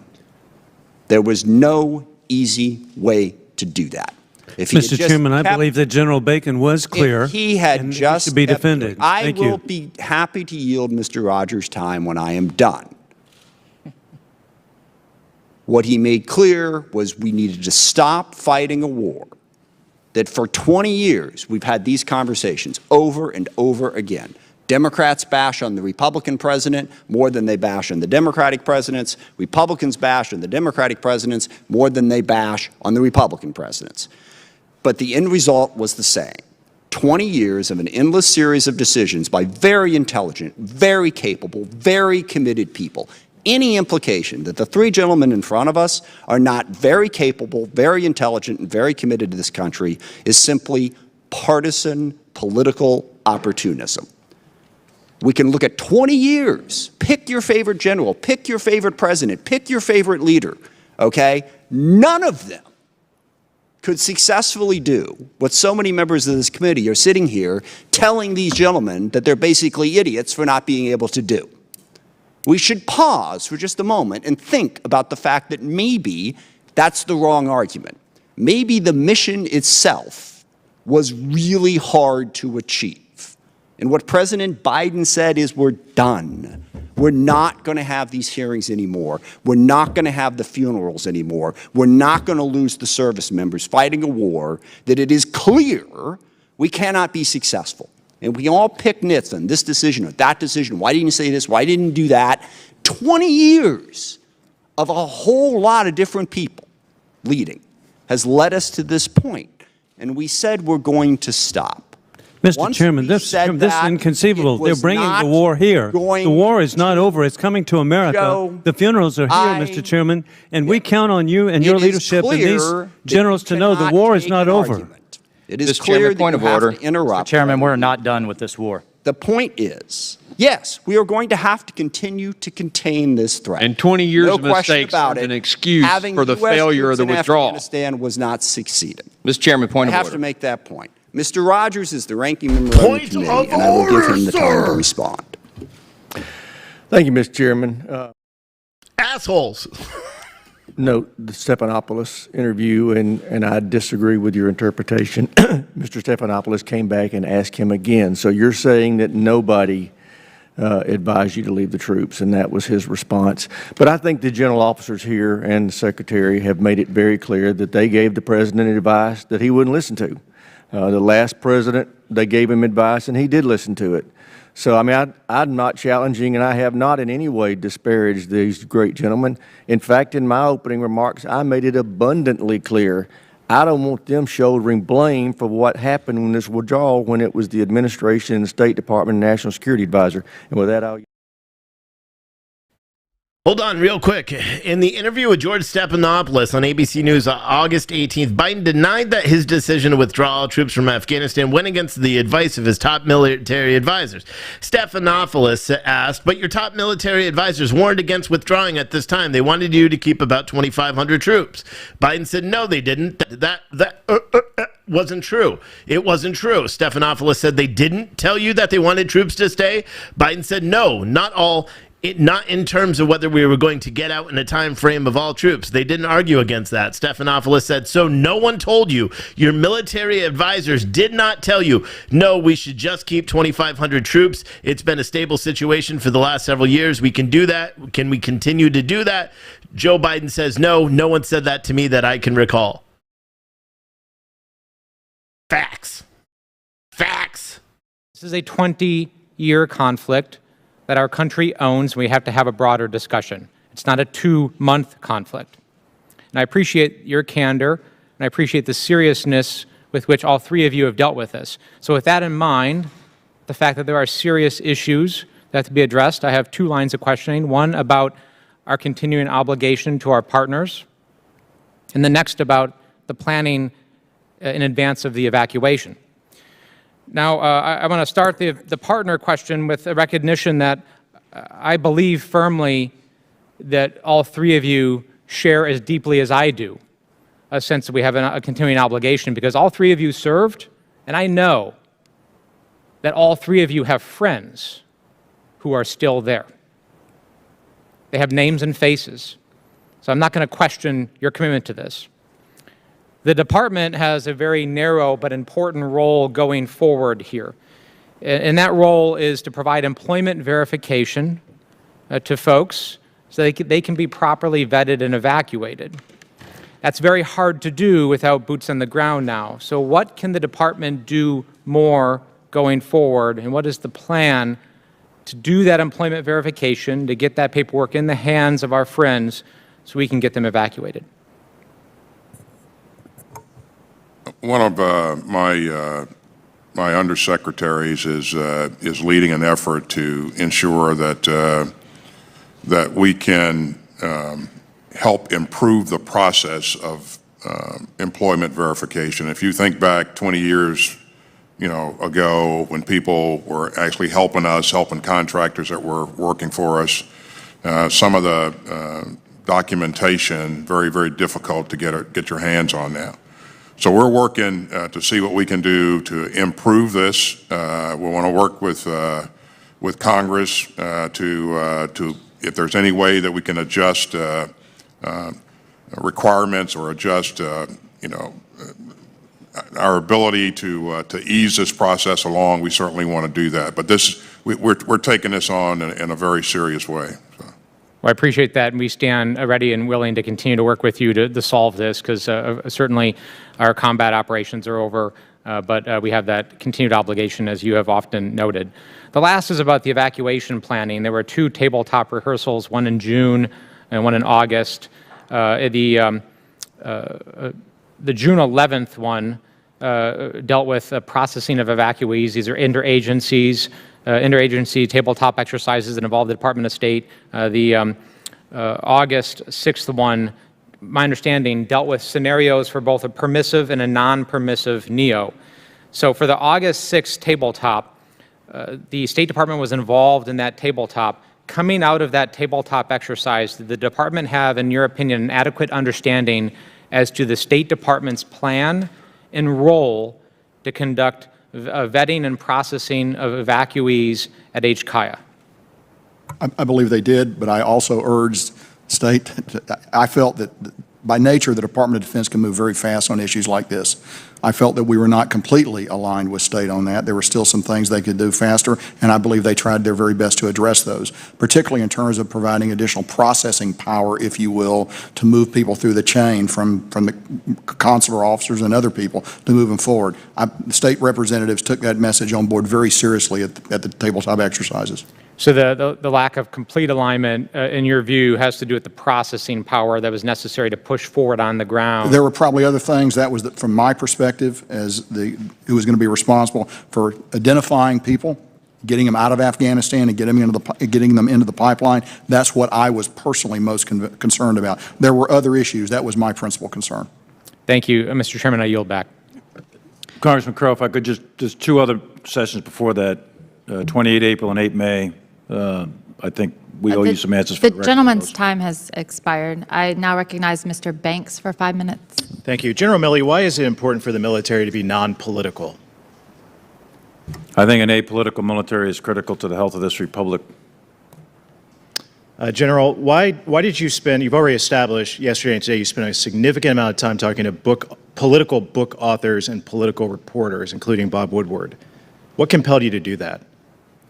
I believe that part of my job is to communicate to the media what we do as a government, what we do as a military, to explain to the people. And so I do interviews regularly with print media, books, documentaries, videos on TV, TV interviews. I think it's part of a senior official's job to be transparent, and I believe in a free press. What happens when a military general becomes a political figure? You would agree that's dangerous? I think it's dangerous, and I have done my best to remain personally apolitical and to try to keep the military out of actual domestic politics. And I made a point of that from the time I became the chairman, and especially beginning last summer. You told us, you told the Senate yesterday you hadn't read the book or any of the other political books that have come out, but I don't know how anybody could read the Bob Woodward book. I don't know how you could read it and not be greatly embarrassed about its contents, especially in how it's related to you. Are you embarrassed by the book? I haven't read the book yet. Are you embarrassed by the portrayals of the book? No doubt you're aware of them. Embarrassed, no. I'm concerned that there's mischaracterizations of me becoming very politicized as an individual, and that it's my willingness to become politicized, which is not true. I am trying to stay apolitical, and I believe I am. That's part of my professional ethic, and I'm trying to keep the military, the actual military, out of actual domestic politics. I think that's critical. Do you regret speaking with Bob Woodward? No, I think that it's important for me to speak to the media. I want to talk about some of the contents of the book. Since you haven't read it, maybe I can read some of it to you. We've already heard a little bit about the back and forth with you and Speaker Pelosi. But in that conversation, you said in a phone call with Speaker Pelosi, she said, quote, "Republicans are enablers of President Trump's behavior. You know he's crazy. He's been crazy for a long time." You replied, "I agree with you on everything." That was repeated 3 times in the prologue of the book Peril, that you told Speaker Pelosi that you agree with her on everything. Is that an accurate portrayal of your recounting to Bob Woodward about those conversations? Not exactly, no. I think that, in fact, I know what I said. Is Bob Woodward wrong? Is his portrayal wrong? In fact, I know what I said, which was, Madam Speaker, I am not qualified to determine the mental health or assess the mental health of this president or any president. Did you tell the Speaker that you agreed with her on everything? And what I was referring to when I said that was I agree that we need to have the processes and procedures in place to make sure that we don't have an accidental or illegal or unauthorized use of nuclear weapons. And I do agree with that. And we do have those procedures. You said you agreed with her. According to Bob Woodward, I'm not agreeing with her. Bob Woodward is right or you're right. I am not agreeing with her assessment of the president, nor The book also goes on in talking about the January 6th riot. It says that you told Bob Woodward that you wrote in a list in your notebook of groups that you personally believe were responsible for the attack and that you associated with it. Quote, and you called these groups, quote, domestic terrorist or this domestic terrorism. That list included in your notebook, according to Bob Woodward and from your conversations with him, Nazis and Oath Keepers, but it also included 2 conservative media outlets that you listed in your notebook, including the Epoch Times, which, by the way, is a news outlet that was founded by critics of the Chinese Communist Party, and Newsmax, which is the second most watched conservative media outlet in the country today. Do your notes about January 6th reference both Epoch Times and Newsmax as on a list of domestic terrorists? I'm not recalling this conversation at all. It's in the book. It may be in the book. I haven't read the book. I'm not recalling a conversation about Newsmax, Epoch Times. Do you have a notebook that lists Newsmax and Epoch Times as domestic terrorists as recounted by the Bob Woodward book Peril? Or is Bob Woodward lying to us in the book? I don't know. I don't recall any conversation about Epoch Times. Do you believe that Newsmax and Epoch Times are domestic terrorists or their viewers or readers are domestic terrorists? No, not at all. I don't think Epoch Times nor Newsmax are domestic terrorist organizations. Will you produce your notes to this committee I'll produce that any you notes you relayed want. to Bob Woodward in the book that you listed different groups that are responsible for January 6th? Sure, absolutely. I yield back. These politicians suck. They can't even ask like normal questions. I was quoted in that book as well, and a lot of what I said was conflated and not 100% accurately portrayed. It does happen. Just because someone says something doesn't mean that it is an accurate portrayal and doesn't even mean they're lying. It could be a misunderstanding about what was actually said. You're lying. Ms. Slotkin. I don't like how he talks either. Thank you, and thank you, gentlemen, for being here and for the work that you've done. I think, obviously, the level of back and forth on the committee today represents some real stress in the system about the withdrawal and what it means, but also about an interest in politicizing national security issues, which I have real issues with. Can I just ask, I think the question I get asked the most in my district about our withdrawal from Afghanistan is, are we safer now than we were on September 10th, 2001? And I believe, and I've certainly answered many veterans who have reached out, that I believe their work was valuable and worthy. We kept al-Qaeda and other groups distracted and destabilized so that we could build up our national security apparatus, our homeland security here, to make us safer. So it is, of course, hard to hear from this panel that right now we are safer, but we have to watch for the reconstitution of these terrorist groups. No one likes to hear that. I would ask that we get a classified briefing on our over-the-horizon posture, just so we understand. I understand we can't do it in open session, but just so we understand what, on this committee, what we can expect when it comes to watching those threats. So I'd ask for that commitment.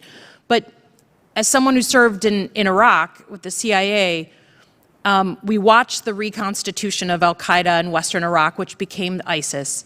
What are the tripwires, I guess Secretary Austin and then General Milley, that you are looking for that would push you to engage the White House and say, hey, we have a real problem here? What are those specific things that you're looking for that would change your assessment from one of, we're all right now, to we need to take more significant military action? Thanks. First, on your request for an over-the-horizon capability brief, we'll certainly sign up for that. I committed to the chairman to do that early on. and I'll have General McKenzie and the Joint Staff and my policy people in that brief as well. Thank you. In terms of specific areas that we're focused on, we're looking at their ability to develop a capability to export terror to the homeland here.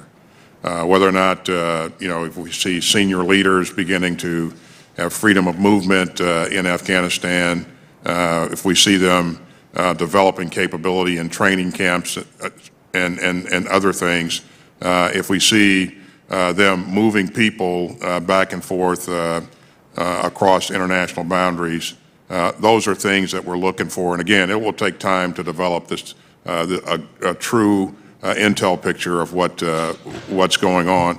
And we've begun that work, and we'll continue. We'll remain focused on this throughout. General Milley. The specific indicators and warnings I'd like to take to a different session, but in general, what we're looking for, leadership, capability, training, those sorts of things, and demonstrations of intent that al-Qaeda and or ISIS is going to do external operations against the United States or our interests. If we pick up on those, then it's our obligation to present the President with options to deal with it. And General Milley, we've seen some reports that in our attempts to try and get over-the-horizon posture in countries around Afghanistan, that we've had discussions with the Russians about some cooperation. Can you help us understand that? For those many of us, that just gives us, like, the hair on our neck starts to go up. Can you explain to us what we're discussing with the Russians and what we are willing to do and not do with the Russians? Again, I'd prefer to take that into a classified session. As you probably know, about a week or 10 days ago, I discussed over in Europe with the Russians, had a session with 32 Chads and from all the European NATO nations, and then I had a separate session with my counterpart, General Gerasimov. And I can talk to you in a classified session about that, but in the main, we're not asking permission, we're not negotiating, I guess is the word, but President Putin and President Biden had a conversation, and I was following up on that conversation at other direction, direction of my superiors. I would just say, I think given that it's not permissible right now to share classified information, this committee should be informed should there be any movement towards that with the Russians. Thank you. Gentlelady's time has expired, and we've had classified we will have continued classified briefs, as we have said, as many members have said, I think accurately. The counterterrorism strategy in South Asia is going to be a crucial policy issue for all of us to deal with going forward. Ms. Cheney is recognized. Thank you very much, Mr. Chairman. Here we General go. Milley, on January 6th, we had a violent attack on our Capitol. It was an effort to stop the constitutionally prescribed process of counting electoral votes. It's the first time in our nation's history that we did not have a peaceful transfer of power. In the aftermath of that attack, many of the members of our constitutional system failed to do their duty. Many of them punted. Many of them today are still attempting to obstruct the investigation into that attack, attempting to whitewash what happened. General Milley, you found yourself in your constitutionally prescribed role standing in the breach. And for any member of this committee, for any American, to question your loyalty to our nation, to question your understanding of our Constitution, your loyalty to our Constitution, your recognition and understanding of the civilian chain of command is despicable. I want to apologize for those members of this committee who've done so, and I want to thank you for standing in the breach when so many, including many in this room, failed to do so. With respect to Afghanistan, the only question for us with respect to the deployment of forces in Afghanistan or anywhere else is, what does U.S. security require? In the circumstances we found ourselves in Afghanistan, the deployment of our forces was allowing us to conduct counterterrorism operations, counterintelligence operations, enabling us to prevent terrorists from establishing safe havens. General Milley, terrorists now have an entire country of Afghanistan. Could you tell the committee whether or not you think the current situation in Afghanistan, following the withdrawal of forces, which began with the Doha Agreement and the orders that you have described in the Trump administration, which was carried out in the Biden administration. Can you tell the committee whether or not you think we are now more safe or less safe, whether Afghanistan presents more of a threat or less of a threat to our homeland than when we were able to conduct counterterrorism, counterintelligence operations there? I think right now, right this minute, we are more safe because of the efforts over the last 20 years. However, I do think that conditions are more likely than not to develop over the course of time that will allow for the reconstitution of al-Qaeda and or ISIS. And that time varies depending on which analyst you're listening to, but sometime between, say, 6 to 12 and maybe 36 months. And when you look at the situation that we face today in terms of what's going to be necessary, the loss of life, the loss of treasure has been tragic, has been devastating. But when you look at where we are likely to find ourselves, do you think that our ability to defend ourselves will now be more expensive, will cost us more in terms of lives and treasure going forward, or do you believe that the withdrawal will present a situation where we have to devote less resources to the war on terror? I think the ends are going to remain the same to protect the American people, but the ways and means are going to change. And I think it's going to become much more difficult now in order to conduct counterterrorism operations against a reconstituted al-Qaeda or ISIS in Afghanistan. Not impossible. We have the capabilities and means to do that, but it will be more difficult. Secretary Austin, are members of the Haqqani network still a potential target for the United States military? We do recognize that members of the Haqqani network are recognized terrorists, yes. So they are a potential target for the United States military? Potentially, yes. Secretary Austin, the Biden administration has been saying that the Doha Agreement is still in effect and that they will hold the Taliban to their, quote, counterterrorism commitments in the Doha Agreement. But the Taliban is using this agreement to protect terrorists. The Taliban is intertwined with the Haqqani network, and al-Qaeda has, in fact, sworn buyout to the Taliban. So can you explain exactly how that agreement that's enabling terrorists is going to be useful as some kind of a tool to hold the Taliban to any kind of a commitment? I think we should do everything within our power to keep pressure on the Taliban to do what they said that they were going to do, and we heard what they said. We will watch their actions, but I think we should continue to apply pressure wherever possible to cause them to keep al-Qaeda activity in check. And again, you've heard us say a couple of times today that we recognize that this is the Taliban. And trust is not an issue here necessarily. We hear what they're saying. We're watching what they do. Thank you, Mr. Secretary. My time has expired. Ms. Sherrill is recognized for 5 minutes. Thank goodness her time has expired. Thank you, Nobody Secretary likes Austin, her. General Milley, General McKenzie. I have quite a few questions, and some I may have to submit for the record, because I think it's important to start with this and somewhat echo my Republican colleagues' opening. We've continued to see attacks on our democracy and our values from members representing what, at least historically, would have been the extreme elements of the Republican Party. Attacks including, but not limited to, the horrible attack on our Capitol and our Congress on January 6th. And one of the cornerstones of our democracy and our government is civilian, not military, rule. This is sacrosanct to those of us who've worn the uniform. And, judging from the attacks by some members of this committee, poorly understood by those who have not. I have concerns about how the NEO was executed, but I must applaud all of you for scrupulously ensuring our civilian government remained the decision-making authority as you continued to provide your best military advice, even when, at times, your advice differed from the decisions made. Thank you. I'd like to now turn to some questions that I have related to the timeline of events. So, as I understand it, in February of 2020, President Trump made an agreement with the Taliban to withdraw U.S. troops by May 1st, 2021, in exchange for several conditions, including a halt to attacks against U.S. forces and cutting ties with al-Qaeda. By the time he left office, President Trump had drawn down forces to 2,500 and publicly indicated his intent to complete the withdrawal if he had been reelected. And I think, Chairman Milley, you mentioned the 10 November 2020 withdrawal of troops by 15 January 2020, which was rescinded, and then the 17 November 2020 drawdown to 2,500 by 19 January. Is that correct? It was a memo dated 11 November, 2 days after Secretary Esper was fired. And then on the 17th, it was rescinded. The first memo said go to 0. The second one said go to 2,500. Thank you. And so were you consulted on the decisions to open negotiations solely with the Taliban to the exclusion of the Afghan government, General? Very, very late in the game, like days before the signing.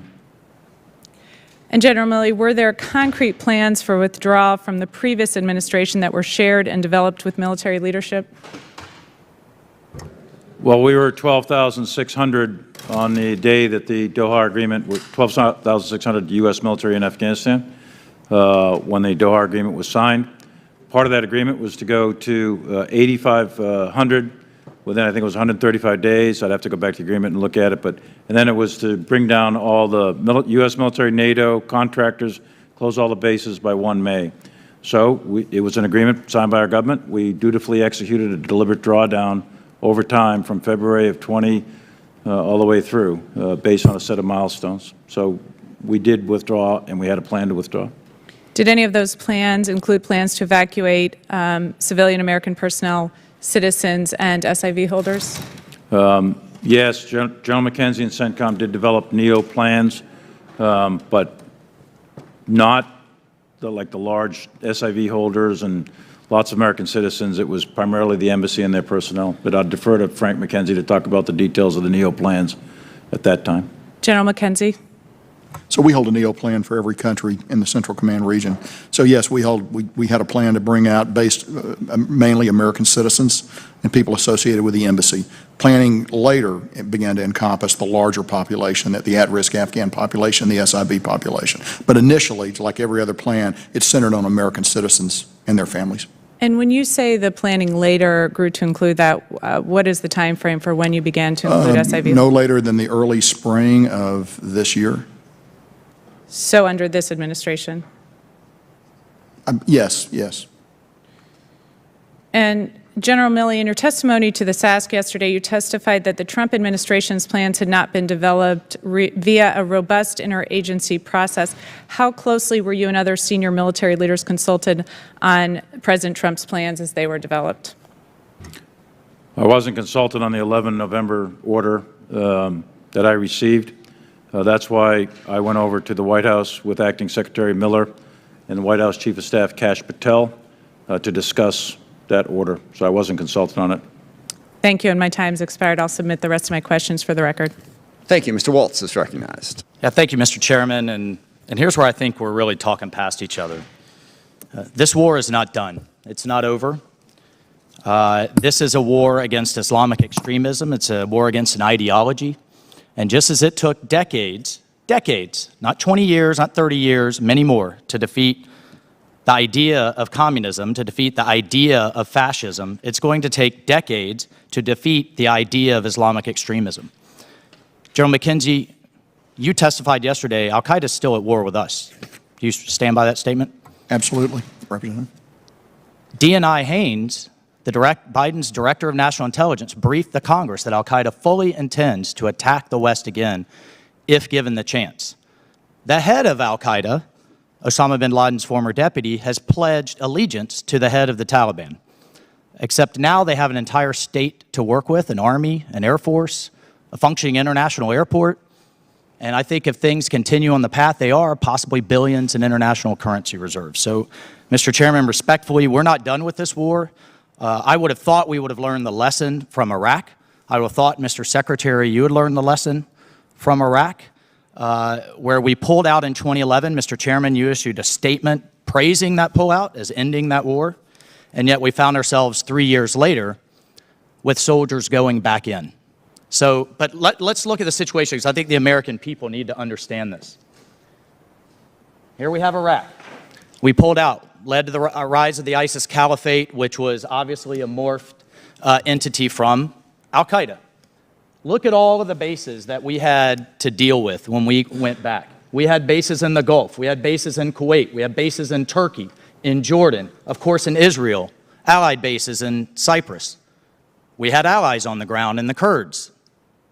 We didn't let ISIS take over the government in Baghdad and the army and all of the functions of the state. We had all of these assets to work with to go clean up that mess. And how many soldiers and lives did we lose from cleaning up that mistaken withdrawal, Mr. Chairman? But let's transition over here to Afghanistan. What do we see? Do we have, General McKenzie, do we have a single base in Afghanistan now? We have no base in Do we have a base in any country neighboring Afghanistan? We do not. Do we have any local allies approaching the capability of the Kurds?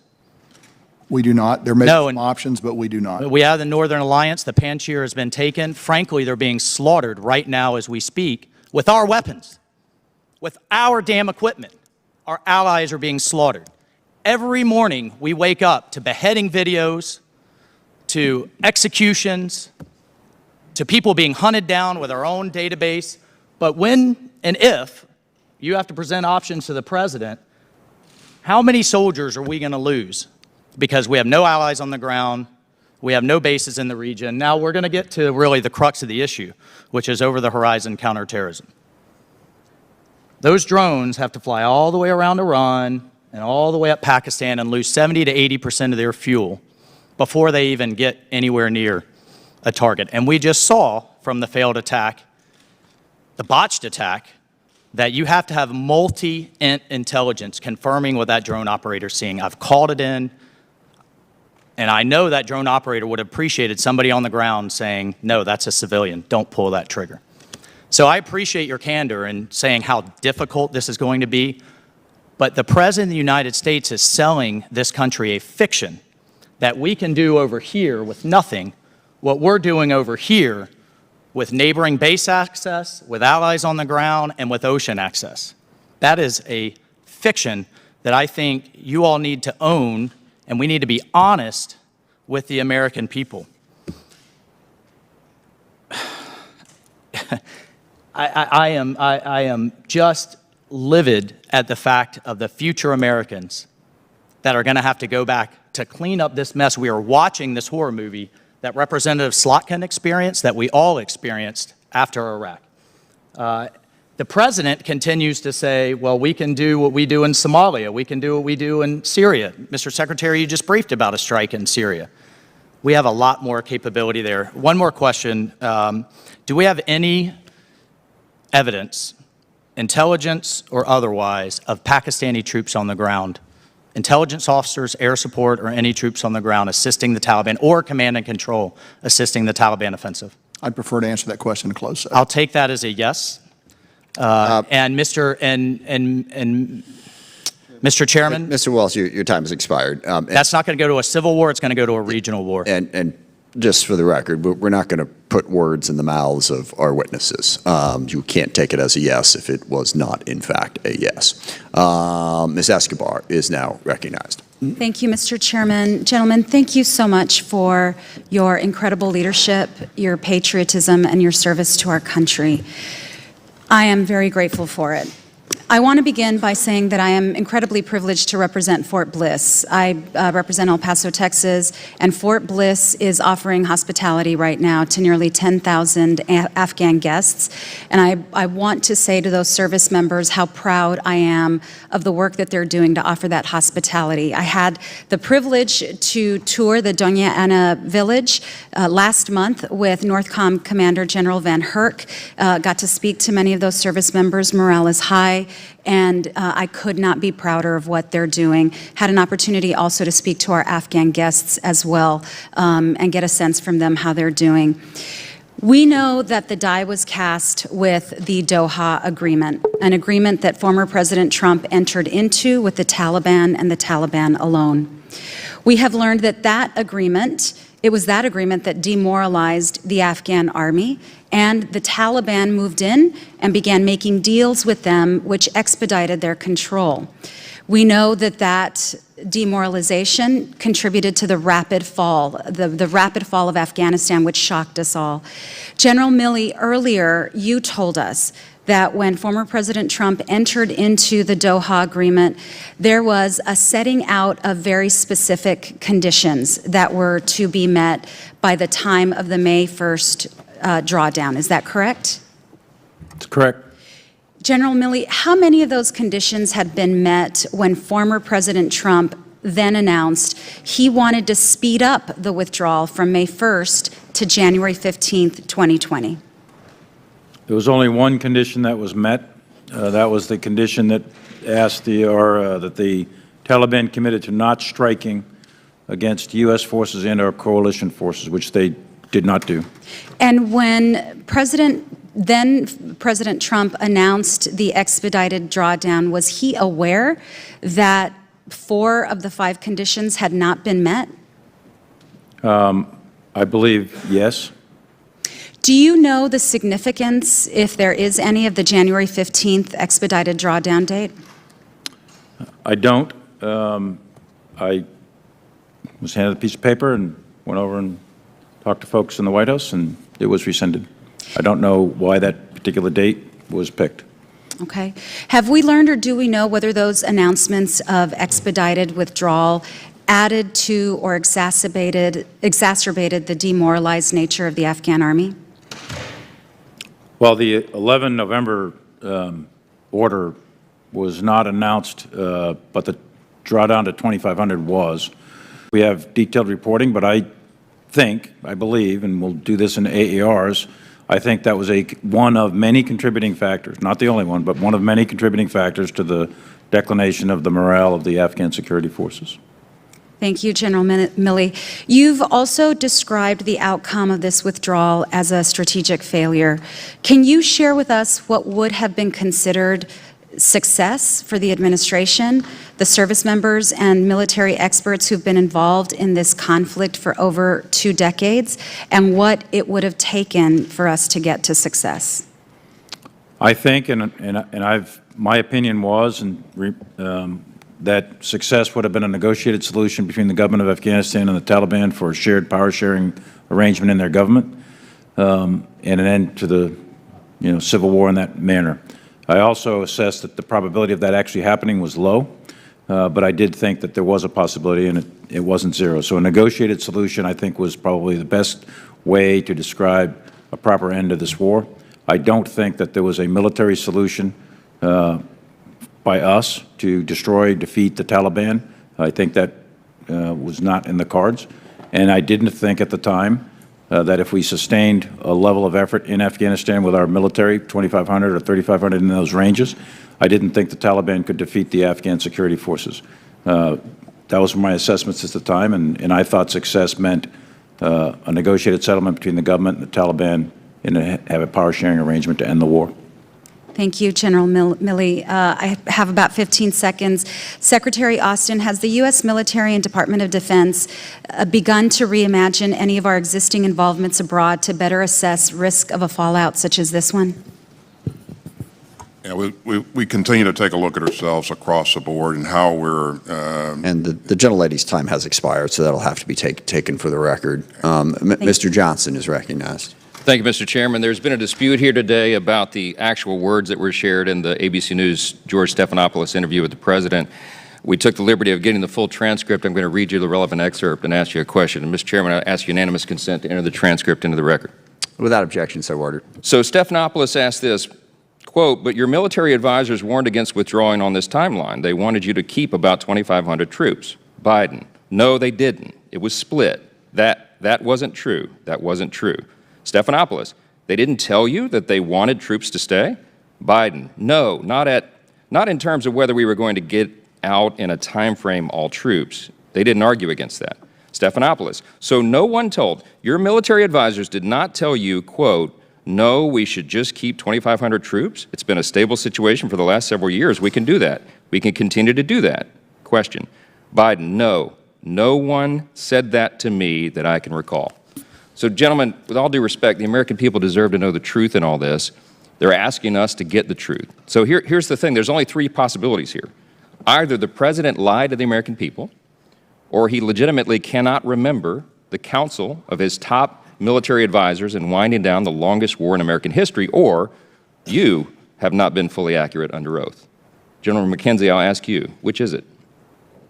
I'm going to be very direct. I cannot share advice I give the President, and I will not do that. I will also tell you, though, that it's been my consistent position throughout this hearing and the hearing yesterday that I believe the appropriate level of our forces in Afghanistan should have been 2,500. I think we can take that to mean that you gave him that advice. Let me ask. Sir, I would not take it to mean anything other than the words. Fair enough. Secretary Austin, what is it? What are we to believe by seeing all this? Well, first of all, you heard me say earlier, Congressman, that I support the President's decision. You also heard me say that I don't view this choice as a no-cost, no-risk choice. I do believe that if we left 2,500 people there for a long and extended period of time, you'd eventually have to reinforce those people because the Taliban was committed to attacking us. Mr. Secretary, I understand all that. What we're trying to get to is, what did the President know? Did he forget what was told to him, or is he not being truthful? I view that as an inappropriate question, and I won't. Well, you may, but the American people don't. And the American people want and deserve accountability. And we even have service members like Lieutenant Colonel Stuart Scheller being thrown in the brig for suggesting that. The public's faith in our institutions continues to erode precisely because everyone in the D.C. bubble appears to have some sort of immunity from the basic standards the rest of America is expected to live by. This is quite clearly one of the biggest military and foreign policy blunders since our withdrawal from Vietnam. So my question for all of you is very simple. Where does the blame Mr. Austin, Secretary Austin? Well, first of all, I am responsible for everything that happens that DOD does, and it does a lot. I remain focused on defending this country, and that's going to be my focus for the foreseeable future. Secondly, I would remind you that we just evacuated 124,000 people. I appreciate that you think that was a big success, evacuation, but the blame for the disastrous withdrawal that everyone agrees was a disaster, who's to blame for that? I'll let the silence speak for itself. General Milley, you said earlier this month that it's possible that we would work with the Taliban to conduct strikes against ISIS-K in Afghanistan, presumably referencing our over-the-horizon capabilities. But today you testified, you said, quote, the Taliban remains a terrorist organization with ties to al-Qaeda. So are you now suggesting that the United States form some sort of strategic partnership with a terrorist organization? No, absolutely not. I'm not suggesting that at all. Could I go to your first question, though? Please. Like Frank McKenzie, like General McKenzie, it's not our purview to share specific discussions with the President in terms of national security decision-making. But it was our opinion at the time, and it's been very consistent. And I would also tell you that this administration did, and I was part of it, along with the Joint Chiefs, a very rigorous process. And this President was one of the most informed decisions that you can imagine, in terms of all sides of the argument. We in the military, in the uniformed military, we look at the cost, the risk to force, the benefit, et cetera, in a narrow, focused view. Other decision makers have a much wider angle. I appreciate that, but what we're left with in the 9 seconds I have left is that we're supposed to believe that the President was either not informed by you of these very important factors, or he forgot it. Either one is alarming. Gentleman's time is expired, and since the transcript was submitted for the record, we read through this kind of quick, but Mr. Stephanopoulos says your top military advisors warns against withdrawing in this timeline. They wanted you to keep about 2,500 troops. No, they didn't. It was split. That's what the President said. He didn't say, no, nobody advised me. It was split. Mr. Chairman, read down 2 more lines. I'll be done just a second, then I'll yield it back to you. And then Stephanopoulos says, no. No. No one said we should just keep 2,500 troops. It's been a stable situation for the last several years. We can do that. We can continue to do that. No. No one said that to me that I can recall. No one said it's been a stable situation for the last several years. We can do that. We can continue to do that. Those are the words on the transcript that was just submitted. I'll leave it to other people to interpret that, but those are the actual words. And yes, I will yield, Mr. Johnson, if you can do it quickly. Sorry, I want to get to some other people, but I should give you the chance. Go ahead. I'll do it very quickly, Mr. Chairman. I appreciate that. I mean, you just read it at face value. Stephanopoulos says, so no one told you, your military advisors did not tell you no, we should just keep 2,500 troops. It's been a stable situation for the last several years. We can do that. We can continue to do that. Biden says no.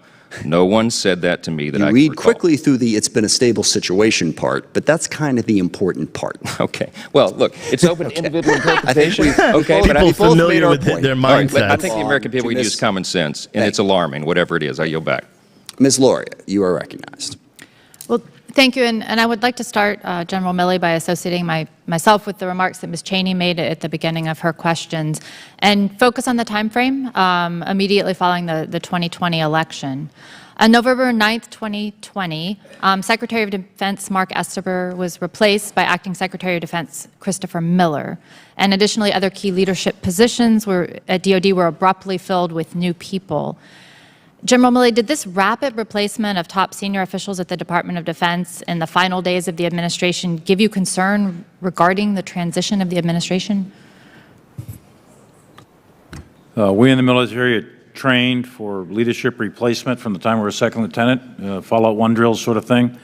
And it is clearly in the prerogative of any president to replace any cabinet member or any appointee at all at any point in time. So that's how I would answer that. We're prepared to execute. Hold on, we like these fact checks, okay? Maybe you guys don't, but this is kind of what we're known for, is fact checking. So here is ABC News. This is the official transcript of that conversation with Stephanopoulos. Stephanopoulos said, but your top military advisors warned against withdrawing on this timeline. They wanted you to keep 2,500 troops. Biden said, no, they didn't. It was split. That wasn't true. That wasn't true. Stephanopoulos said, they didn't tell you that they wanted troops to stay? Biden said, no, not all. In terms of whether we're going to get out in a time frame by all troops, they didn't argue against that. Stephanopoulos said, again, so no one told your military advisors did not tell you, no, we should keep 2,500 troops. It's been a stable situation for the last several years. We can do that. We can continue to do that. Biden says, no one said that to me, I could recall. How that Johnson guy is continuously lying about this, and literally he tries to not say the last two sentences or the last two quotes of that and try to pass it off.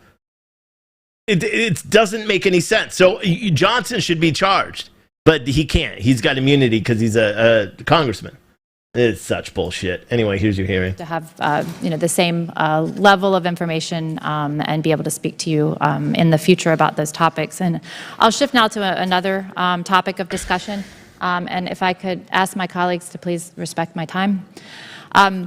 So General Milley, you've spent half of your career fighting a war in Afghanistan, roughly. And when did you personally know that the war was lost?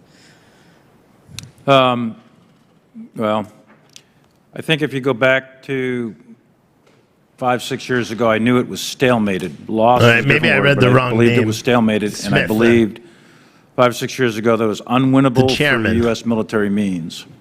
For several reasons. There's a sanctuary in Pakistan that would be defined as a negotiated solution, as most insurgencies are historically. They result in a negotiated solution between the insurgent and the regime. And I thought that was the best way that this could handle. I didn't think there was a military solution. So it's interesting to me that you used the word winning. Did you think that winning was possible, or did you think that a stalemate or a status quo was really the only ultimate outcome that we could hope for in this situation? I think, as I recall, President Bush at the very beginning of this thing 20 years ago said winning would look a lot different in this war, or words to that effect. And I think he was right then, and I think that a negotiated solution was the best way of approaching a quote-unquote win. I think that would have been in the best interest of the United States, and it would have been in the best interest of the region and the Afghan people, was a negotiated solution between the Taliban, the insurgents, and the government. Well, thank you. And I saw Secretary Austin nodding. I know there's very little time left. Did you want to add something briefly? Yeah, you heard me say at the very top that my hope was that we could reach a negotiated settlement. A stalemate would actually provide the opportunity to do that for both sides to negotiate in earnest if neither thought that they were going to win. And again, we just never reached that point because the Taliban had advantages coming into this because we weren't striking them. we release the prisoners. Gentlelady's time has expired. I appreciate it. A couple quick announcements. So there is a vote on. We have a hard stop at 2. We're going to stop at 2. I am going to go vote. Ms. Loria, if you could take the chair for just a moment, I will come back as quickly as I can and then free you of that obligation. But it's my intention to roll through that. So members, vote accordingly, be here. I think we have Ms. Jacobs, who is up next on our side, so we have a couple of people to get us through that. But that's what we're going to do, and Ms. Bice is recognized for 5 minutes, and I'll be right back. Thank you, Mr. Chairman, and I want to thank the witnesses for being with us today. Over the last few weeks, I have heard an outpouring of concern and frustration from my constituents, veterans and military families, chief among them, who have expressed their outrage at the disastrous withdrawal and the abandonment of our Afghan allies and even American citizens. I, too, am deeply outraged and have been equally stunned by the lack of leadership shown by President Biden throughout all of this. The American people deserve to have a full accounting of the president's decision-making processes and what ultimately led to the disastrous outcome. Gentlemen, this is not about whether or not we should have left or not. This is about how we left. We may not get all the answers, but the public deserves, in today's hearing, to know the facts surrounding this. My first question, two-part, regarding Bagram Air Base. During the Senate testimony yesterday, General Austin, you said the choice to abandon Bagram was made carefully based on the mission to protect the embassy. What aspect of security at HKIA made it more secure than Bagram? And following that, you mentioned in your opening statement Bagram had little strategic value. If you could elaborate on both of those, please. I certainly didn't say Bagram has little strategic value. In my opening statement, we can certainly we can break it out and go through it line by line if you'd like. I would point out to you that I commanded Bagram at one point in time, so there may be other people in the room who have done that, but probably not. So I know a lot about Bagram and what it offers. The key point here is that the embassy was in Kabul, and our mission at transition was to provide security, additional security for the embassy. And in the event of an evacuation, we would have to start it with evacuating the embassy first. And so Kabul makes it provides everything that you need to be able to do that. The capacity, the proximity, and so I think it was the right choice. But isn't it accurate that HKIA has one runway, whereas Bagram had multiple runways, which would have made it easier for the evacuation of individuals from? And that's a great point. I'd have to secure it. Now, the reason that we could stay there with 2,500 people earlier was because we had the Afghan security forces securing the outer perimeter of Bagram. If you no longer have that, then you have to commit 5,000 or 6,000 troops to do that, and then secure it, defend it, and then run the air ops. So that's a substantial additional commitment of resources. General Milley or General McKenzie, anything that you'd like to add? I'd just like to briefly talk about Bagram. It has 2 runways, but that's actually not what you want to examine when you want to look at an airfield. It's an arcane thing called a MOG. It's the ability to load aircraft and move aircraft around on the runway. And HKIA had better facilities than Bagram for that. Additionally, as the Secretary noted, the simple distance from where the people are had to be a planning factor. And last, of course, we're under direction to go to 0, 650 to secure the embassy. So Bagram was not an option under those circumstances. Thank you. I would add, if I could, if you have the assumption that there's no Afghan army, there's 73 towers at Bagram as a minimum. There's 3 big gates. You have to have a quick reaction force. You're going to have to patrol out to rocket range. And then you're going to have to secure this 30 miles of road between Kabul and Bagram. We would have never been able to get 124,000 people out of Bagram. It just wouldn't have happened. The center of gravity of a NEO was always going to be HKIA. The security issues clearly are different at HKIA than they are at Bagram. But Bagram was really not a feasible option, given numbers of troops, distance, and the security requirements. Thank you, General Milley. Follow-up question. You mentioned, having to evacuate so quickly. Do you trust the information that you are receiving from our intelligence community? General Austin?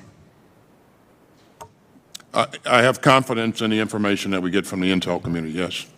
That doesn't say that they will be 100% right all the time, though. Given the fact that it seems as though they did not at all plan for a complete surrender of the Afghan forces upon the withdrawal of U.S. troops? They predicted that outcome, but a different timeline, as you've heard us say before. So.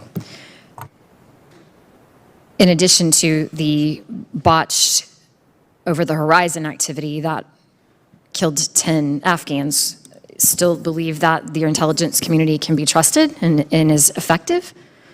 Again, I have confidence in the intel community in terms of... The gentlelady's time has expired. I will now recommend Ms. Jacobs, or recognize Ms. Jacobs for 5 minutes. Thank you, Madam Chair, and thank you all for being here. I'd like to follow up on the questions regarding the August 29th drone strike that killed Zamari Ahmadi, a worker for a Southern California-based aid group, and 9 of his family members, including 7 children. And General McKenzie, you called the strike a tragic mistake, and I think we can all agree with that characterization. This is an open hearing, so I'm not going to ask about the specific intelligence that led to the strike. But General Milley, you said even after the truth was revealed that there was a reasonable certainty that the target was valid. So I would like to know, do you have that same level of confidence in the intelligence that you have had for similar strikes carried out under DOD's authority? Yes, I do. I mean, intelligence is not perfect. The intel, as Representative Johnson just said, or Vice just said, it's never perfect. We're not going to get perfection in the world of intelligence. They speak in terms of probabilistic language. It is more likely than not, and I believe that we have good reason to have confidence in our intelligence systems. They're not perfect, but we have good reason to have confidence in them, and I think that's been expressed over time in the accuracy and precision of these strikes. I understand. This one strike was bad. It was tragic. It was horrible. Yes. But that is not to say that the intelligence system as a whole is wrong. Okay. But given that we've actually had multiple of these mistakes that we already know about, including the AC-130 gunship attack in 2015 that destroyed an MSF hospital and killed 42 civilians, what assurances can you give us and the American people that our drone program has adequate safeguards? And Secretary Austin, you said that the department has endeavored to learn from this latest mistake. What have you learned? Thanks. Again, I would just remind you that I have directed a review of this operation, and so I won't make any comments on specifics here because that review is ongoing. But in terms of our commitment to learning from all of our operations, we remain committed to doing that, and we are specifically concerned whenever there is an inadvertent loss of life and injury to civilians. And so we take that very seriously, and we hold ourselves accountable for that. So. Well, great. And we in this committee will be looking forward to seeing the results of that review and also having accountability. General McKenzie, yesterday when asked by Senator Mark Kelly about the over-the-horizon counterterrorism, you said, and I quote, "As we go forward and our ability to create the ecosystem that allows you to see on the ground and put it together is going to be harder in places like Afghanistan," end quote. I know many of my colleagues have already asked about what this means for our ability to counter groups like ISIS-K. I have a different question. What does that mean for our ability to prevent civilian casualties so that we don't see another drone strike like the one that took place in Kabul? And if the ability to prevent civilian casualties becomes harder, will you and CENTCOM take extra precautions in selecting target packages? Or how are you planning to deal with this extra uncertainty? Representative, thank you for the question. The strike that was undertaken in Kabul on the 29th was a self-defense strike. It was taken because we believe there was an imminent attack developing against our forces at HKIA. So that's very different than the type of strike we would undertake in an over-the-horizon scenario. And the principal differences would be this. We would not be under the acute pressure of time because we thought the attack was imminent. Because if we're striking a target in Afghanistan, there's actually no imminency to that attack. You know, we're talking weeks and maybe months rather than hours or minutes. So you have opportunity to develop pattern of life You have the opportunity to apply all the other disciplines of intelligence that can help us, whether that's signal, image, human intelligence, and we would work hard to try to reconstitute that to a degree, and I'll talk more about that in a future classified session with you. But it would be wrong to believe that the strike in Kabul, which I've acknowledged went badly wrong, is the prototype that we would employ for past or future over-the-horizon strikes. Well, thank you. I will look forward to working with you all to make sure that we do that well, and I will note your comments on imminence next time we have questions about war powers with some of these strikes. But with that, I will yield back. Thank you, and Mr. Jackson is recognized for 5 minutes. Thank you, Madam Chair. Thank you, Secretary Austin, General McKenzie, General Milley, for being here today. It's a very important hearing that we're having here. I appreciate the committee's urgency in making this happen. While there was bipartisan support for withdrawal from Afghanistan, there were differences in opinion on how that should have been conducted.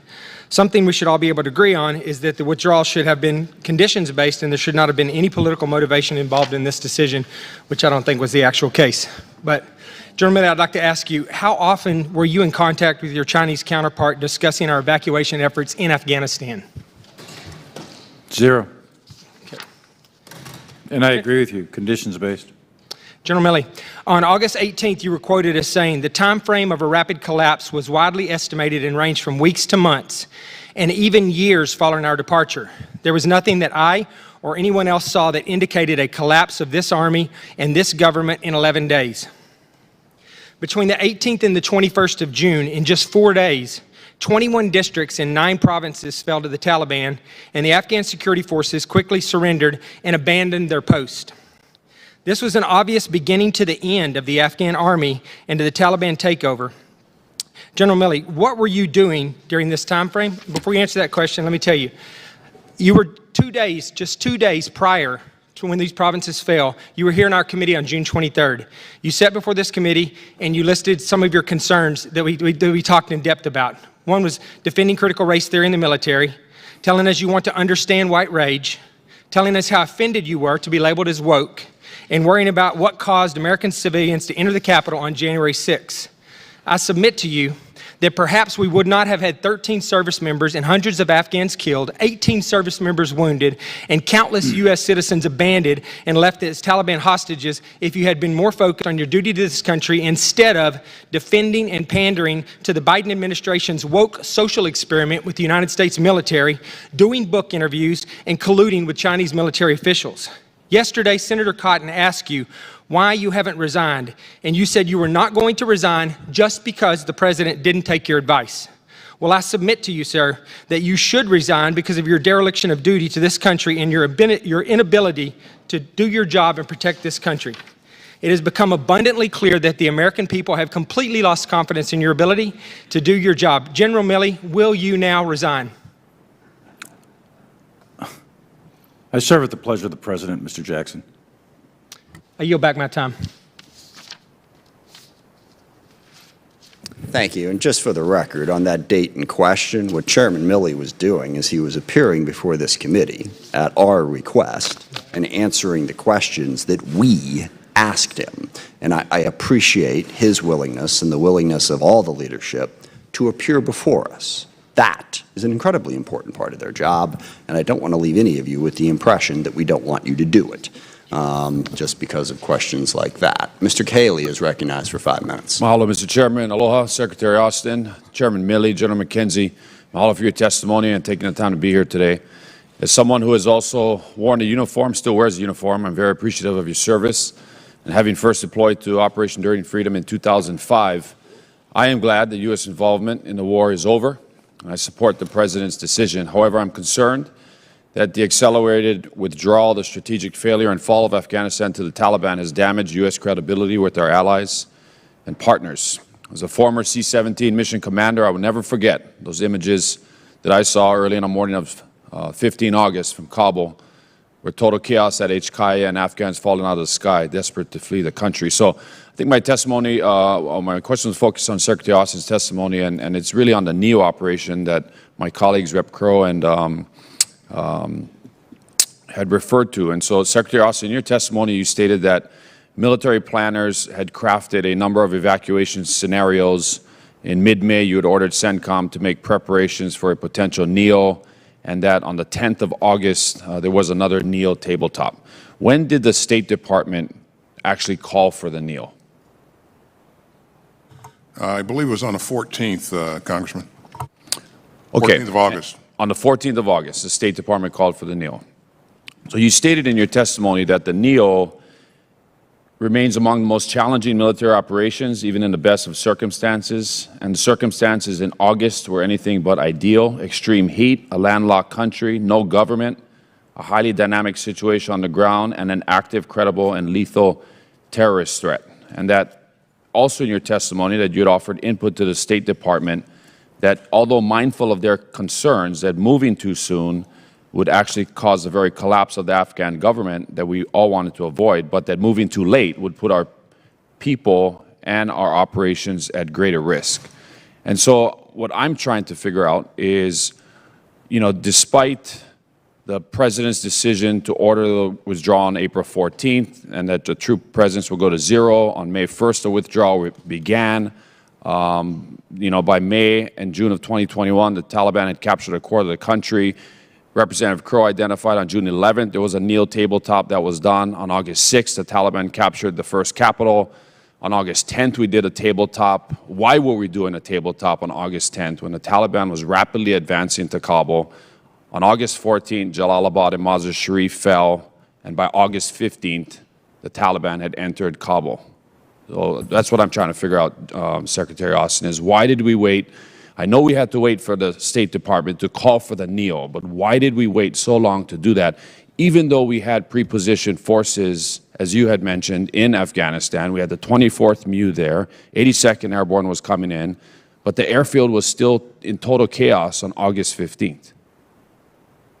Yeah, so I think what changed the equation here, we anticipated that just based upon the disposition of forces that were kind of centered around the population centers, that the Afghans would, in fact, put up, you know, more significant resistance. And so we anticipated that that fighting would be a bit more intense. As they approached Ghazni, we didn't see the fight that we thought we'd see, and that was a trigger for us to begin to move some things very quickly. And then even as they moved north of Ghazni, we expected that as they approached Kabul, that again, those forces that were there would fight more. And there was a government in place still at the time. But with the government collapsing and leaving, and that precipitated the evaporation of the security forces, and that really panicked the people. And so what you saw on that first day was a result of that panic. Should the NEO operation have commenced sooner than April 14th? I certainly think it could have. Yeah, again, we had the elements to begin to operate a bit sooner. But again, that's a State Department call, and totally understand. We provide our input, and it's based upon a lot of things. And this is not throwing my State Department colleagues under the bus. It's a very dynamic and challenging situation. General McKenzie, you stated that primarily our NEO planning included AMSITs and embassy personnel. When did the NEO planning begin to include Afghans and civs? Late in the spring, early in the summer. All right, we began to broaden that Thank plan. you for your questions. Thank you. Mr. Franklin is recognized. Thank you, Mr. Chairman, and thank you, gentlemen, for your patience and persistence these last 2 days. I understand, I know there's a lot of hours to be sitting before all of us, and when you're tailing Charlie, like I am in this batting order, most of the ground's been broken, but I do have a couple things. But first, I was kind of puzzled hearing General McKenzie's characterization of our departure now out of Afghanistan as being something other than a surrender. You know, it doesn't feel that way to me. It certainly doesn't feel that way to the American public. And, you know, 20 years ago, exactly, I was sitting in Bahrain. We were planning the initial strikes into Afghanistan. And at that time, our marching orders were to defeat al-Qaeda and to ensure that Afghanistan would no longer be a safe haven for terrorists. And now, fast forward 20 years, Those conditions, while, General Milley, you said within maybe 6 to 36 months, the country will be ripe again, potentially to be launching strikes like that or targeting against us. It doesn't feel like it's anything other than a surrender. But General McKenzie, you had mentioned that holding Bagram was untenable under the circumstances, and that the Bagram option went away when you were given an end strength of 650. I understand that. I assume that you mean that it was untenable because of the troop limitation. But if you had not been limited, would your professional military advice been to relinquish Bagram? So at a troop level of 2,500, we would have held Bagram, and that would have been my recommendation. That was my position. Okay. So you had also mentioned that there was no tactical reason to hold Bagram. Would you elaborate? I assume that would mean, I don't want to put words in your mouth, but strategically, would you see a value to us still being so when I said there was no tactical reason to hold Bagram, I was specifically talking about the NEO operation. Okay. So once we went down to 650, and then we were given the orders to conduct a NEO. For the reasons the Secretary and the Chairman have already outlined, the center of gravity of that was actually HCI. It's where the people are. You got the MOG operating capacity there to move airplanes in and out. I will tell you this, though, Representative. We had a branch plan to seize Bagram Airfield should HCI have become untenable. But that would have required, as has already been noted, a significant investment in combat power. And Bagram and HCI never became untenable, so we did not have to consider that plan. Although we had a highly detailed plan to be able to do it, it simply was not necessary because we were able to maintain the throughput at HCI. And again, had we gone into Bagram, we would have introduced significant additional U.S. combat forces into the country and probably would have provoked another conflict with the Taliban, which would have been a political decision, not a military decision. I understand, political decision. But here it is. Since 1898, we've maintained Guantanamo Bay. So we do have a history of keeping territory even in lands where we don't have friendly forces there at our side. But I do know, seeing already the challenge with over the horizon, conducting our strikes over the horizon, it sure would be nice to have that field now. Secretary Austin, I just want to wholeheartedly agree with Chairman Smith's comment earlier that we make the decisions in the world that we live in, and we don't have the luxury of having the magic wand. I get that, and that's the world you all face every day. You told us that you would like to have seen this conflict end with a negotiated settlement. General Milley, you did as well. I know there's been a lot of talk about whether President Trump should have been negotiating with the Taliban or not, and that's a different conversation for another day. But those terms that were agreed to were not really complied with by the Taliban. And here it is, we know that, General Milley, in your testimony, 7 of the 8 conditions that were given to the Taliban were broken. In light of that failure, Secretary Austin, do you think it was wise for us to continue with the timeline, or do we feel compelled? Because I constantly hear the administration pushing back, saying, we had no choice, our hands were tied. The Trump administration tied our hands to this timeline. But the Taliban didn't comply with their end of the deal, and now we're kind of stuck in a bad situation. Do you feel that we should have pushed a timeline, not necessarily to stay in Afghanistan? I get it. I think that there's a time for us to start negotiating an exit there, but in light of how disastrous the hasty withdrawal turned out to be, we could have used more time to get those folks out. Well, quite frankly, because of the fact that, for a year we weren't striking the Taliban, they were increasing in combat power. We released 5,000 prisoners, which kind of regenerated combat power for them.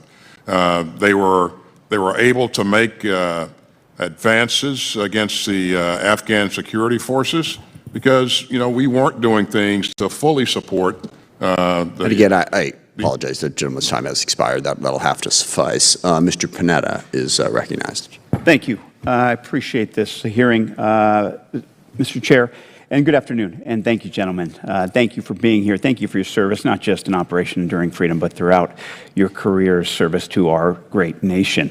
As an American, as a veteran of OEF, I want to thank you for continuing to remind the American public not to reduce the service of 800,000 men and women who served in Afghanistan down to a 2-week chaotic withdrawal, not to reduce the sacrifice of the 2,461 men and women down to a single photo of a C-17 on the Kabul tarmac. But as you know, and as an American, as a veteran, and as a representative, it is my duty to ask questions. And let me tell you, my constituents are asking a lot of questions. And I think the problem with the withdrawal is that it's left more questions than answers. With the withdrawal, we ended our involvement with the war in Afghanistan, but we still have the war on terror. We withdrew our troops, but will we have to go in? Yes, we evacuated 122,000, and you should be proud of that, but what about the others who remain? And on that note, I just want you to think about the definition of success shouldn't be based on how many people you got out, but how many people we left behind. And so what I'm hearing is a lot of frustration from my constituents who have family members there in Afghanistan who literally have nobody to turn to get out when it comes to on the ground. They're devastated by the deaths of the 12 Marines and the 1 sailor. And yes, I got to be frank, they're a little humiliated seeing the Taliban drive around, screw around with American equipment. And this is hyperbole, but I do think it sums it up pretty good, that I heard this quote about this frustration, and it says, something's not right when the Taliban can get American-made ammunition easier than Americans can. And 4, I do believe that we are dumbfounded that this government, the Afghan government, absolutely disappeared, and hundreds of thousands of well-equipped Afghan troops shed their uniforms, dropped their weapons, and ran. I do believe, though, that the underlying foundation for the reason for why this government crumbled and why those troops fled is corruption. We basically supported a Potemkin village, and when we left, it fell. And it basically set up a system, as we saw throughout the 20 years there, from birth certificates to death certificates. It was all about bribes. And what we were left with when we were about to leave was a state that had grown so corrupt that governors were cutting deals with jihadists to switch sides. Inflation was rampant because the money we handed out. And it left ghost soldiers, basically absentees listed on the payroll so commanders could steal the salaries. Very similar to what happened in Vietnam. And you're seeing a lot of similarities presented to that case. And there are a lot of studies, obviously, after Vietnam where it said corruption was a fundamental ill that was largely responsible for the ultimate collapse. So my question to you is, do you believe that corruption was the fundamental ill that was largely responsible for the collapse of the Afghan government? If so, elaborate. If not, what would you consider the fundamental ill for the quick collapse of that government? Thank you. I certainly agree that corruption played a major role in the collapse of the government and the security forces. I also believe that weak leadership added to that, the fact that President Ghani frequently, without any apparent reason, changed out his commanders, which degraded the confidence of the troops in their leadership. So I think and then I believe also that the Doha Agreement had a significant negative effect on the morale of the military, and so I think there's a combination of a number of things that came together to create these effects. But I certainly agree that corruption was central to this issue. General? Absolutely, and I'd even take it one level higher. I think it's about the legitimacy of the government in the eyes of the people, in the eyes of its military. And I think that corruption is one of the contributing factors to delegitimize. It's my observation that, again, I have to gather all the facts, but I think at the village level, the government of Afghanistan was looked at as parasitic as opposed to supportive, with the exception possibly of the Afghan army itself. But the government, the local officials, the police forces, et cetera, were clearly delegitimized in the eyes of the people, and that, I think, was a major contributing factor to the dissolution of the government and the army and the collapse of the whole thing in a very, very rapid period of time. Thank you again. I yield back my time. Thank you, Mr. Chairman. Thank you. Okay, we've got quickly going to do Mr. Fallon, then Mr. Horsford, and then we are going to be done. Mr. Fallon, you are recognized. Thank you, Mr. Chair. During this hearing, the virtue of courage was used to describe the current president, and I think that's misplaced. I think the virtue of courage should be attributed to the 2,461 troops that we lost, that gave everything, the 20,698 that were maimed and injured and wounded and the 800,000 that served. I'm a little perplexed, and thank you for being here. I wanted to clear something up. During the testimony, General McKenzie, you were asked when you knew that the drone strike on August 29th had gone tragically wrong, and if, correct me, just yes or no, you said about 5 or 6 hours later you learned that. Is that correct? That's when we learned that civilians had been killed. Okay, and so it went wrong. No, I did not say that. Okay. I said that's when we learned that civilians had been killed. We still Would you have know if we had considered that 5 or 6 hours later a righteous strike? We took that strike based on the belief that the vehicle was going to be used in an attack against us. So we knew that people that should have been killed were killed 5 or 6 hours after, yes? We knew that that probably people that were not involved in an attack. All right, thank you. Took us a little longer to learn the rest you. of the story. Agreed. Secretary Austin, same. You learned about 5 or 6 hours after that people that should have been killed were killed. Well, I learned from General McKenzie's reporting that there was collateral damage. Okay, And thank you. whenever that happens, we investigate. Okay. And then General Milley, on September 1st, 3 days later, you described it as a righteous strike. People that were not supposed to be killed were killed, and you described it as a righteous strike. Yeah, if you go back and look at the full quote, what I said was we followed the procedures. I had every reason to believe that that we followed our procedures at that point in time. We knew that there were civilians killed. We knew there were non-combatants, and there was collateral damage. Yes, you said were others killed? Yes. Yes. Who were they? We don't know. We're trying to sort through all that. Right. But That's it's a exactly what I righteous said, strike. and that's right. And So because I believed kill people we shouldn't have. It was a righteous strike. I believed that the target that we were aiming And at. I believe the target Thank we were you. aiming Thank at you. was Okay, dead. I have 3 more minutes. Thank you. Now, General Milley, you served under both President Trump and Biden. Correct. Okay. I've spoken with former Secretary of State Pompeo, had a very extensive conversation with former National Director of Intelligence John Ratcliffe. And what was the general sentiment of senior advisors? If conditions weren't met, what would happen in Afghanistan? How long the Afghan army and government would last? You recall that? I would imagine you were sitting in on those meetings. I'm not sure I'm understanding the question. If conditions are not met. The conditions aren't met and we withdraw, how long is the Afghan government going to last? Back then. I'm not going to speak for them. I'll speak for myself. Yeah, please do, because I know what they told me. I'm on record having said that if we go to zero, that there's a high probability of the government and the Afghan army collapsing.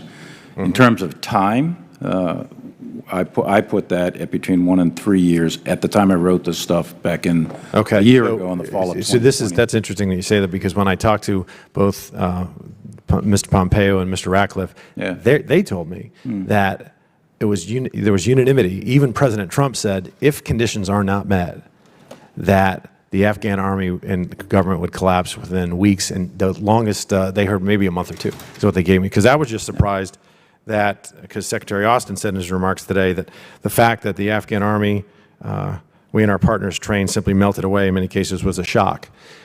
John Ratcliffe told me he told his successor that they were going to collapse instantaneously if those conditions weren't met. They were going to evaporate.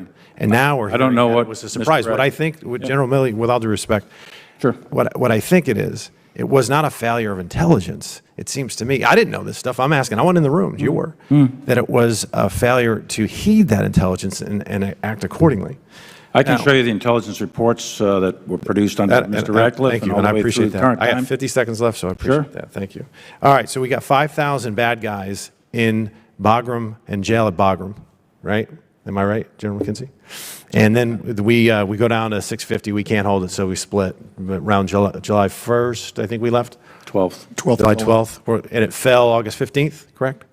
And they got out then? 16th. Right around August 16th, and then we have an attack on our troops a couple weeks later. Can any of you guarantee the American people that of those 5,000 bad guy scumbags, none of them were directly responsible for killing our troops? No, I cannot guarantee that, no. Okay. Thank you, Mr. Chairman. I yield back my time. Thank you. Mr. Horsford is recognized. Thank you, Mr. Chairman, and thank you, Mr. Secretary, and to the generals. I'll be brief. I have several questions and appreciate your concise response. General McKenzie, on August 30th, you told the media that while you maintain the ability to bring American citizens and civilians out until immediately before the departure of the final flight, no civilians were on those aircraft, and that mission ended approximately 12 hours before the exit. So to clarify, when did the last American citizen successfully pass through Taliban perimeter into HKIA gate? That's a very specific question. I'll have to come back to you on the record, but I will come back to you. Thank you. And when did the last Afghan civilian successfully pass through the gate? Same thing. It was some hours before, but I'll come back to you with an exact time on that. And how many individuals successfully passed through the Taliban perimeter in the 72 hours preceding the departure of the final flight? Probably in the low hundreds, but I'll come back to you with an exact number. Thank you. I understand that on August 19th, ground commanders authorized the use of helicopters to rescue 169 Americans from the Barone Hotel after the initial plan for them to proceed on foot became too dangerous. At what time were rotary wing aviation assets no longer operation at HKIA? So, first of all, you're right. The Barron Hotel, we should note, is about 200 meters off the HKIA compound. So it's not a long distance, but we did use helicopters for that. We kept helicopters up until the very end. In fact, one of the final things we did before actually extracting from the C-17s was breaking down some helicopters and loading them. And what were the specific contingency plans to continue the evacuation if the Taliban closed checkpoints surrounding the airport? So at all times, we were prepared to accept American citizens that were able to make it to the gate. There was an external Taliban cordon. We've talked about that. The external Taliban cordon was actually part of the force protection scheme for the base. Commanders on the ground had to balance their force protection against the need to allow Americans, SIVs, and others to enter. So we tried to work closely when we could with the Taliban to ensure free passage for Americans. So why then were the plans not implemented once it became clear that no additional American citizens were going to be allowed to pass through the Taliban checkpoints? We attempted with the Taliban to allow Americans to be able to get to the gate up until the very end. I do not have facts on why that did not happen. Our presence on the ground then, we should remember, was very small, and we were beginning to turn inward as we prepared to extract. Okay. General Milley, in 2017, the GAO released a report on recommendations to enhance the readiness of the Global Response Force to support contingency operations. In June of 2021, GAO assessed that the department had not implemented any of their 3 recommendations to improve readiness due to the ongoing development of the dynamic force employment concept. So I'm curious, what percentage of the total immediate response force and existing pre-positioned forces deployed in support of Operation Spartan Shield were deployed to HKIA to assist in the NEO? And how many additional battalions intended to be in IRF follow-on force were available for short notice deployment but not deployed? We had, and Frank can correct me to 100% here in a minute, but we had 2 battalions, the MU, and another Marine battalion pre-positioned in the Middle East, along with an Army infantry battalion pre-positioned in the Middle East, and there was a battalion already on the ground. So that's 4.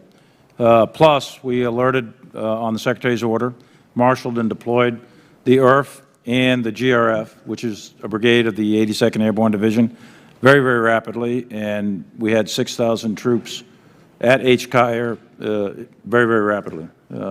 I think we far exceeded any of the standards that are published for the GRF or the IRF. In addition to that, we had a variety of high-end special operations forces that alerted, marshaled, and deployed extraordinarily rapidly. So we easily met any kind of rapid deployment standards, and we exceeded them.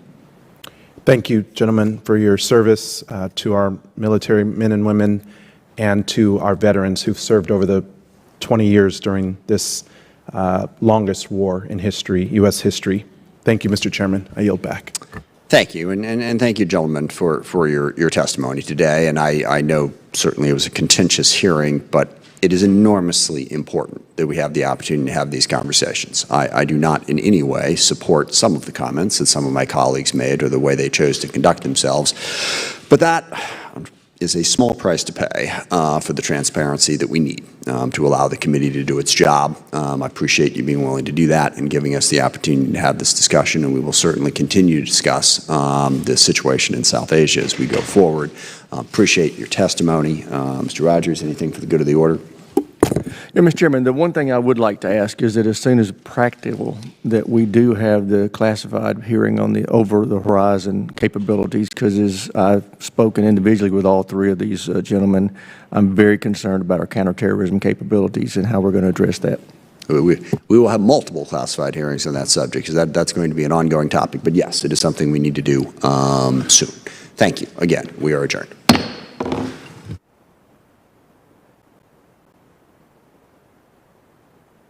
The fact that we would raise questions about the shadow docket.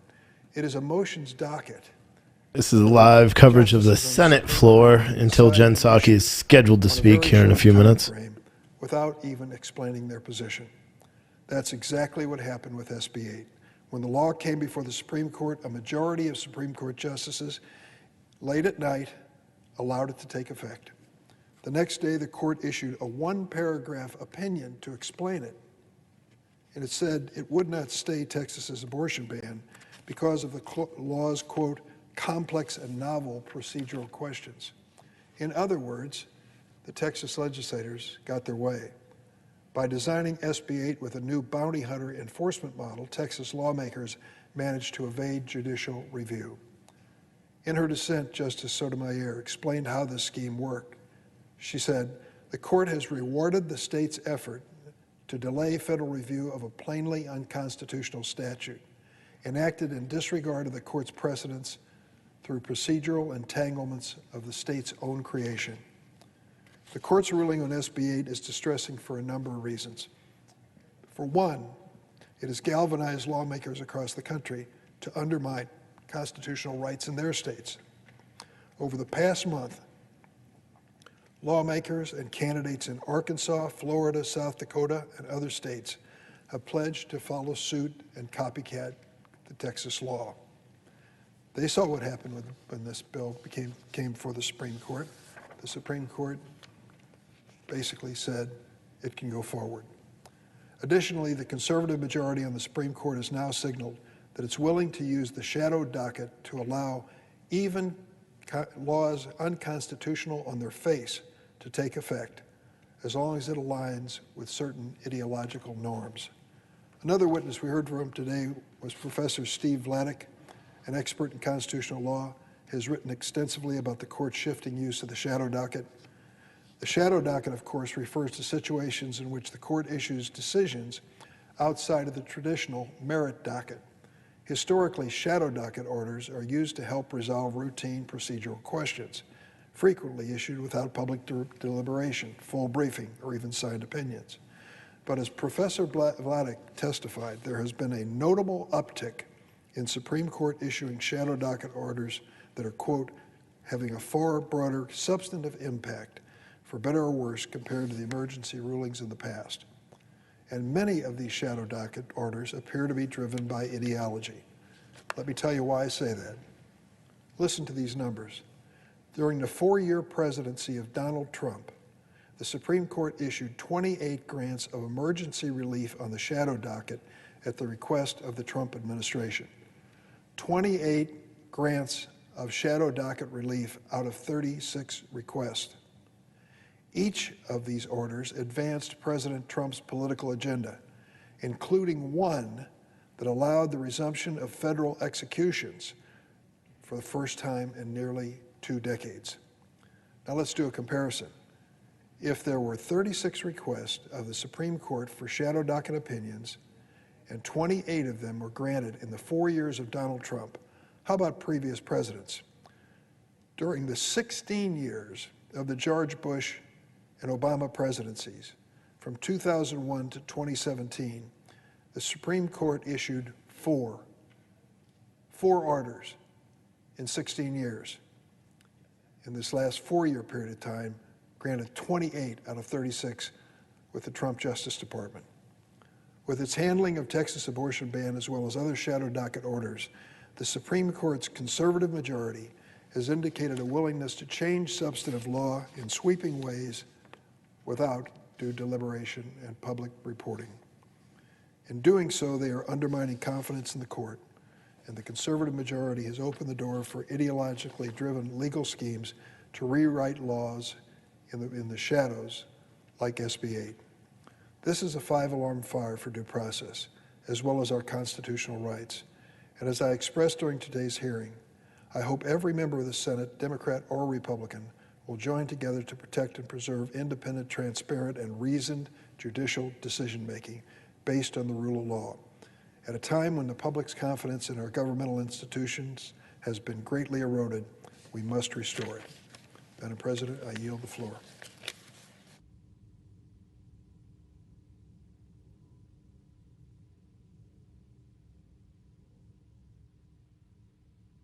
#99, as the member designated by Congressman. Switched over to the House. Never mind, they're just doing a vote. So let's go back to Senate. Will vote yea on HR.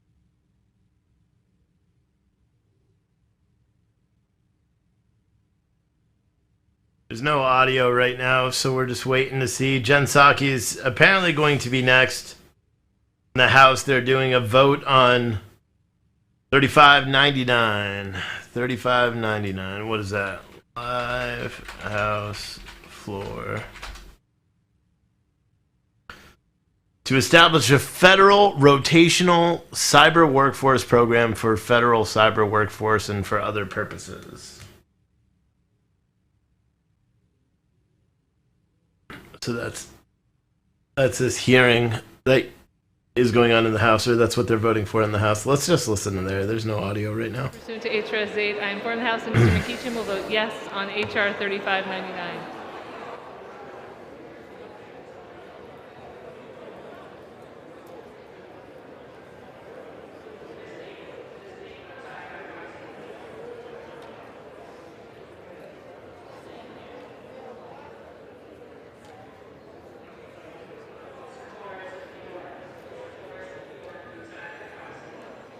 Ohio.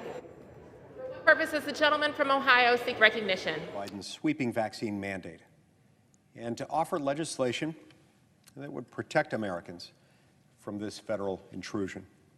As I said yesterday, the federal government has no business mandating COVID-19 vaccination for all Americans. Unfortunately, at least some of my colleagues disagree. The President of the United States said while announcing the mandate, quote, "This isn't about freedom or personal choice." This isn't about freedom or personal choice. It stuns me to think that a sweeping federal mandate could be about anything other than freedom or personal choice. It's like robbing a bank and then saying it's not about the money. Our Constitution was designed to protect the liberties of the people of the United States, but now the government is being used by the executive to force Americans to be vaccinated or to be terminated. Yesterday, I came to the floor to speak about those Americans with sincerely held beliefs, whether religious or otherwise. My bill yesterday would have simply required that any mandate of this sort contain an exemption for those individuals. Now, I don't believe that such an exception would be sufficient to resolve the constitutional and the policy problems with such a mandate. But there are millions of Americans who would be able to live according to their beliefs if, in fact, such an exemption were included by law, which it should be. Lamentably, my colleague, the senior senator from Washington, objected. So I pledged to come back again today and tomorrow for as long as it takes to win the fight against this egregious mandate. Today, I'm providing another opportunity for this body to protect Americans. This mandate poses a real threat to the well-being of millions. Those who choose not to be vaccinated are at risk of losing their jobs. My office has been in contact with 144 Utahns who are concerned about this very issue.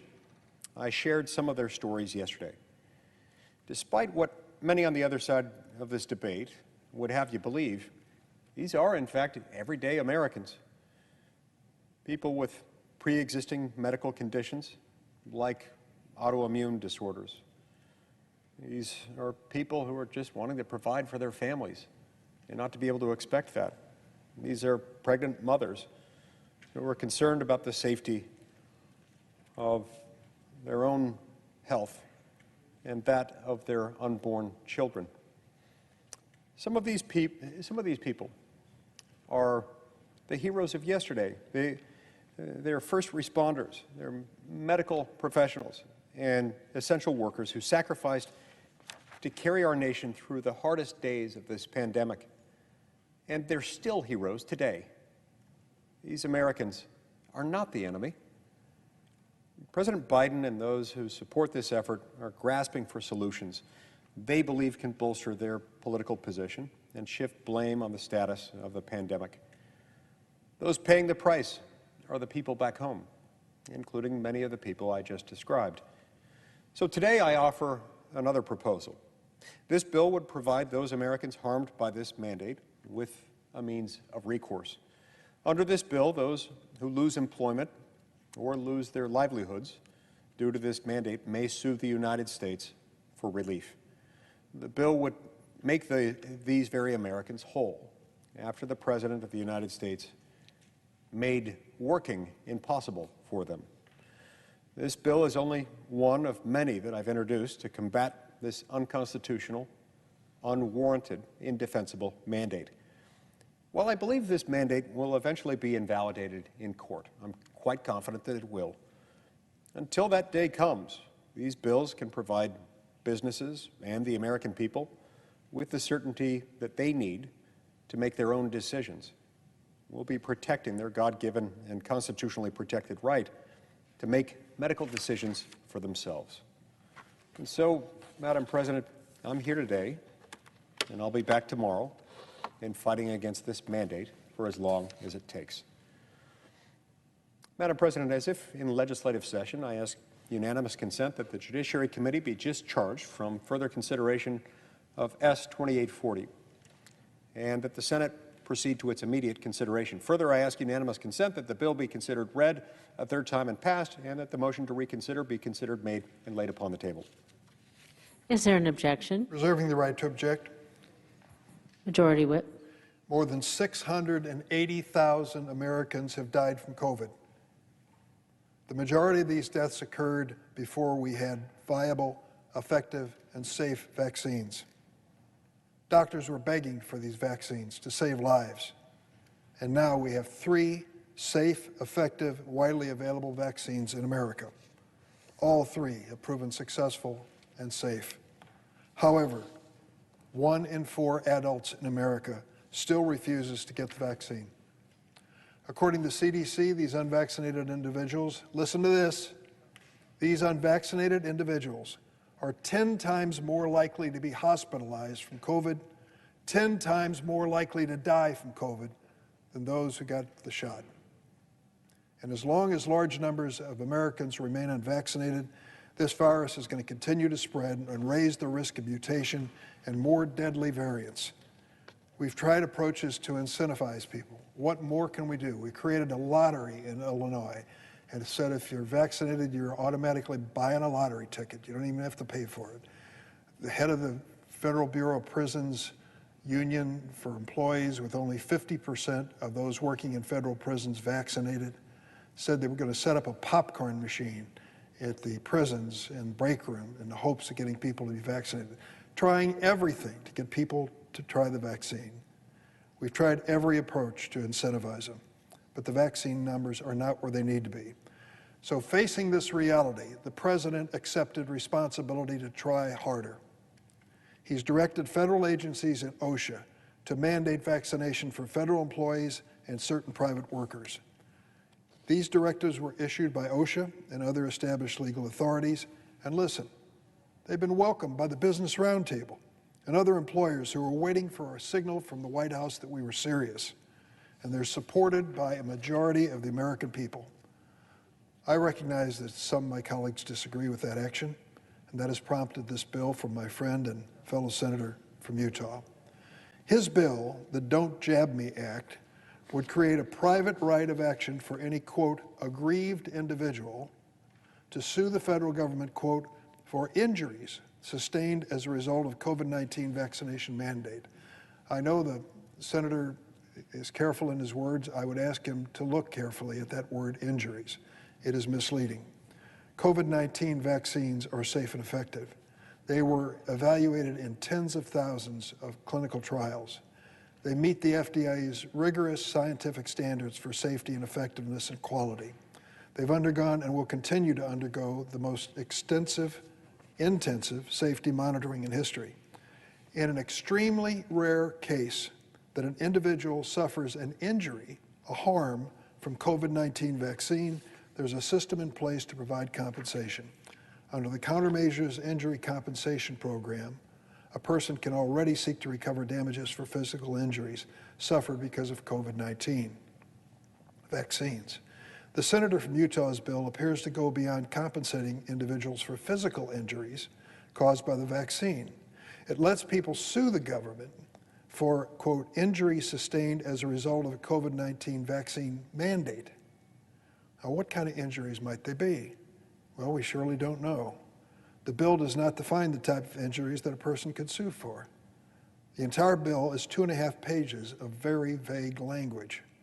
What we do know is that the bill, if enacted, would authorize a flood of lawsuits by individuals claiming that a vaccine mandate injured them in some physical, maybe, non-physical way. We don't know. It's ironic, for more than a year, my Republican colleagues claimed the pandemic would create a tsunami of COVID lawsuits. Remember all the times Senator McConnell went to the floor and said, hang on tight, the trial lawyers are just going to be hell-bent now, file lawsuits all across America. There'll be a tsunami of lawsuits. Well, it never happened. And despite that fact, the senator from Utah is apparently urging a new set of lawsuits to be filed. I'm a former trial lawyer, made a living at it. When people have been harmed, I support their day in court. But liabilities laws need to be carefully calibrated to promote the right behavior and incentives. This short, vague bill does not even try to strike a balance between health and safety. It's just a shot across the bow aimed at entities that are using vaccine mandates. Remember, courts have long rejected challenges to vaccine requirements imposed by public entities. And the senator might take a look at his home state. In Senator Lee's home state of Utah, the public actors like Salt Lake Community College, the University of Utah, and Utah State University are using COVID vaccine mandates to promote health and safety. And I want to show the Senate this chart because it tells an amazing story. Remember the report about all the attorneys general who were going to file lawsuits in keeping with the senator's message against Joe Biden for these mandates, for these employees? Well, we took a look at their state. 24 states threatened lawsuits against Joe Biden for the very reasons stated by the senator from Utah. How are they doing compared to all the other states, the 26 states that didn't file a lawsuit? Well, it turns out the infection rate for COVID-19 is more than twice in those states as it is in the states not filing these lawsuits. The death rate is almost 3 times the rate of those states that didn't file a lawsuit. And the vaccination rates are significantly lower. So for those who have an idea about guiding a state to the right outcome, shouldn't public health and safety be important? I'm sure we all understand the issue of liberty and how important it is to America, but there was a word before liberty that the Founding Fathers used: life. Life. These vaccine mandates are about saving lives in America, and it's for that reason that I object. Objection is heard. Madam President, I appreciate the insight provided by my friend and distinguished colleague, the senior senator from Illinois, and the assistant majority leader. I respectfully submit that this is about allowing people to obtain redress for, among other things, the awful Hobson's choice that people are facing and are increasingly going to be facing as this mandate kicks in. Now, it hasn't issued yet. We still don't know what's in it. We still don't know his precise basis for the authority. We assume that he would have told us his precise basis for the authority if in fact it existed. I have scoured the United States Code looking for authority for the President of the United States to implement this unilaterally, and I have found none. So it is very significant, therefore, that when you're going to put this kind of a Hobson's choice in front of the people, you ought to be able to at least have the decency to tell them what your source of authority is. He still hasn't done it. If we assume that he's going to come up with one, and then he's going to issue a mandate, that mandate is going to put a whole lot of people in a terrible position, forcing them to choose between getting a vaccine that for whatever reason they don't want and termination, between submission and poverty. That's unfair. Now look, I get the fact that a lot of us were and are enthusiastic and grateful for the existence of the vaccine. I've received the vaccine, as has every member of my family. I think the vaccine is a good thing. I also understand that there are people who feel differently. In some cases, there are people who have been advised by board-certified medical doctors not to get the vaccine based on the existence of one or more autoimmune diseases, past personal or family history, and their idiosyncratic reaction to other vaccines or to this vaccine. There are other people who might have religious or other sincerely held personal beliefs that might make this choice a really unfair one for the federal government to force upon them. And so, yeah, I'm glad we've got the vaccine. I think the vaccine's good. I think the vaccine is helping a lot of people.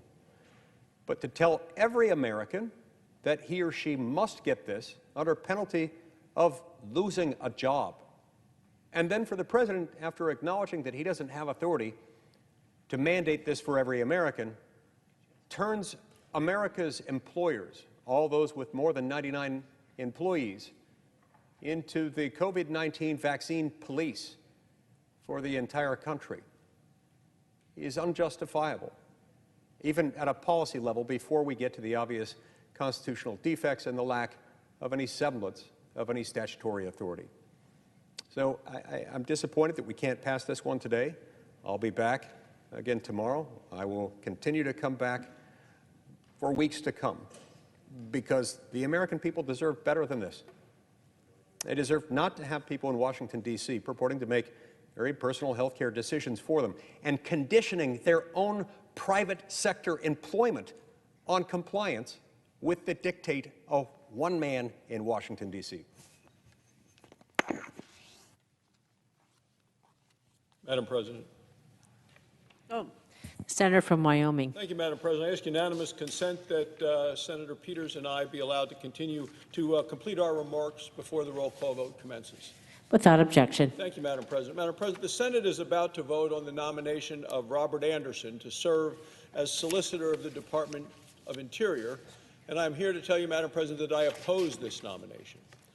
If confirmed, Mr. Anderson will serve as the Department's Chief Attorney and also as the Principal Legal Advisor to the Secretary of Interior, Secretary Holland. He would oversee more than 430 attorneys and a staff within 6 legal divisions.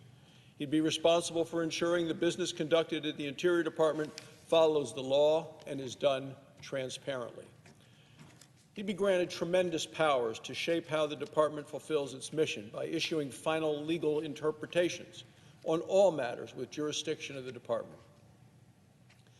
These decisions directly impact homes and businesses in Wyoming and throughout the nation. These decisions can make or break our nation's ability to protect our environment, to use and enjoy our natural resources, to create good-paying jobs, and to pay for services such as public education. Over the course of his career, Mr. Anderson has both taught and practiced law, primarily focused on tribal issues. Now, I'm concerned that Mr. Anderson lacks sufficient legal experience beyond the tribal law to effectively navigate the complex web of issues governing the multiple use of public lands and federal lands. I'm very concerned about Mr. Anderson's actions specifically actions he has taken as the principal deputy solicitor since January 20th of this year. He has revoked many solicitors' opinions issued under the Trump administration. His work has paved the way for the Biden administration's punishing policies that are in direct conflict with the Department of Interior's multiple-use mandate. Mr. Anderson's responses to questioning by Senator Cassidy during his nomination hearing were particularly concerning to me. Senator Cassidy asked whether the nominee agreed that the requirement to, quote, maintain oil and gas leasing programs meant to lease some more, not just maintain the leases that were already leased, but continue leasing. Mr. Anderson responded that he thought it was an open question. Madam President, to suggest that the Secretary is no longer required to plan for and hold new offshore oil and gas leases, it simply and unfortunately but truly ignores the law of the land. Let me be clear. The Secretary of Interior is required to comply with the law, like everyone else. Mr. Anderson's willingness to put the Biden administration's war on American energy ahead of following established law, in my opinion, disqualifies him from serving as solicitor. I will vote against Mr. Anderson's nomination, and I will urge other senators to do so. Thank you, Madam President. I yield the floor. By their behavior, have taken responsibility to pass this by themselves. It's This is the House irresponsible to floor. keep raising the debt limit, keep on spending without any framework, any discussion about this explosion of America's debt. We need to grow the economy, constrain our spending, work together as both parties to get our financial house back in order for our children and grandchildren. With that, I reserve the balance of my time. The gentleman reserves. The gentleman from Massachusetts is recognized. Thank you, Madam Speaker. It's an honor for me now to yield 1 minute to the gentlelady from California, Speaker Pelosi, for a firm rebuttal. The speaker is recognized. Thank you, Madam Speaker. I thank the gentleman for yielding and thank him for his masterful leadership of the Ways and Means Committee to address many of the health concerns, of climate concerns, issues of fairness in our economy in such an important way that has been manifested in the rescue package and now in the Build Back Better legislation. Today, we come to the floor about a very important issue of concern to the economic stability and fiscal soundness of our country. As you recall, Madam Speaker, last week House Democrats honored our responsibility to the American people by voting on lifting the debt ceiling and on a continuing resolution to keep government open to avoid a devastating shutdown. Not one Republican voted to lift the debt ceiling or to stop or to keep government open, even though there are very important measures to address the needs of people affected by Ida and help us help the evacuees from Afghanistan. Other issues in there of concern to all Americans. We all know the full faith and credit of the United States of America should not be questioned. This is in the Constitution. In the 14th Amendment, Section 4 states, the validity of the public debt of the United States authorized by law shall not be questioned. Shall not be questioned. And Madam Speaker, even by questioning it, we brought down, our credit rating was brought down when the Republicans questioned it when President Obama was in office. Let's just talk about the consequence. Our distinguished chairman of the Ways and Means Committee talked about what it meant in people's personal lives. And that's really what we are here about, for people in their personal lives, their financial and health security. The consequences of not lifting the debt ceiling would be catastrophic. The nonpartisan Moody's Analytics found that these consequences could include a loss of 6 million jobs, the elimination of potentially $15 trillion in household wealth, sending the unemployment rate surging to 9%, and a decline in the real GDP of our country, by 4%. What that means in people's personal lives, according to the Joint Economic Committee, default on not lifting the debt ceiling could prompt a lasting downgrade in America's credit, drastically increasing the cost for car loans. Families have car loans, mortgages, student loans, credit card bills, and other borrowing. I don't know if there's anyone in the country who doesn't have such a loan, certainly among America's working families. In a larger sense, J.P. Morgan Chase CEO Jamie Dimon predicted that such a default, this is a quote, could cause an immediate, literally cascading catastrophe of unbelievable portions and damage America for 100 years. Let me repeat that. Could cause an immediate, literally cascading catastrophe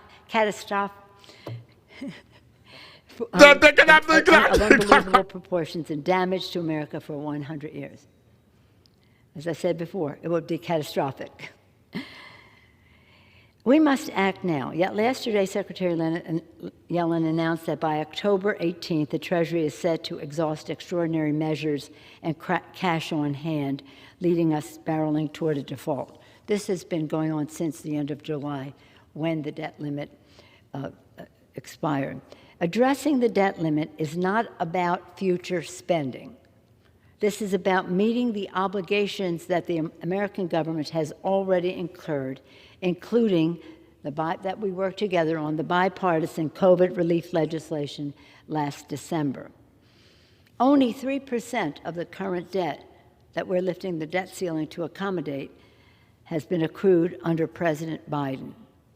A big chunk of this, though, is attributed to at least $2 trillion in the tax scam of 2017, where the Republicans gave 83% of the benefits to the top 1%. And now we have to lift the debt ceiling to pay for that. The debt limit has long been a bipartisan issue, and you could talk about times when Democrats or Republicans voted against it in part, but it's very hard to find a time when they said, my vote will take down the debt limit. Democrats have never done that. Congress has addressed the debt limit 78 times, as the distinguished chairman mentioned, since 1960. 29 times with a Democrat in the White House, 49 times under Republican president.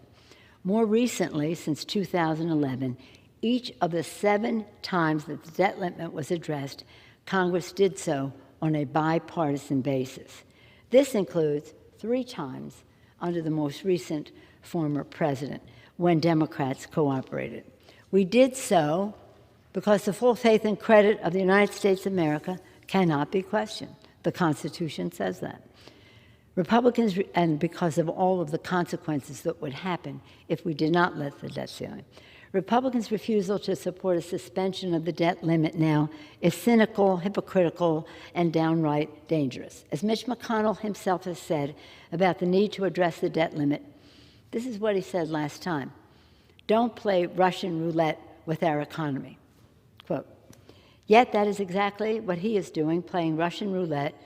Interesting that he's playing Russian roulette with our economy and with the financial security and the well-being of America's working families. Their kitchen table concerns. How are they going to pay the bills? Well, now the interest rate will be higher if the Republicans prevail. That is why today we will pass